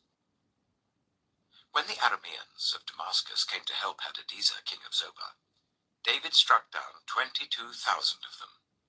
He put garrisons in the Aramean kingdom of Damascus, and the Arameans became subject to him and brought him tribute. The Lord gave David victory wherever he went. David took the gold shields carried by the officers of Hadadezer and brought them to Jerusalem. From Tebah and Kun, towns that belonged to Hadadezer, David took a great quantity of bronze, which Solomon used to make the bronze sea, the pillars, and various bronze articles. When Tou, king of Hamath, heard that David had defeated the entire army of Hadadezer, king of Zobah, he sent his son Hadoram to King David to greet him and congratulate him on his victory in battle over Hadadezer, who had been at war with Tou. Hadoram brought all kinds of articles of gold, of silver, and of bronze. King David dedicated these articles to the Lord, as he had done with the silver and gold he had taken from all these nations, Edom and Moab, the Ammonites and the Philistines, and Amalek. Abishai, son of Zeruiah, struck down 18,000 Edomites in the valley of Salt. He put garrisons in Edom, and all the Edomites became subject to David. The Lord gave David victory wherever he went. David reigned over all Israel, doing what was just and right for all his people. Joab, son of Zeruiah, was over the army. Jehoshaphat, son of Ahilud, was recorder. Zadok, son of Ahitub, and Ahimelech, son of Abiathar, were priests. Shavshah was secretary. Benaiah, son of Jehoiada, was over the Kerethites and Pelethites, and David's sons were chief officials at the king's side. 1 Chronicles chapter 19. In the course of time, Nahash, king of the Ammonites, died, and his son succeeded him as king. David thought, I will show kindness to Hanun, son of Nahash, because his father showed kindness to me. So David sent a delegation to express his sympathy to Hanun concerning his father. When David's envoys came to Hanun in the land of the Ammonites to express sympathy to him, the Ammonite commanders said to Hanun, Do you think David is honoring your father by sending envoys to you to express sympathy? Haven't his envoys come to you only to explore and spy out the country and overthrow it? So Hanun seized David's envoys, shaved them, cut off their garments at the buttocks, and sent them away. When someone came and told David about the men, he sent messengers to meet them, for they were greatly humiliated. The king said, Stay at Jericho till your beards have grown, and then come back. When the Ammonites realized that they had become obnoxious to David, Hanun and the Ammonites sent 1,000 talents of silver to hire chariots and charioteers from Aram Naharaim, Aram Maacah, and Zobah. They hired 32,000 chariots and charioteers, as well as the king of Maacah with his troops, who came and camped near Medeba, while the Ammonites were mustered from their towns and moved out for battle. On hearing this, David sent Joab out with the entire army of fighting men. The Ammonites came out and drew up in battle formation at the entrance to their city, while the kings who had come were by themselves in the open country. Joab saw that there were battle lines in front of him and behind him, so he selected some of the best troops in Israel and deployed them against the Arameans. He put the rest of the men under the command of Abishai his brother, and they were deployed against the Ammonites. Joab said, If the Arameans are too strong for me, then you are to rescue me. But if the Ammonites are too strong for you, then I will rescue you. Be strong. Let us fight bravely for our people and the cities of our God. The Lord will do what is good in his sight. Then Joab and the troops with him advanced to fight the Arameans, and they fled before him. When the Ammonites realized that the Arameans were fleeing, they too fled before his brother Abishai and went inside the city. So Joab went back to Jerusalem. After the Arameans saw that they had been routed by Israel, they sent messengers and had Arameans brought from beyond the river Euphrates, with Shophak, the commander of Hadadezer's army, leading them. When David was told of this, he gathered all Israel and crossed the Jordan. He advanced against them and formed his battle lines opposite them. David formed his lines to meet the Arameans in battle, and they fought against him. But they fled before Israel, and David killed 7,000 of their charioteers and 40,000 of their foot soldiers. He also killed Shophak, the commander of their army. When the vassals of Hadadezer saw that they had been routed by Israel, they made peace with David and became subject to him. So the Arameans were not willing to help the Ammonites anymore. 1 Chronicles chapter 20. In the spring, at the time when kings go off to war, Joab led out the armed forces. He laid waste the land of the Ammonites and went to Rabbah and besieged it, but David remained in Jerusalem. Joab attacked Rabbah and left it in ruins. David took the crown from the head of their king. Its weight was found to be 1 talent of gold, and it was set with precious stones, and it was placed on David's head. He took a great quantity of plunder from the city, and brought out the people who were there, consigning them to labor with saws and with iron picks and axes. David did this to all the Ammonite towns. Then David and his entire army returned to Jerusalem. In the course of time, war broke out with the Philistines at Giza. At that time, Sibbecai the Hushathite killed Sippai, one of the descendants of the Rephaites, and the Philistines were subjugated. In another battle with the Philistines, Elhanan, son of Jair, killed Lahmi, the brother of Goliath the Gittite, who had a spear with a shaft like a weaver's rod. In still another battle, which took place at Gath, there was a huge man with 6 fingers on each hand and 6 toes on each foot, 24 in all. He also was descended from Rapha. When he taunted Israel, Jonathan, son of Shemiah, David's brother, killed him. These were descendants of Rapha in Gath, and they fell at the hands of David and his men. 1 Chronicles chapter 21. Satan rose up against Israel and incited David to take a census of Israel. So David said to Joab and the commanders of the troops, "Go and count the Israelites from Beersheba to Dan. Then report back to me so that I may know how many there are." But Joab replied, "May the Lord multiply his troops 100 times over. My lord the king, are they not all my lord's subjects? Why does my lord want to do this? Why should he bring guilt on Israel?" The king's word, however, overruled Joab. So Joab left and went throughout Israel and then came back to Jerusalem. Joab reported the number of the fighting men to David. In all Israel there were 1,100,000 men who could handle a sword, including 470,000 in Judah. But Joab did not include Levi and Benjamin in the numbering, because the king's command was repulsive to him. This command was also evil in the sight of God, so he punished Israel. Then David said to God, "I have sinned greatly by doing this. Now I beg you, take away the guilt of your servant. I have done a very foolish thing." The Lord said to Gad, David's seer, "Go and tell David, this is what the Lord says. I am giving you 3 options. Choose one of them for me to carry out against you." So Gad went to David and said to him, "This is what the Lord says. Take your choice.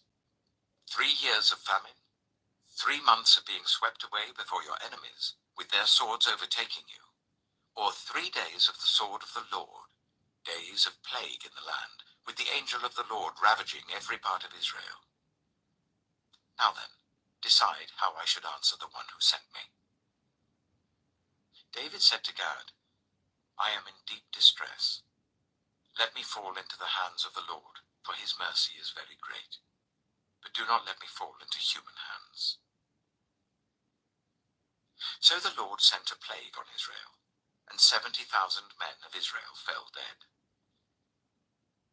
And God sent an angel to destroy Jerusalem.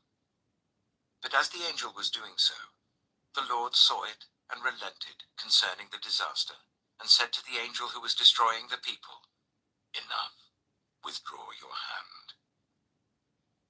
The angel of the Lord was then standing at the threshing floor of Araunah the Jebusite.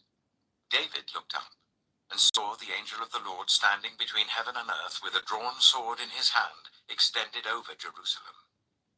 Then David and the elders, clothed in sackcloth, fell face down. David said to God, "Was it not I who ordered the fighting men to be counted? I, the shepherd, have sinned and done wrong. These are but sheep. What have they done?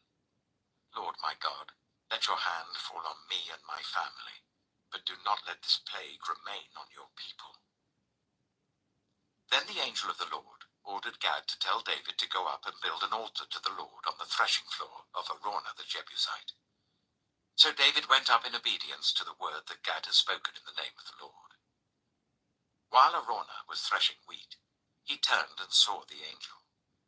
His 4 sons who were with him hid themselves.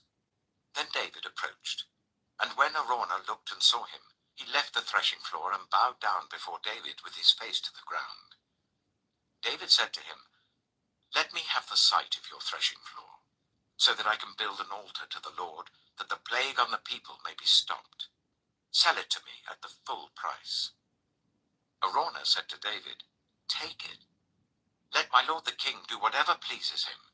Look, I will give the oxen for the burnt offerings, the threshing sledges for the wood, and the wheat for the grain offering.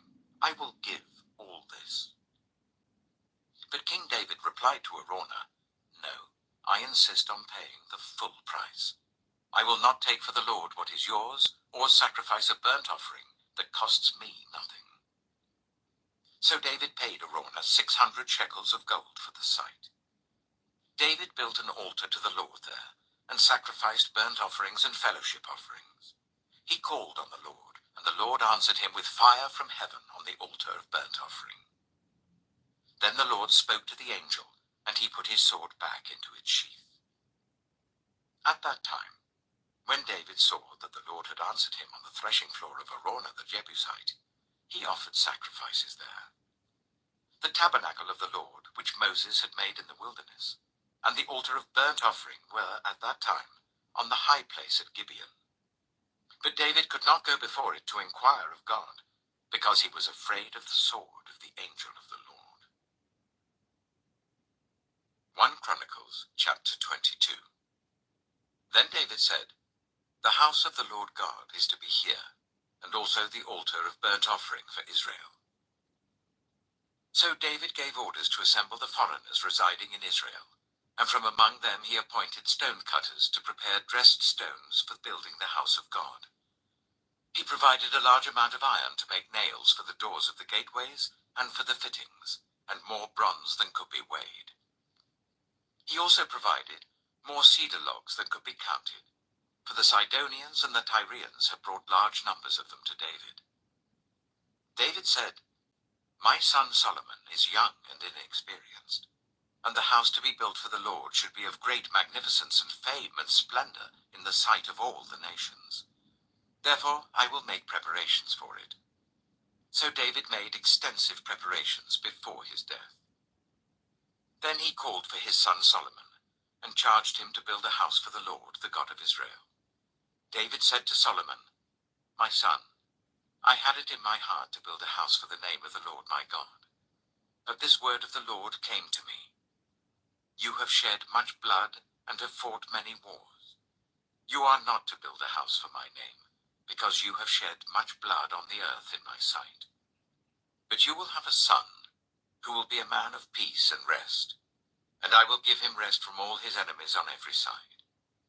His name will be Solomon, and I will grant Israel peace and quiet during his reign. He is the one who will build a house for my name. He will be my son, and I will be his father. And I will establish the throne of his kingdom over Israel forever. Now, my son, the Lord be with you. And may you have success and build the house of the Lord your God, as he said you would.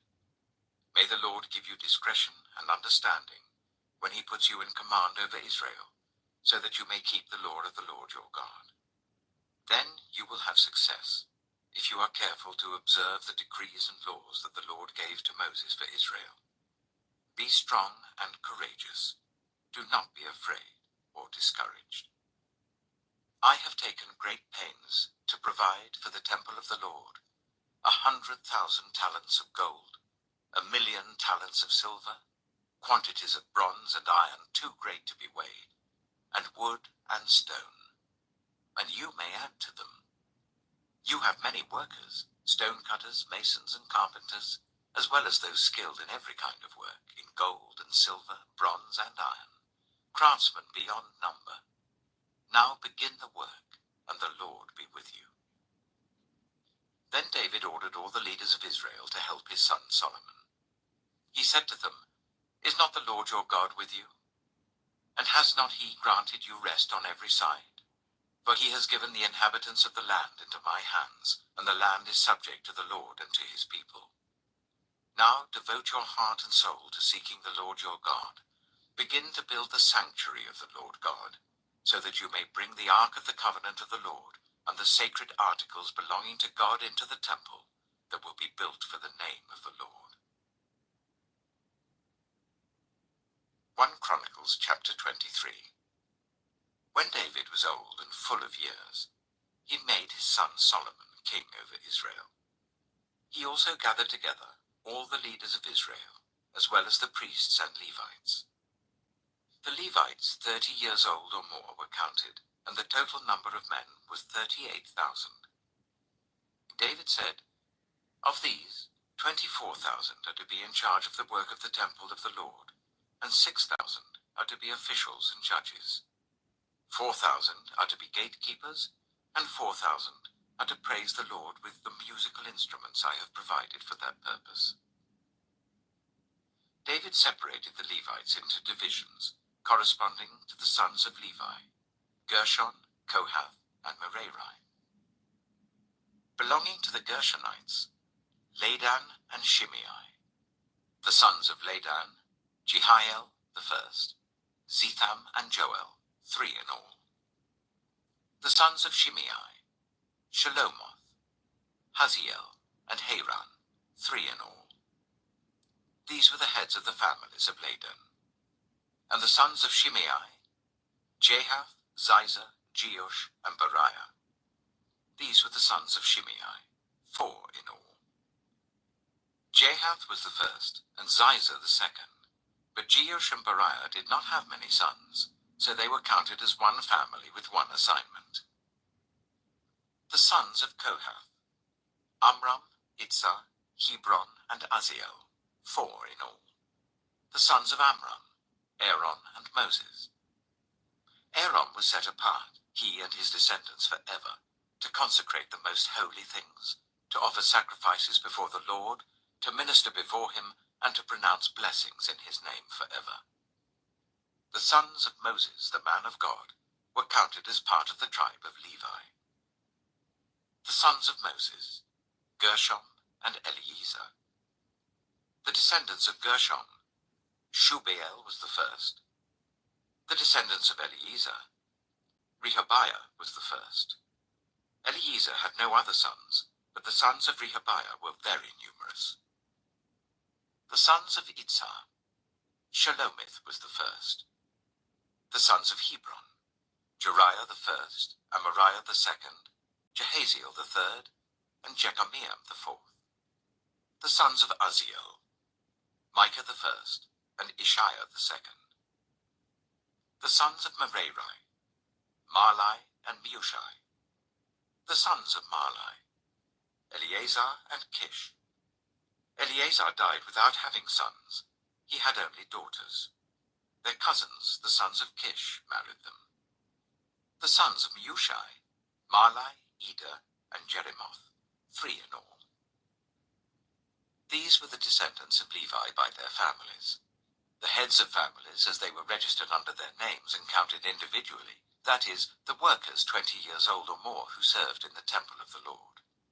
For David had said, "Since the Lord, the God of Israel, has granted rest to his people and has come to dwell in Jerusalem forever, the Levites no longer need to carry the tabernacle or any of the articles used in its service." According to the last instructions of David, the Levites were counted from those 20 years old or more.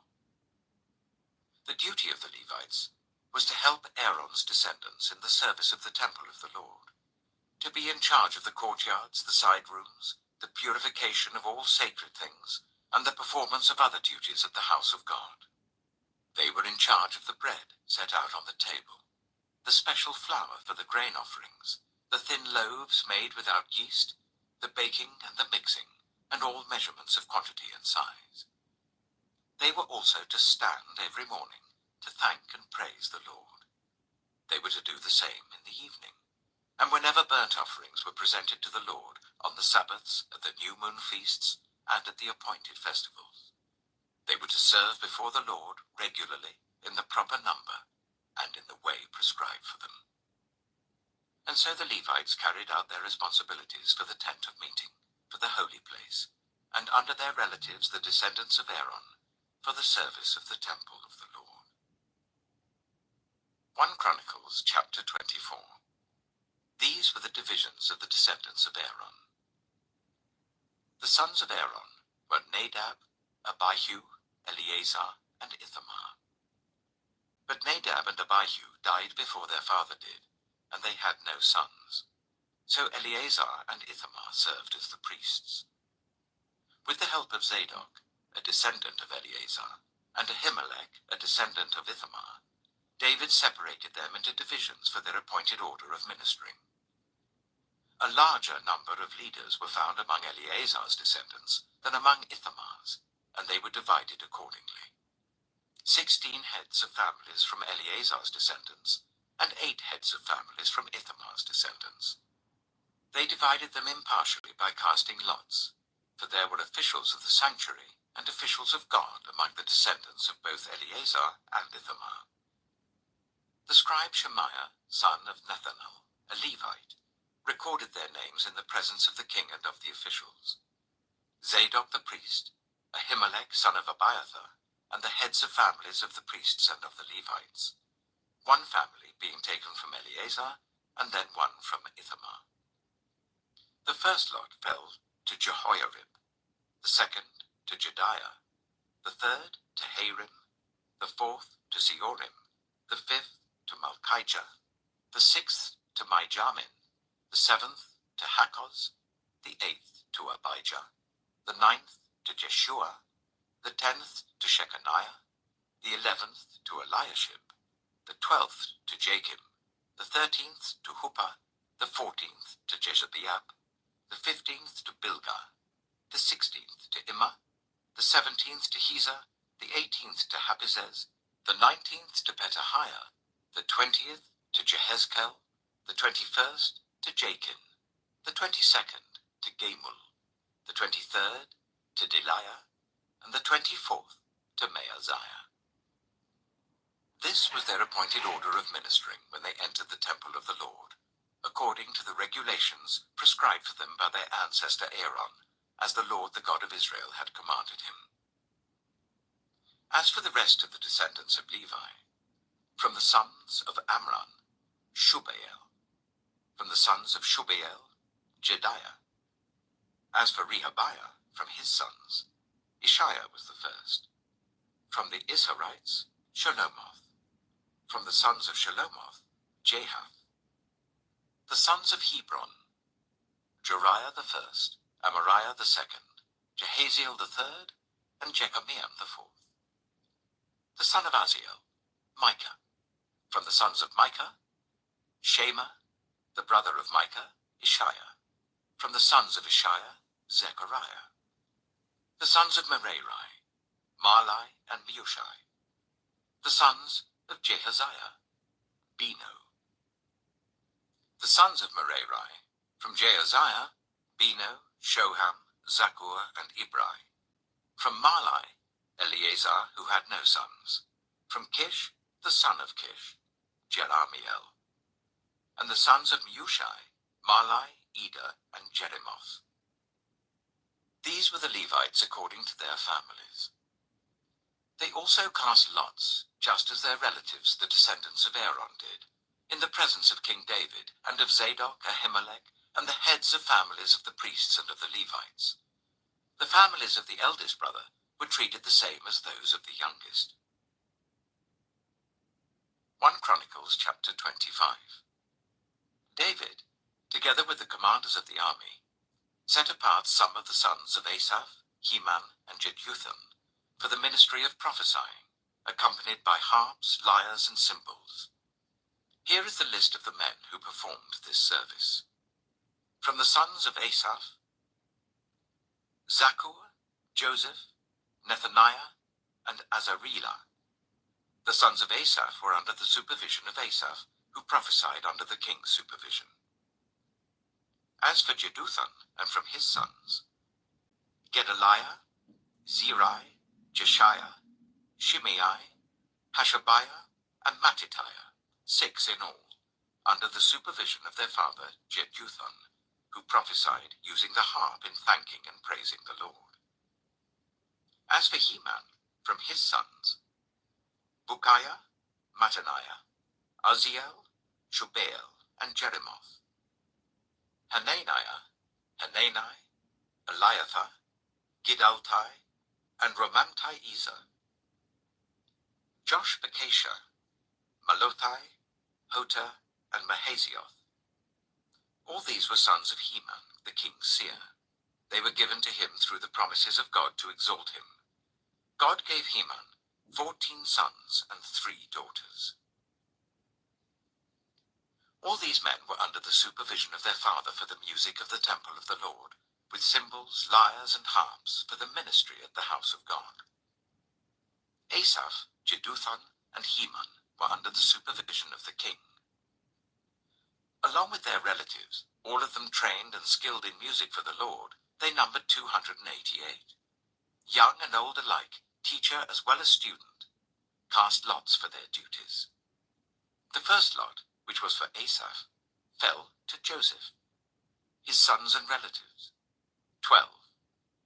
The second to Gedaliah, him and his relatives and sons, 12. The third to Zakkur, his sons and relatives, 12. The fourth to Israel, his sons and relatives, 12. The fifth to Nethaniah, his sons and relatives, 12. The sixth to Bukiah, his sons and relatives, 12. The seventh to Jezreelah, his sons and relatives, 12. The eighth to Jeshiah, his sons and relatives, 12. The ninth to Mattaniah, his sons and relatives, 12. The 10th to Shimei, his sons and relatives, 12. The 11th to Azarel, his sons and relatives, 12. The 12th to Hashabiah, his sons and relatives, 12. The 13th to Shubael, his sons and relatives, 12.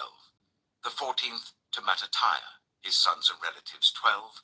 The 15th to Jerimoth, his sons and relatives, 12. The 16th to Hananiah, his sons and relatives, 12. The 17th to Joshbekasha, his sons and relatives, 12. The 18th to Hanani, his sons and relatives, 12. The 19th to Malothai, his sons and relatives, 12. The 20th to Eleazar, his sons and relatives, 12. The 21st to Hoter, his sons and relatives, 12. The 22nd to Gidaltai, his sons and relatives, 12. The 23rd to Mahazioth, his sons and relatives, 12. The 24th to Romamti-Ezer, his sons and relatives, 12. 1 Chronicles chapter 26. The divisions of the gatekeepers.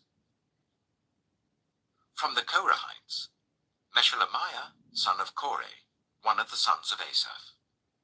Meshelemiah had sons: Zechariah the firstborn, Jediael the second, Zebadiah the third, Jathniel the fourth, Elam the fifth, Jehohanan the sixth, and Elihohenai the seventh.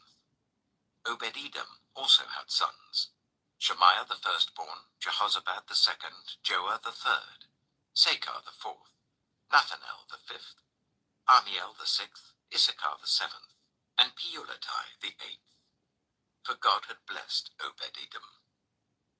Obed-Edom's son Shemaiah also had sons, who were leaders in their father's family, because they were very capable men.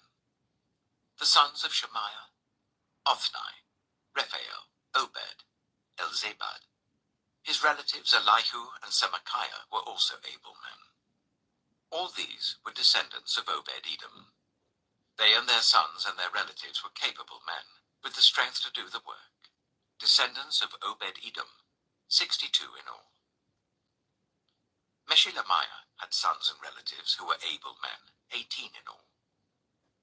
Hosa the Merarite had sons: Shimri the first, although he was not the firstborn, his father had appointed him first, Hilkiah the second, Tabaliah the third, and Zechariah the fourth.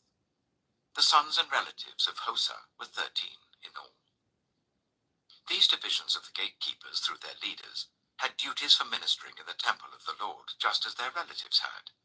Lots were cast for each gate according to their families, young and old alike.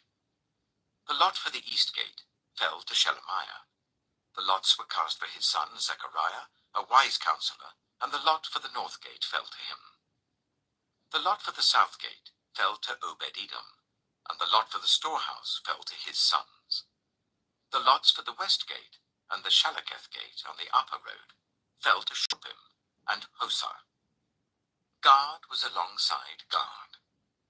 There were 6 Levites, a day on the east, 4 a day on the north, 4 a day on the south, and 2 at a time at the storehouse. As for the court to the west, there were 4 at the road and 2 at the court itself. These were the divisions of the gatekeepers, who were descendants of Korah and Merari. Their fellow Levites were in charge of the treasuries of the house of God, and the treasuries for the dedicated things. The descendants of Ladan, who were Gershonites through Ladan, and who were heads of families belonging to Ladan the Gershonite, were Jehieli. The sons of Jehieli, Zetham and his brother Joel. They were in charge of the treasuries of the temple of the Lord. From the Amramites, the Issarites, the Hebronites, and the Uzzielites. Shubael, a descendant of Gershom, son of Moses, was the official in charge of the treasuries. His relatives through Eliezer, Rehabiah, his son, Jeshiah, his son, Joram, his son, Zichri, his son, and Shelomith, his son.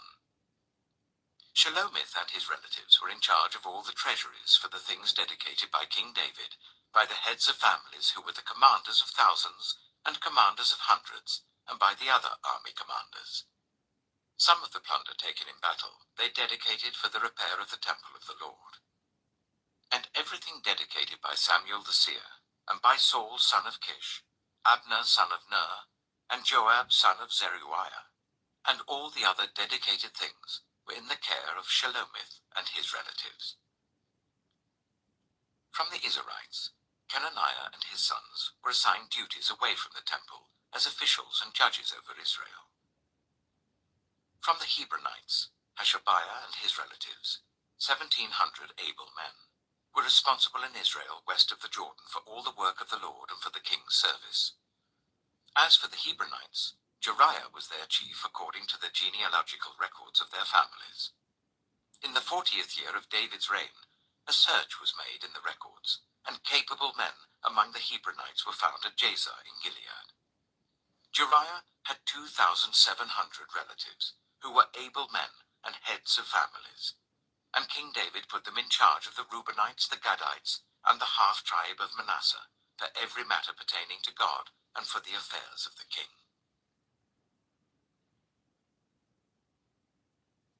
1 Chronicles chapter 27.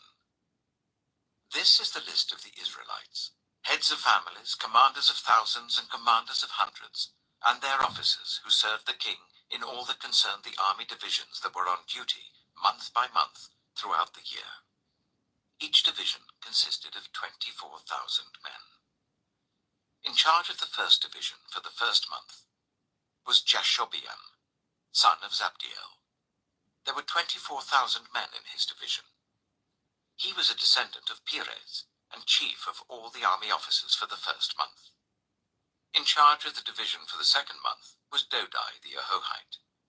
Mikloth was the leader of his division. There were 24,000 men in his division.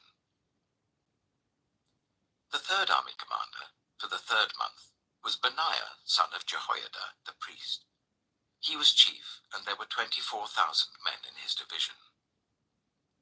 This was the Benaiah who was a mighty warrior among the 30, and was over the 30. His son, Amizabad, was in charge of his division. The fourth, for the fourth month, was Asahel, the brother of Joab. His son Zebediah was his successor. There were 24,000 men in his division. The fifth, for the fifth month, was the commander Shamhuth the Israelite. There were 24,000 men in his division. The sixth, for the sixth month, was Ira, the son of Ikesh the Tekoite. There were 24,000 men in his division. The seventh, for the seventh month, was Helez the Pelonite, an Ephraimite. There were 24,000 men in his division. The eighth, for the eighth month, was Sibbecai, the Hushathite, a Zerahite. There were 24,000 men in his division. Eliezer, the Anathothite, a Benjaminite. There were 24,000 men in his division. The 10th, for the 10th month, was Maharai, the Netophathite, a Zerahite. There were 24,000 men in his division. The 11th, for the 11th month, was Benaiah, the Pirathonite, an Ephraimite. There were 24,000 men in his division. The 12th, for the 12th month, was Heldai, the Netophathite, from the family of Othniel. There were 24,000 men in his division. The leaders of the tribes of Israel. Over the Reubenites, Eliezer, son of Zichri. Over the Simeonites, Shephatiah, son of Maacah. Over Levi, Hashabiah, son of Kemuel. Over Aaron, Zadok. Over Judah, Elihu, a brother of David. Over Issachar, Omri, son of Michael. Over Zebulun, Ishmaiah, son of Obadiah. Over Naphtali, Jeremoth, son of Azriel. Over the Ephraimites, Hoshea, son of Azaziah. Over half the tribe of Manasseh, Joel, son of Pedaiah. Over the half-tribe of Manasseh in Gilead, Iddo, son of Zechariah. Over Benjamin, Jehaziel, son of Abner. Over Dan, Azarel, son of Jeroham. These were the leaders of the tribes of Israel. David did not take the number of the men 20 years old or less, because the Lord had promised to make Israel as numerous as the stars in the sky. Joab, son of Zeruiah, began to count the men but did not finish. God's wrath came on Israel on account of this numbering, and the number was not entered in the book of the annals of King David. Asmaveth, son of Adiel, was in charge of the royal storehouses. Jonathan, son of Uzziah, was in charge of the storehouses in the outlying districts, in the towns, the villages, and the watchtowers. Ezrai, son of Kelub, was in charge of the workers who farmed the land. Shimei, the Ramathite, was in charge of the vineyards. Zabdi, the Shifmite, was in charge of the produce of the vineyards for the wine vats. Baal-Hanan, the Gederite, was in charge of the olive and sycamore fig trees in the western foothills. Joash was in charge of the supplies of olive oil. Shitrai, the Sharonite, was in charge of the herds grazing in Sharon. Shaphat, son of Adlai, was in charge of the herds in the valleys. Obil, the Ishmaelite, was in charge of the camels. Jediah, the Meronothite, was in charge of the donkeys. Jaziz, the Hagrite, was in charge of the flocks. All these were the officials in charge of King David's property. Jonathan, David's uncle, was a counselor, a man of insight and a scribe. Jehiel, son of Hagmoni, took care of the king's sons. Ahithophel was the king's counselor. Hushai, the Archite, was the king's confidant. Ahithophel was succeeded by Jehoiada, son of Benaiah, and by Abiathar. Joab was the commander of the royal army. 1 Chronicles chapter 28. David summoned all the officials of Israel to assemble at Jerusalem. The officers over the tribes, the commanders of the divisions in the service of the king, the commanders of thousands and commanders of hundreds, and the officials in charge of all the property and livestock belonging to the king and his sons, together with the palace officials, the warriors, and all the brave fighting men. King David rose to his feet and said, "Listen to me, my fellow Israelites, my people. I had it in my heart to build a house as a place of rest for the ark of the covenant of the Lord, for the footstool of our God, and I made plans to build it. But God said to me, 'You are not to build a house for my name, because you are a warrior and have shed blood.' Yet the Lord, the God of Israel, chose me from my whole family to be king over Israel forever. He chose Judah as leader, and from the tribe of Judah he chose my family, and from my father's sons he was pleased to make me king over all Israel. Of all my sons, and the Lord has given me many, he has chosen my son Solomon to sit on the throne of the kingdom of the Lord over Israel. He said to me, 'Solomon, your son, is the one who will build my house and my courts.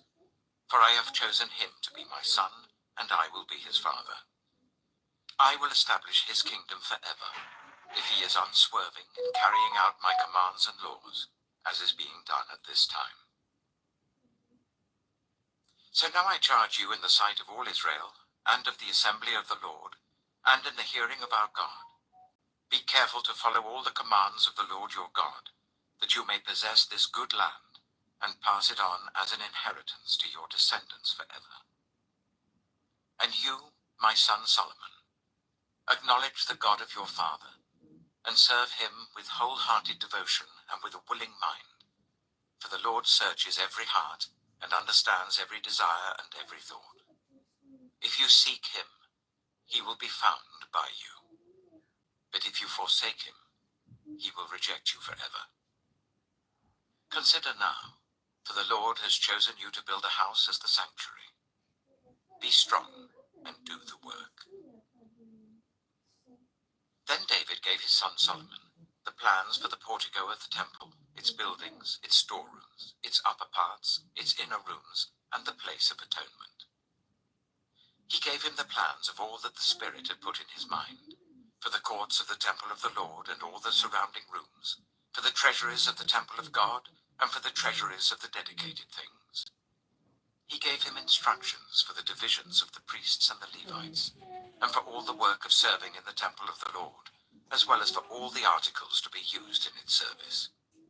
He designated the weight of gold for all the gold articles to be used in various kinds of service, and the weight of the silver for all the silver articles to be used in various kinds of service. The weight of gold for the gold lampstands and their lamps, with the weight for each lampstand and its lamps, and the weight of silver for each silver lampstand and its lamps, according to the use of each lampstand. The weight of gold for each table for consecrated bread, the weight of silver for the silver tables, the weight of pure gold for the forks, sprinkling bowls, and pitchers, the weight of gold for each gold dish, the weight of silver for each silver dish, and the weight of the refined gold for the altar of incense. He also gave him the plan for the chariot, that is, the cherubim of gold that spread their wings and overshadow the ark of the covenant of the Lord. All this, David said, I have in writing as a result of the Lord's hand on me, and he enabled me to understand all the details of the plan. David also said to Solomon his son, Be strong and courageous and do the work. Do not be afraid or discouraged, for the Lord God, my God, is with you. He will not fail you or forsake you until all the work for the service of the temple of the Lord is finished. The divisions of the priests and Levites are ready for all the work on the temple of God, and every willing person skilled in any craft will help you in all the work. The officials and all the people will obey your every command. 1 Chronicles chapter 29. Then King David said to the whole assembly, My son Solomon, the one whom God has chosen, is young and inexperienced. The task is great, because this palatial structure is not for man, but for the Lord God. With all my resources, I have provided for the temple of my God. Gold for the gold work, silver for the silver, bronze for the bronze, iron for the iron, wood for the wood, as well as onyx for the settings, turquoise stones of various colors, and all kinds of fine stone and marble. All of these in large quantities. Besides, in my devotion to the temple of my God, I now give my personal treasures of gold and silver for the temple of my God, over and above everything I have provided for this holy temple. 3,000 talents of gold, gold of Ophir, and 7,000 talents of refined silver for the overlaying of the walls of the buildings, for the gold work and the silver work, and for all the work to be done by the craftsmen. Now who is willing to consecrate themselves to the Lord today? Then the leaders of families, the officers of the tribes of Israel, the commanders of thousands and commanders of hundreds, and the officials in charge of the king's work, gave willingly. They gave towards the work on the temple of God 5,000 talents, and 10,000 darics of gold, 10,000 talents of silver, 18,000 talents of bronze, and 100,000 talents of iron. Anyone who had precious stones gave them to the treasury of the temple of the Lord, in the custody of Jehiel the Gershonite. The people rejoiced at the willing response of their leaders, for they had given freely and wholeheartedly to the Lord. David the king also rejoiced greatly. David praised the Lord in the presence of the whole assembly, saying, Praise be to you, Lord, the God of our father Israel, from everlasting to everlasting. Yours, Lord, is the greatness and the power and the glory and the majesty and the splendor, for everything in heaven and earth is yours. Yours, Lord, is the kingdom. You are exalted as head over all. Wealth and honor come from you. You are the ruler of all things. In your hands are strength and power to exalt and give strength to all. Now, our God, we give you thanks and praise your glorious name. But who am I, and who are my people, that we should be able to give as generously as this? Everything comes from you, and we have given you only what comes from your hand. We are foreigners and strangers in your sight, as were all our ancestors. Our days on earth are like a shadow without hope. Lord our God, all this abundance that we have provided for building you a temple for your holy name comes from your hand, and all of it belongs to you. I know, my God, that you test the heart and are pleased with integrity. All these things I have given willingly and with honest intent. And now I have seen with joy how willingly your people who are here have given to you. Lord, the God of our fathers Abraham, Isaac, and Israel, keep these desires and thoughts in the hearts of your people forever, and keep their hearts loyal to you. And give my son Solomon the wholehearted devotion to keep your commands, statutes, and decrees, and to do everything to build the palatial structure for which I have provided. Then David said to the whole assembly, Praise the Lord your God. So they all praised the Lord, the God of their fathers. They bowed down, prostrating themselves before the Lord and the king. The next day they made sacrifices to the Lord and presented burnt offerings to him, 1,000 bulls, 1,000 rams, and 1,000 male lambs, together with their drink offerings and other sacrifices in abundance for all Israel. They ate and drank with great joy in the presence of the Lord that day. Then they acknowledged Solomon, son of David, as king a second time, anointing him before the Lord to be ruler, and Zadok to be priest. So Solomon sat on the throne of the Lord as king in place of his father David. He prospered, and all Israel obeyed him. All the officers and warriors, as well as all of King David's sons, pledged their submission to King Solomon. The Lord highly exalted Solomon in the sight of all Israel, and bestowed on him royal splendor, such as no king over Israel ever had before. David, son of Jesse, was king over all Israel. He ruled over Israel for 40 years, 7 in Hebron and 33 in Jerusalem. He died at a good old age, having enjoyed long life, wealth, and honor. His son Solomon succeeded him as king. As for the events of King David's reign, from beginning to end, they are written in the records of Samuel the seer, the records of Nathan the prophet, and the records of Gad the seer, together with the details of his reign and power, and the circumstances that surrounded him and Israel, and the kingdoms of all the other lands. The second book of Chronicles. 2 Chronicles, chapter 1. Solomon, son of David, established himself firmly over his kingdom. for the Lord his God was with him, and made him exceedingly great. Then Solomon spoke to all Israel, to the commanders of thousands and commanders of hundreds, to the judges and to all the leaders in Israel, the heads of families. And Solomon and the whole assembly went to the high place at Gibeon, for God's tent of meeting was there, which Moses the Lord's servant had made in the wilderness. Now David had brought up the ark of God from Kiriath-Jearim to the place he had prepared for it, because he had pitched a tent for it in Jerusalem. But the bronze altar that Bezalel, son of Uri, son of Hur, had made, was in Gibeon in front of the tabernacle of the Lord. So Solomon and the assembly inquired of him there. Solomon went up to the bronze altar before the Lord in the tent of meeting, and offered 1,000 burnt offerings on it. That night God appeared to Solomon and said to him, "Ask for whatever you want me to give you." Solomon answered God, "You have shown great kindness to David my father, and have made me king in his place. Now, Lord God, let your promise to my father David be confirmed, for you have made me king over a people who are as numerous as the dust of the earth. Give me wisdom and knowledge, that I may lead this people, for who is able to govern this great people of yours?"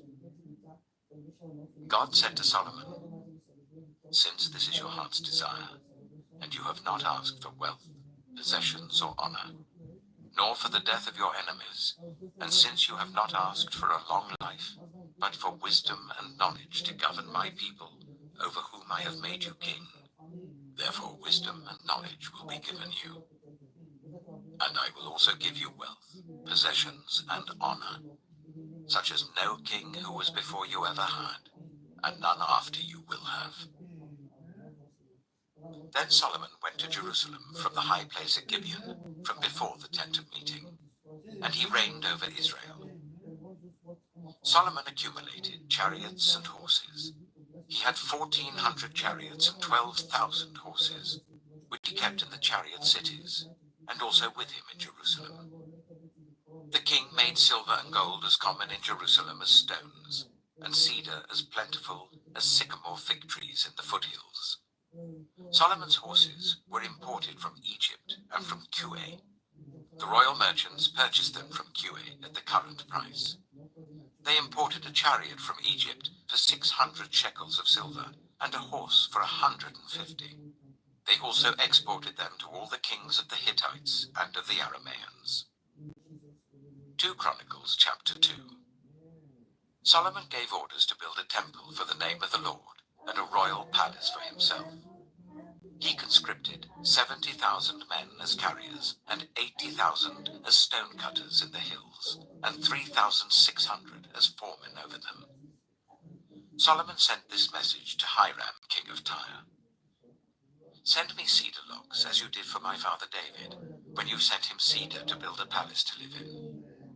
Now I am about to build a temple for the name of the Lord my God, and to dedicate it to him for burning fragrant incense before him, for setting out the consecrated bread regularly, and for making burnt offerings every morning and evening, and on the Sabbaths, at the new moons, and at the appointed festivals of the Lord our God. This is a lasting ordinance for Israel. The temple I'm going to build will be great, because our God is greater than all other gods. But who is able to build a temple for him, since the heavens, even the highest heavens, cannot contain him? Who then am I to build